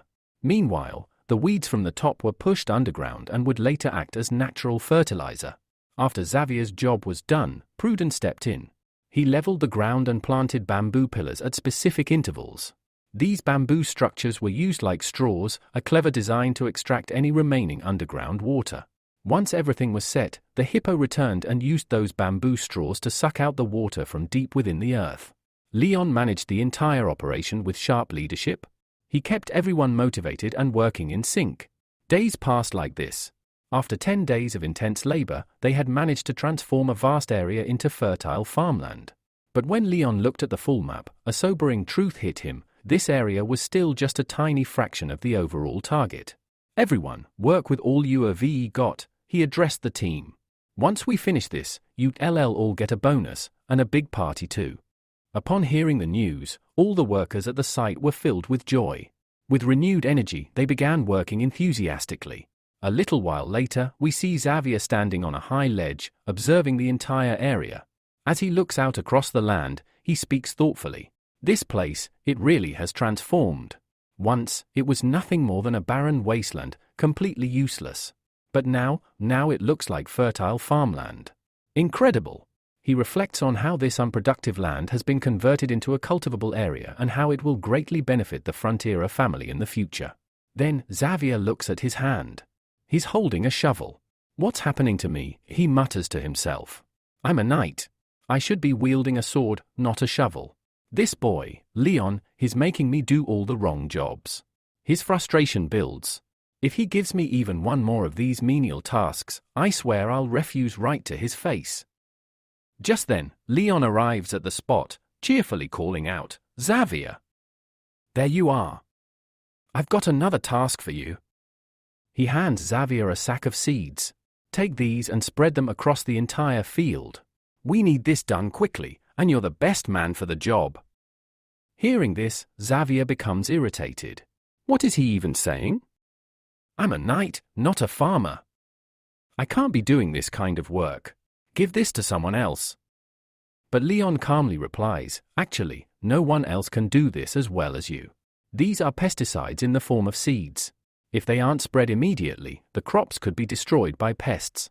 All the cultivation we've done so far will go to waste. He continues, we must finish this task today, and only you can do it. Xavier, though still annoyed, finally agrees. He begins working, scattering the seeds across the field and watering the soil. As he works, he thinks to himself, once again, he convinced me to do this useless job. But next time, I'll definitely say no. I won't keep doing this nonsense. At that moment, a voice calls out from behind. Unbelievable, he actually did it. He transformed this wasteland into a fertile field. Leon's mother and father arrive, visibly surprised. His father steps forward and says, not just me, but everyone in this area must be wondering the same thing. How did this happen? It feels like a miracle.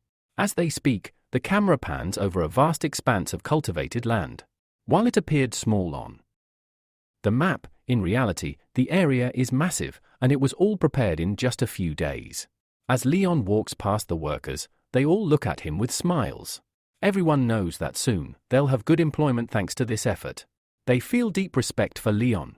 With that, Leon gains more RP points, 450 to be exact, bringing his total to 1281, his highest yet.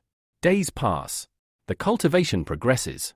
Just to clarify, cultivation here doesn't refer to the strengthening of the human body as in martial arts, but rather actual farming. Due to cultivation, the grasses that Leon had given to Xavier in seed form begin to dry, a sign of successful planting. Seeing this, Xavier begins to feel a sense of satisfaction. This wasn't a meaningless job after all, he thinks. I actually enjoyed doing it. I thought it was beneath me, but it's not. There's value, even in this. Leon walks over and says, looks like you're enjoying yourself, huh? Well, get ready for more fun. We're about to build something big, a water wheel. Xavier frowns. A water wheel? What for? Leon explains, this area gets a lot of rain, sometimes even floods. With the water wheel in place, we'll be able to drain excess water quickly. If we don't build it, everything we've worked for could be drowned. Xavier nods. Then you'd better start construction fast. The rain can come any time. Leon smiles. Already started.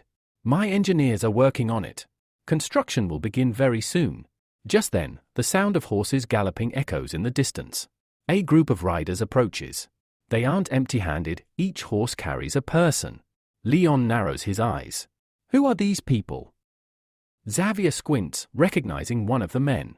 That man, his name is Viscount Locona. He's from the north. The horses come to a halt. One of the men steps forward, speaking with arrogance. Who's in charge of this operation? His tone is rude, he has no idea who Leon is. Xavier immediately steps forward, his voice sharp. How dare you speak like that to our lord? Just as the situation begins to heat up, Leon steps forward calmly and interrupts the man. With a composed demeanor, he says, "Yes, I'm the one in charge here. What do you need? How can I help you?" The man scoffs at Leon's politeness and responds bluntly, "Yes, you can help me by getting out of here. Don't you people know? This land belongs to Count Locona. We have complete authority over this place. You cannot conduct any project here without our permission. It would be better for you to leave now. Otherwise, if you continue this pointless construction, you'll be severely punished." The narrative then shifts to provide context about the land in question. This region is divided into 3 zones. First, there's Locona, from where this man and his people hail. Second, Frontiera, which is Leon's homeland. And third, the Wasteland, a barren stretch of land that lies between the 2 territories. The wasteland frequently suffers from floods, making it unfit for construction or habitation. It's considered worthless. Yet, because land is crucial for any village, both Locona and Frontiera have fought over it for years. Eventually, a truce is reached. A boundary line is drawn, dividing the wasteland in 2, one side assigned to Locona, the other to Frontiera. With this settlement, the fighting stops. Years pass. Then comes a man with a vision to transform the desolate wasteland into fertile land. That man is Leon. He decides to work on Frontiera's portion of the land, using his own project to rejuvenate it. And he succeeds. But when the people of Locona discover that Frontiera's side of the wasteland has now become fertile, greed clouds their judgment. Realizing their side remains barren and useless, they come up with a plan: let's take that land. Either attack directly or find another way to drive Leon out. So, they arrive at the site, hoping to challenge Leon, unaware of the storm they're about to walk into. Leon, fully aware of their intentions, remains calm. As soon as he hears the name of the intruder, he understands everything. A faint smile appears on his face. So they've come at last, he thinks. Now it's my turn to take everything from them. With this resolve, Leon strides confidently toward their leader, the Viscount, and says, "So, this conflict is over land, right? You want this land?" One of the men standing beside the Viscount steps forward and snaps, "Of course we want this land. Get out of here. This land belongs to us." That's the last straw for Leon. His expression hardens. "You talk too much," he says coldly. "Do you even know who I am? When 2 noblemen are speaking, how dare a lowly man like you interrupt? Shut your mouth and stand aside." The force of Leon's voice stuns everyone. Sweat trickles down faces. Workers stop what they're doing. Fear becomes visible on every face. Even the Viscount is shaken. His face tightens, and it becomes clear to him, this man is not to be trifled with. Leon steps closer, his voice firm and unwavering. "My name is Leon Frontiera. I'm the son of Baron Frontiera." The Viscount sneers. "Yes, I've heard your name. And also about your brutal behavior. You're not respected. You're a disgrace. I don't even wish to speak with you. Bring your father instead. He's the only one worth talking to." Leon lightly taps his ear, pretending he didn't hear. The gesture drives the Viscount mad with frustration. "Are you ignoring me? Did you not hear what I said? Send your father. I won't talk to a child." Leon tilts his head and smirks. "Oh, I heard you just fine. But what I'm actually hearing sounds like a bug buzzing around me. A very irritating little insect. It's really bothering me. I feel like squashing it." The Viscount stares at him, confused. "What are you talking about?" "There's no bug here." That's when the man beside him whispers, "My lord. He's talking about you. He just insulted you." The realization dawns, and the Viscount's rage boils over. Viscount started to say something, but Leon stopped him right there and asked, "Have you read all the rules carefully? There's an agreement between your village and ours. Rule number 321 clearly states that this land is under our control, and we can do whatever we want here. Viscount ordered his men to keep quiet and told them to bring his father quickly. He had no interest in talking further. Leon shot back, "You made another mistake. Even though I'm here representing my side, you keep asking for my father. That's another mistake on your part." Viscount tried to respond again, but Leon cut him off, saying, "And now your second mistake. You have done many things unknowingly that insult me. If you did it intentionally, your punishment will be even worse." Then Leon pointed out the third mistake: "You tried to step into our area without permission. That's completely unacceptable. For this, you'll face years of punishment, and your village will be burdened with a huge debt." Everyone working there was listening carefully, and the nervousness on their faces vanished. Now, all eyes were on Leon. Leon continued, "This place used to be wasteland where nothing could grow. It was completely useless. I worked hard to fix this place and turn it into farmland. This is progress, and we have full rights over it." He picked up a blade of grass, pulled it out, and said, "Look at this. This is the fruit of our labor. Actually, this is a vegetable we grew here, proving that we made this land fertile. Everything here is because of our hard work, and we can easily prove it. Because we built this place, we have full control over it. You all cannot just come here. So leave quickly." Hearing this, Viscount was furious. At that moment, Javier understood why Leon had asked him to plant those seeds here. The main point of planting seeds wasn't just to make the land fertile but to show visible progress. Just making the land fertile wasn't enough. To prove that this place was truly developing, they had to show that farming had actually started here. So then Leon continues, "Congratulations! You are the first to get the harvest from this cultivation. This is the very first vegetable to come out of this land, so you can keep it with you. Consider this a great honor from me." Hearing this, Viscount's anger rises even more. He thinks, this guy has planned everything carefully, read all the rules properly, and now he's trying to use those rules against us. Leon then holds the vegetable out toward Viscount, who reluctantly understands the point. Leon says, "Your job here is done. Now leave this place." At first, Viscount is confused and very angry. He realizes that he's trapped in a difficult situation. He came all this way but can't just leave empty-handed. Frustrated, they all start to leave. Then Javier comes to Leon and says, "You know this whole thing you did is just word magic. It won't last long. They'll come back soon and try to take the land again." Leon replies confidently, "This isn't the first time I've dealt with people like them. I've chased them away before, and I'll do the same this time. They'll come many times, but every time, they'll go back empty-handed." Meanwhile, the workers around start cheering, "Master Leon, well done. You saved this land without a fight and protected our hard work." Leon, with a serious face, says, "I pay you to shout my name. You get paid for working, so get back to work quickly. If there's even a second of delay, I'll cut your pay. When it's time for bonuses, I give well, and when it's time to cut, I cut hard. Now, the time for a real test has come, the exam. The stakes are high because everything Leon has worked for so far could be ruined." Leon sits quietly, getting soaked in the rain. He watches the water flowing fast through the drainage system he made. The rain is heavy, and water is continuously pouring down. Though good arrangements are made to drain the water, it may not be enough.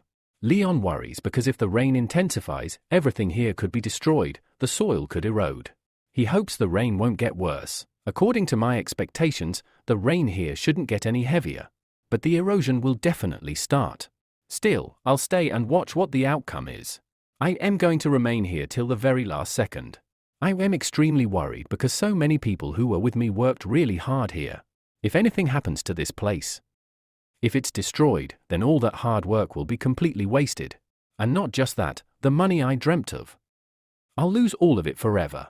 In fact, our loss would be even greater. We'll still have to pay the workers from our own pockets. That would be like adding insult to injury." While thinking this, Leon is standing there, getting drenched in the rain. Suddenly, an umbrella appears over him. Javier has arrived and brought the umbrella. He doesn't say anything, nor does Leon. Both of them already know what they're waiting for: the rain to stop and to find out whether this place survives or is completely destroyed. A little while later, we see that the rain has stopped, just as Leon had hoped.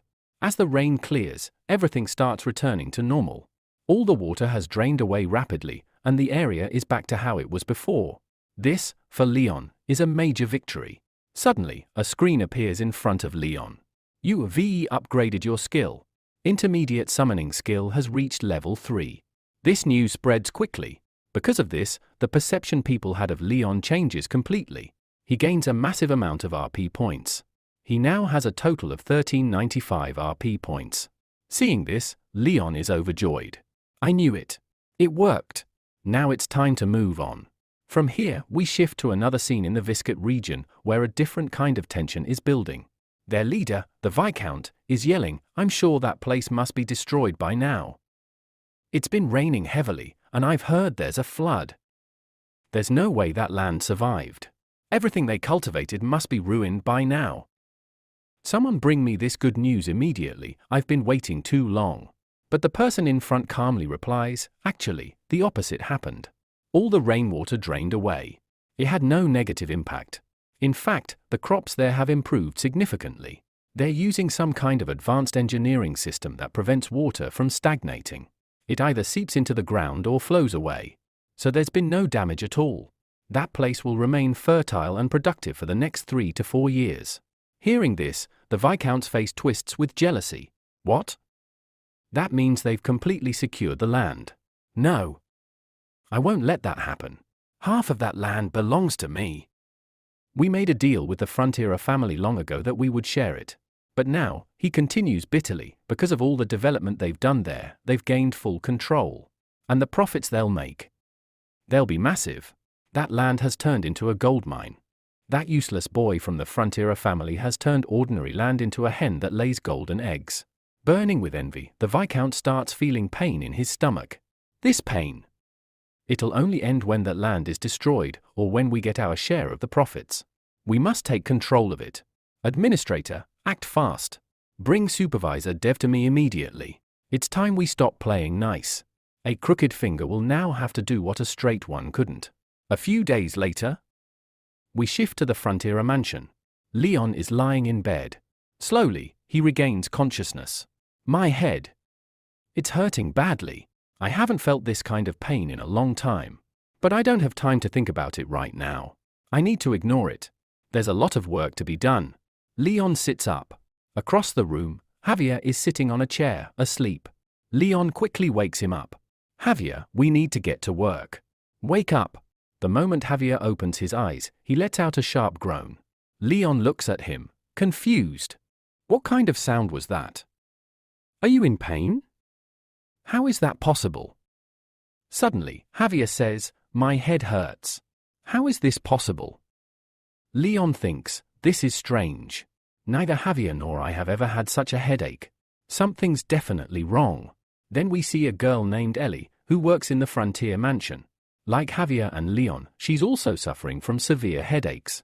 Not just a few, this strange illness is spreading throughout the village. People, and even animals like cows, are in pain. The village is troubled as this mysterious headache disease spreads fast. Leon and Javier walk through the village. Leon says, this illness has affected everyone. Everyone's head hurts at the same time. It's not just humans, animals too. He recalls the time when ants attacked him and realized there are many things here he still doesn't understand. Now his most important power, his knowledge, isn't helping because these problems are new. He faces new dangers, and this mysterious headache is just one of them. On top of this, he's worried about Viscount Locana. News has reached him that their people are suffering from these headaches. Viscount might try to attack or use some other power to snatch the land away again. If he takes any step now, fighting him will become very difficult.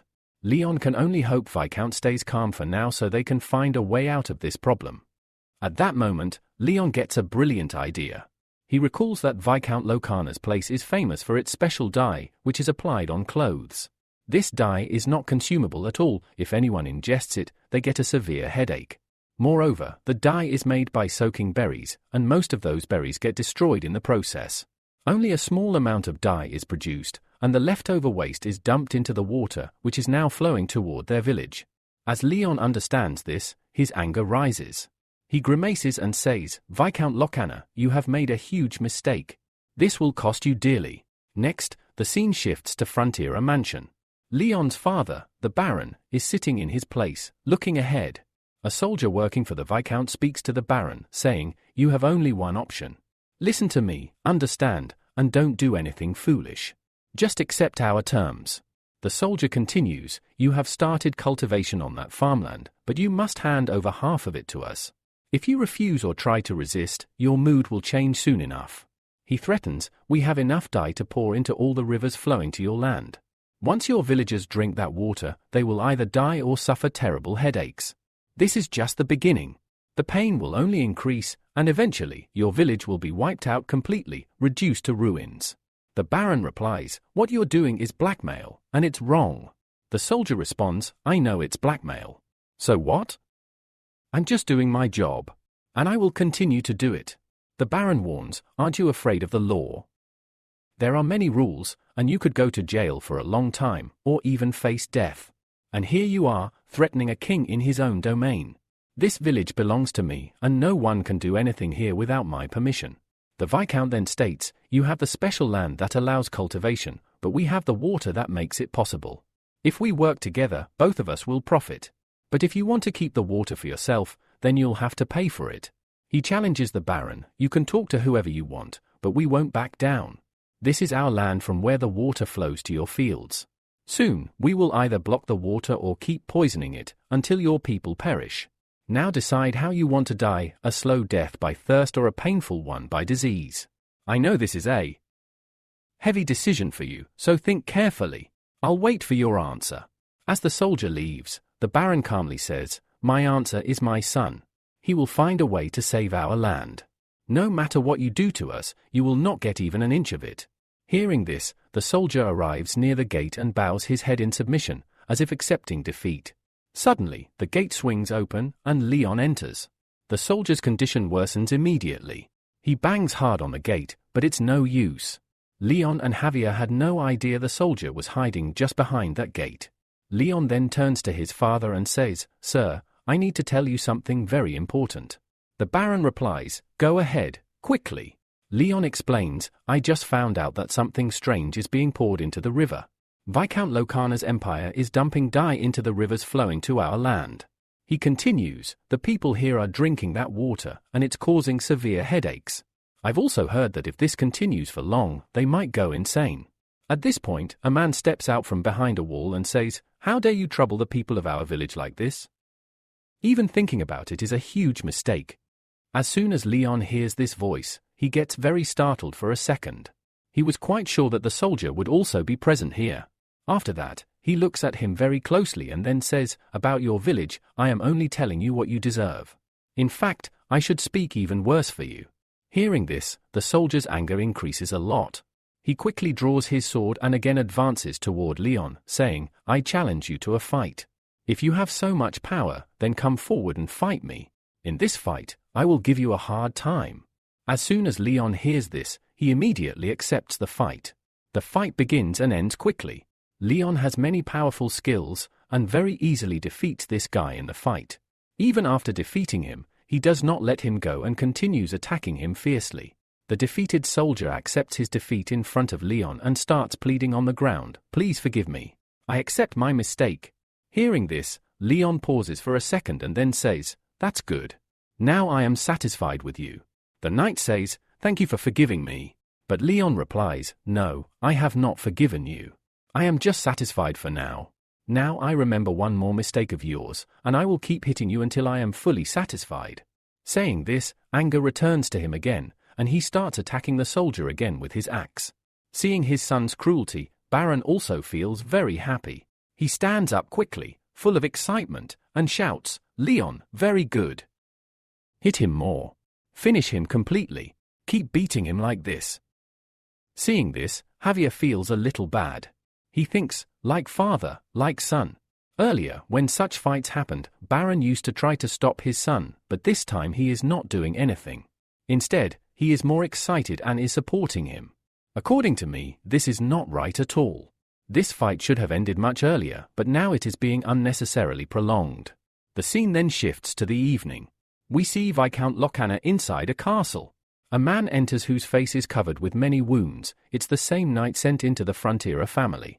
Seeing him, Viscount is shocked and says, How did you get into this condition? You were sent to blackmail Baron Frontera, but they beat you up like this. This is not right. The knight replies, "My lord, please forgive me. I couldn't complete the task properly.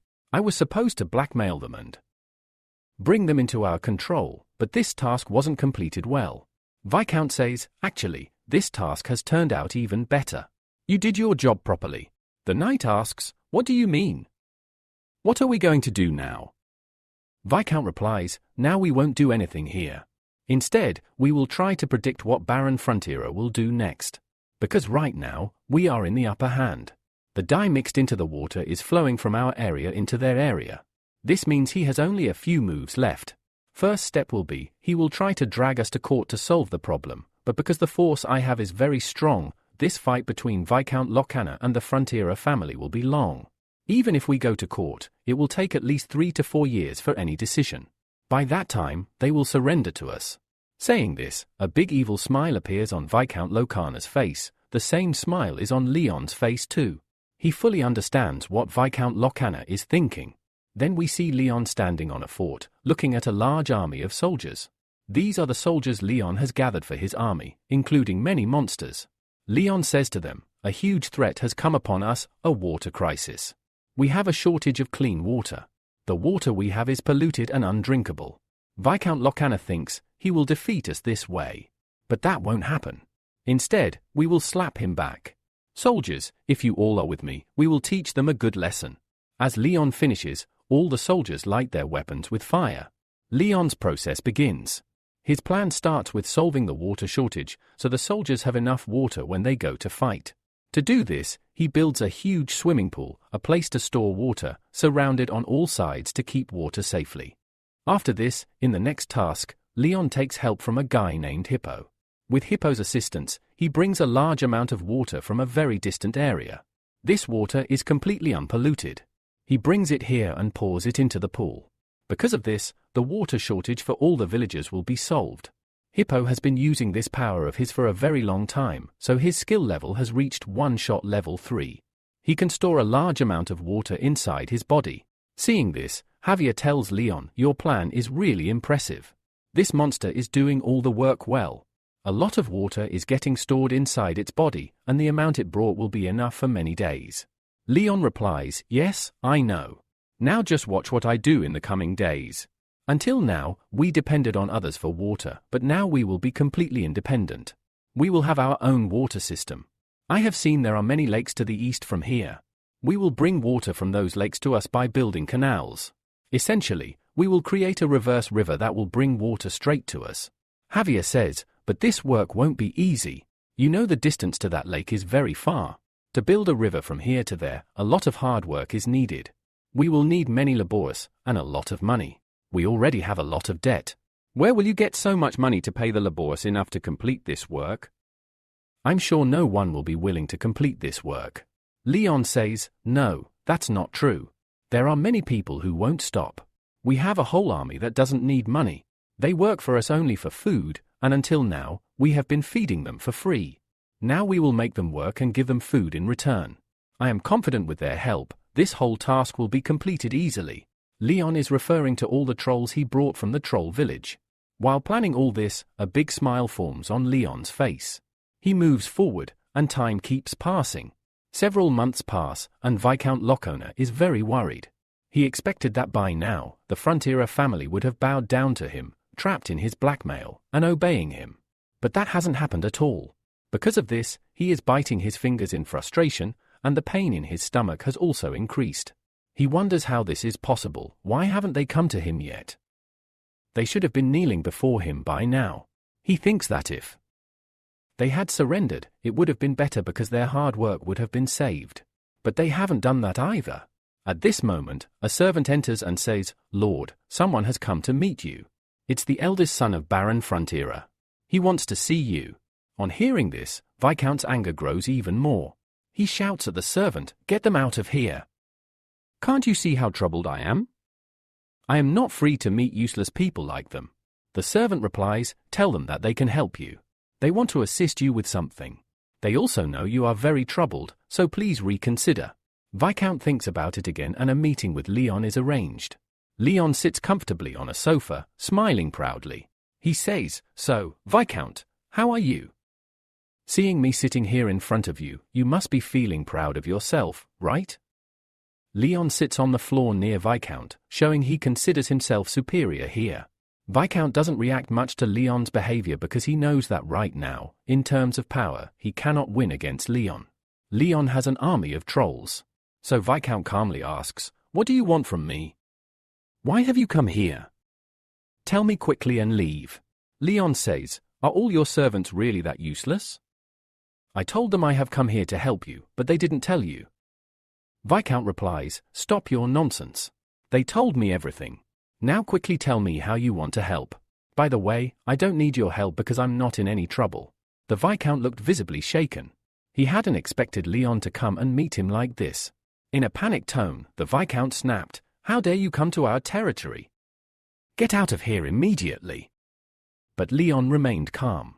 He replied softly, "I'm here to talk. I came to help you. I promise, listening to me will only benefit you." Hearing this, the Viscount agreed to listen. Leon then began explaining, "You probably remember, some time ago, your region started dumping dye waste into the water supply that flows into our area. Because of this, our people began suffering from harmful side effects. We didn't take this lightly. So, we decided to make our own arrangements for clean water. First, we went to another area called Cube Lake. Using pipes, we redirected clean water straight into our village.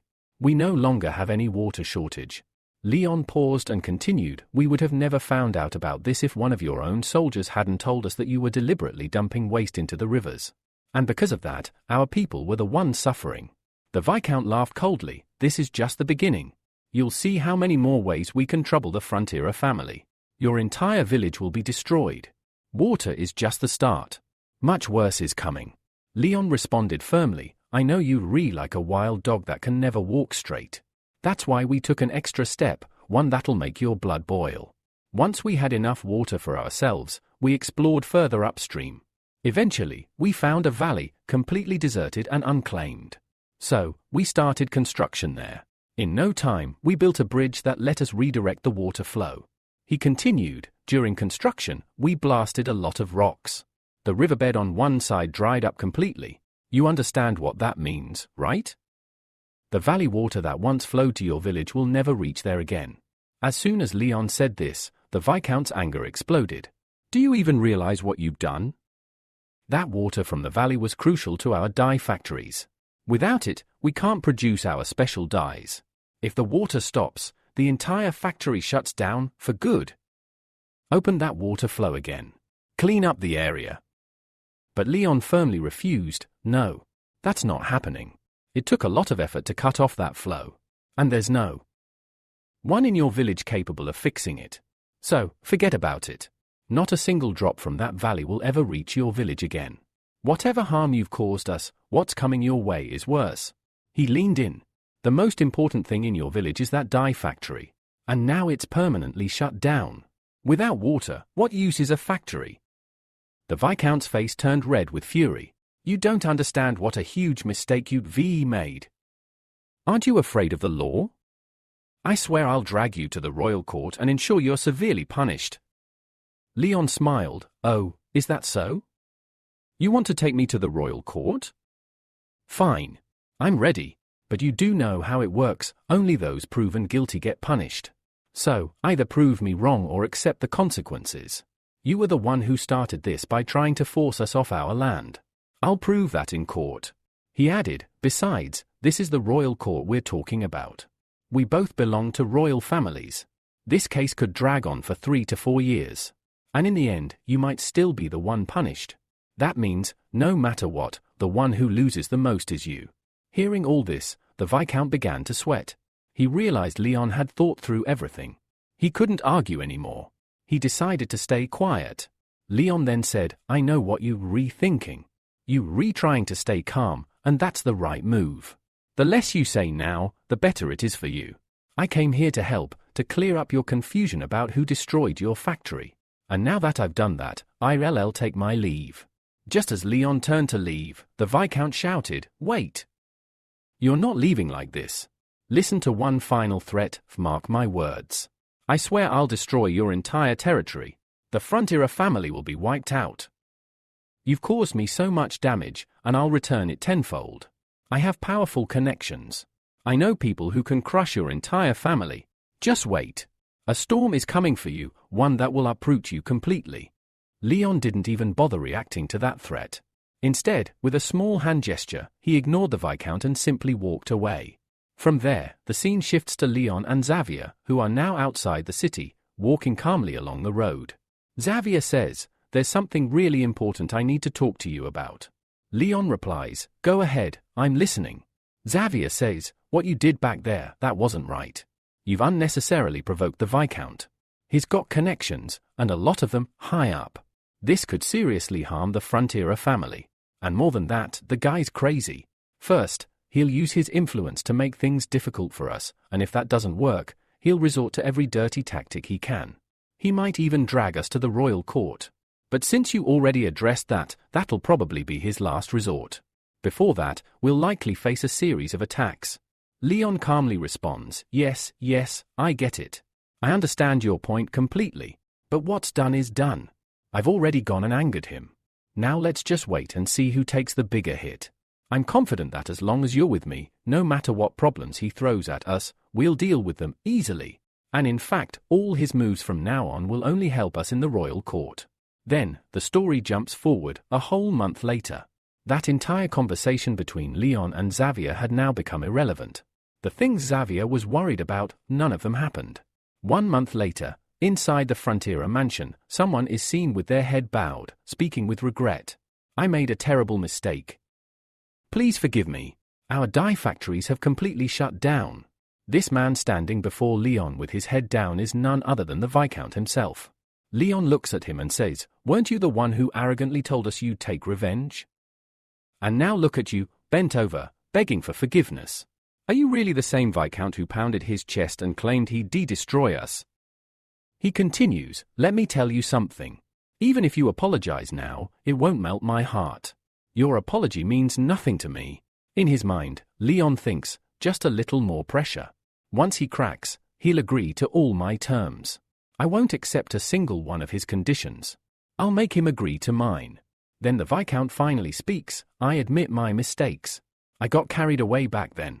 And now, I sincerely apologize for everything." He even starts crying.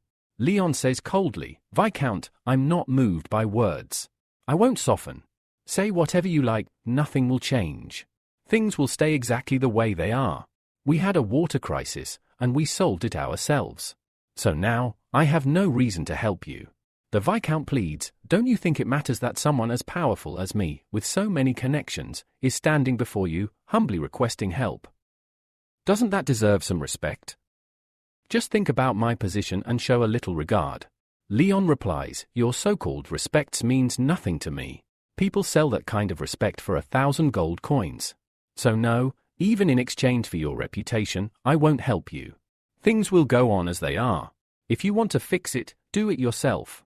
The Viscount sighs, "You've put such a cheap price on my respect. Still, I'm asking for your forgiveness.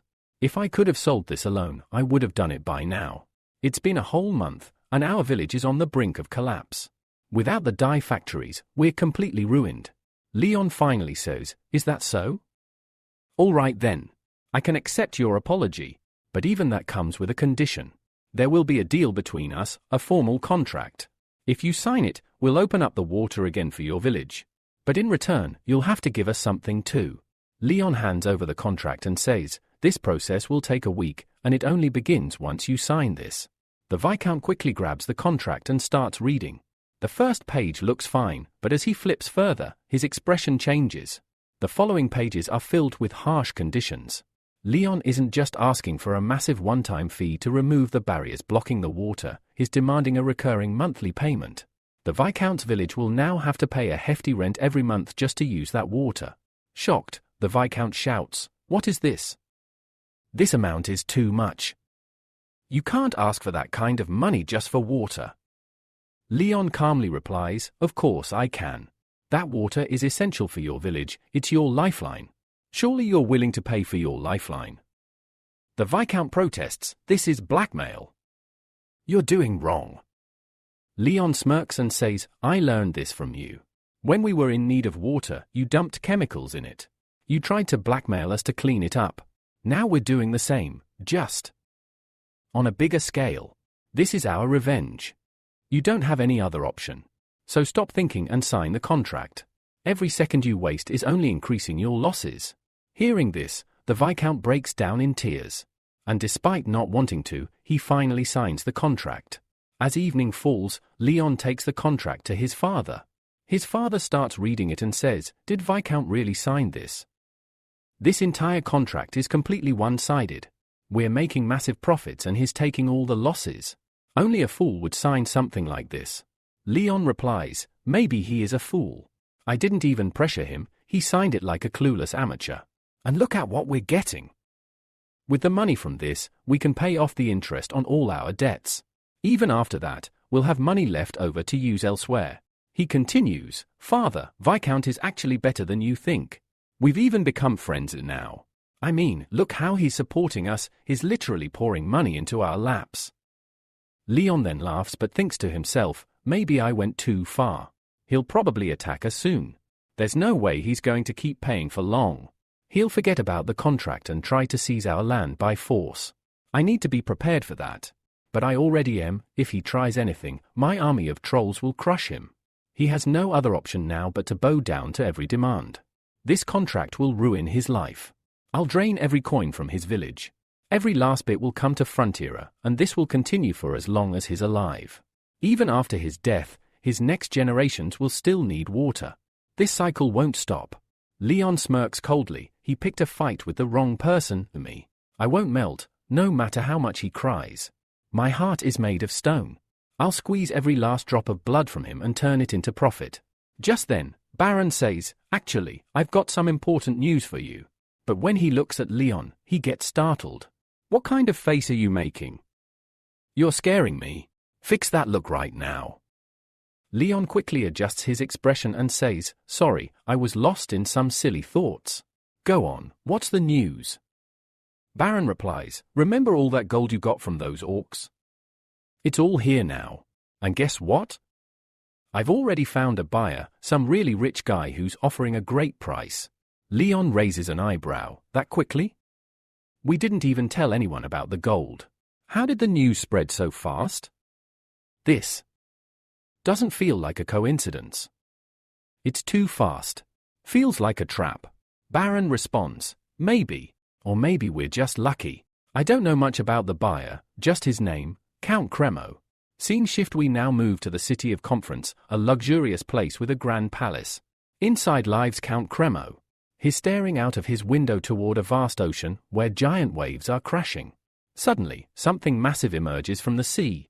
It looks like a dragon at first, but once fully revealed, it turns out to be a gigantic crab. This monster is named Gaga Titan. Even with this massive creature so close to the city, Count Cremo's face shows no fear. In fact, it seems like he summoned it. Back to Frontiera village, Javier is speaking with Baron. "We need to go on a mission. It'll take about a week. By the time we return, everything going on in Viscount Locana's territory will be settled. Water supply will be restored.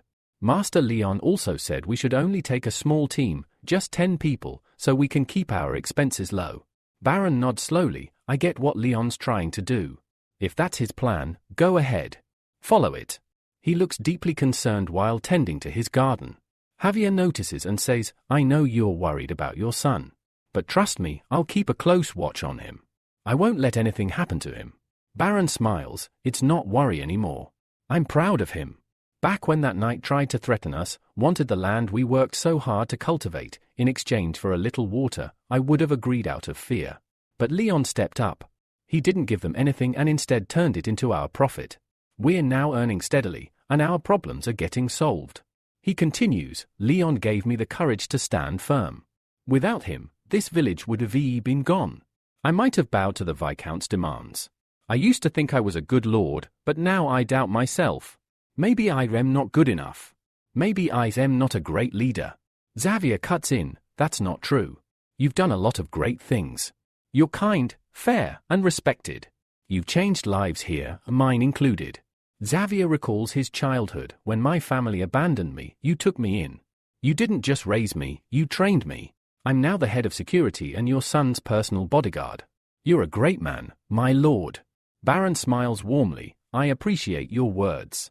But I know why you're saying this, because I helped you as a child. Still, I believe you've repaid that kindness many times over. Saving you is the proudest thing I've done in life. Without that moment, maybe this village wouldn't even exist anymore. But doing one good deed doesn't make me a good leader. A leader needs vision, decision-making, and courage in tough times. And those qualities, my son Leon has. He sees the big picture.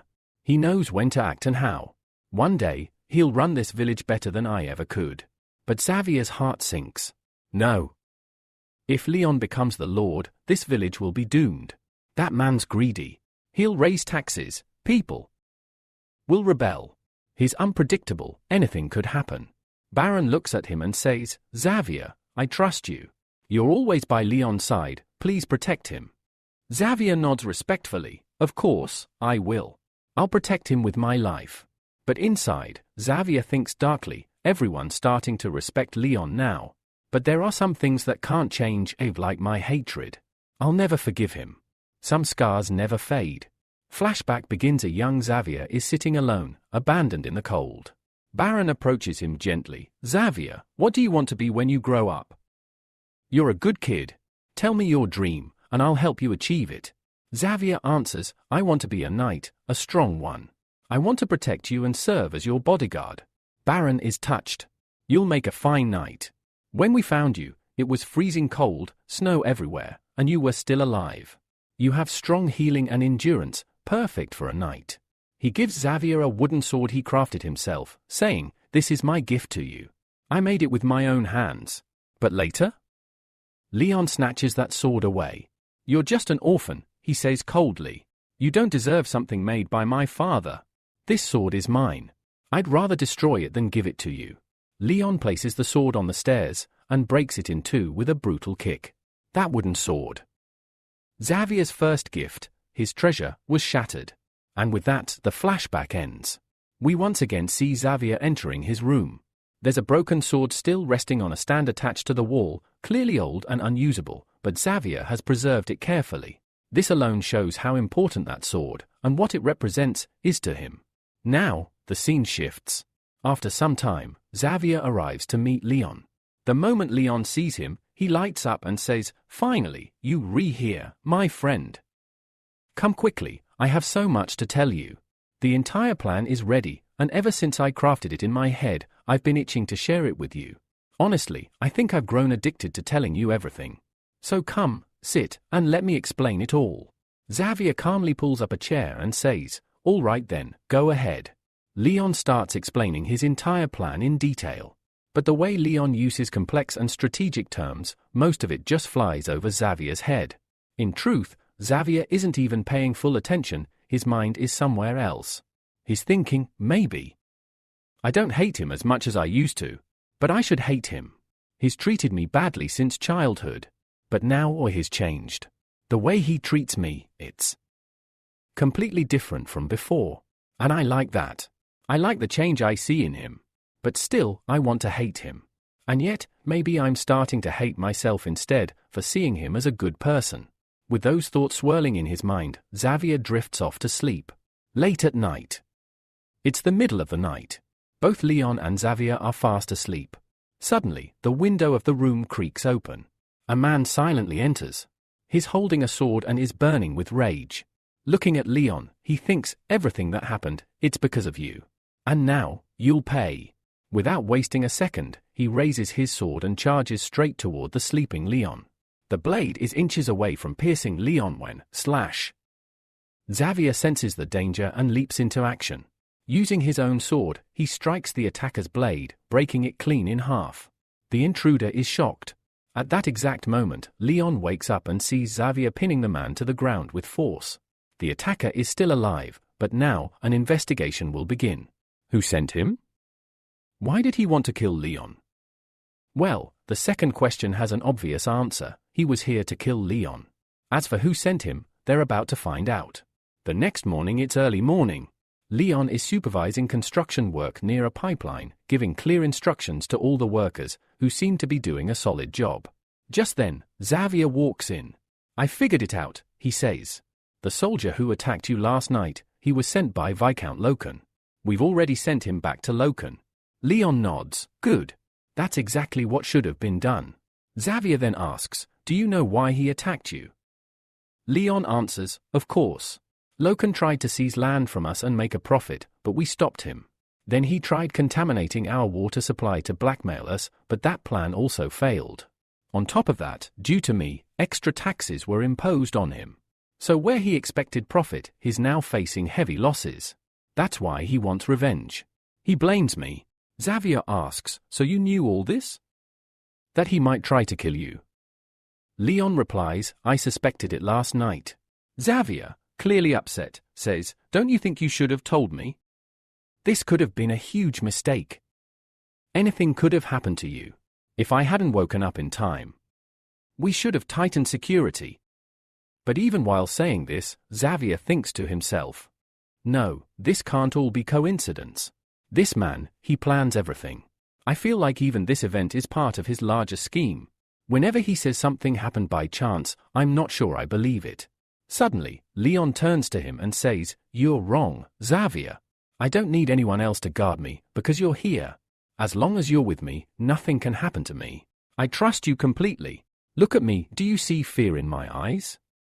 That's because of you. I feel safe walking freely even when I know danger could strike at any moment, because I know you will protect me. Leon continues, I know who you really are. You're special, Xavier. I still remember a little boy whose village was destroyed by a monster. Everyone died, but that child, who couldn't even walk properly, survived. And not just anywhere, he survived in a freezing land where most people wouldn't last a day. You made it. That alone proves how extraordinary you are. You're not just a knight, you're someone with unmatched endurance.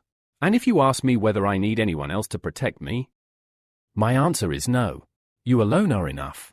As Leon keeps speaking, Xavier doesn't take his eyes off him, not even for a second. There's a brief moment of silence between them, filled with unspoken thoughts. Then suddenly, Leon makes a funny face and says, okay, this is getting a bit too awkward now.